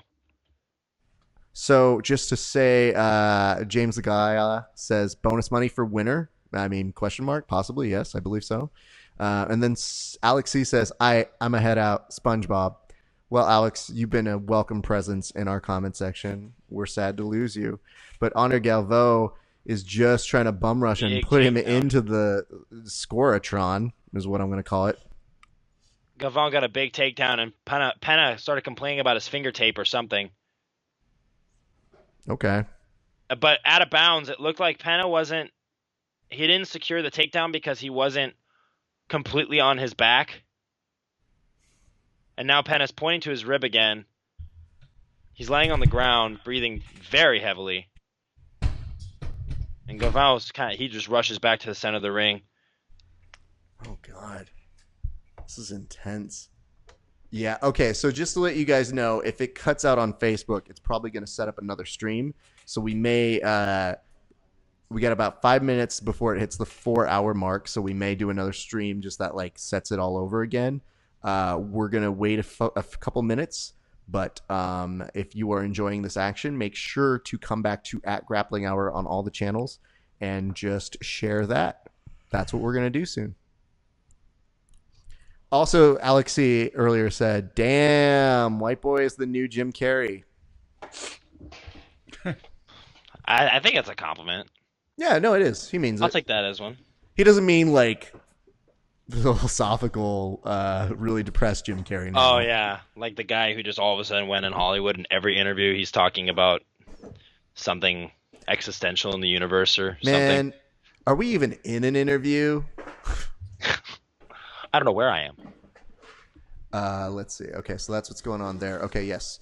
Man, they're really arguing over this position right now. They do not want to relinquish even the slightest grip, and they're like, now they're telling each other, are you being honest? Are you being honest? That's what...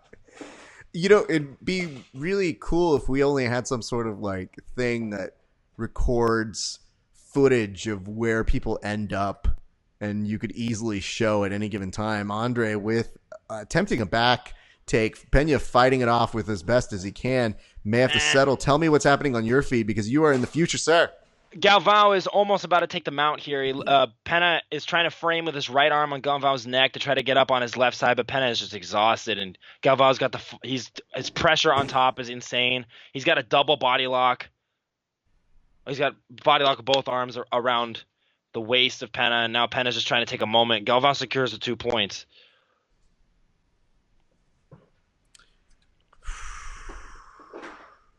So we're down to 5:45 left in this match. Oh, see, I'm at 5:36. I'm 10 seconds in the future. That's what it's been. But I have to ask you a question here, Jake. Yes. Are you starting to worry about that acai? No. Sure? No. Just saying, bud. But we're back in the open guard. Felipe Pena now in the quarter guard. He could secure these legs of Galvão and try to get him to stop moving around. That'd be a good... I think throwing a knee shield similar to what Kyan Duarte was doing earlier in the day would be a good start, just to kind of lock Galvão up, because he's doing a great job moving side to side.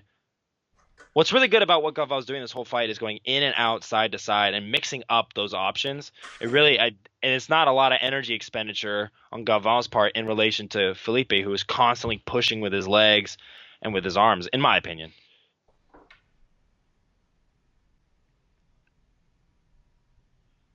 Interesting. All right. I'm intrigued to see what's going on here. We had somebody who told me that the other day when the athletes were doing a meet and greet, they said that they did a meet and greet, just not in the staging area. The fun story about that is they were in this area. They just chose not to sit down at those seats.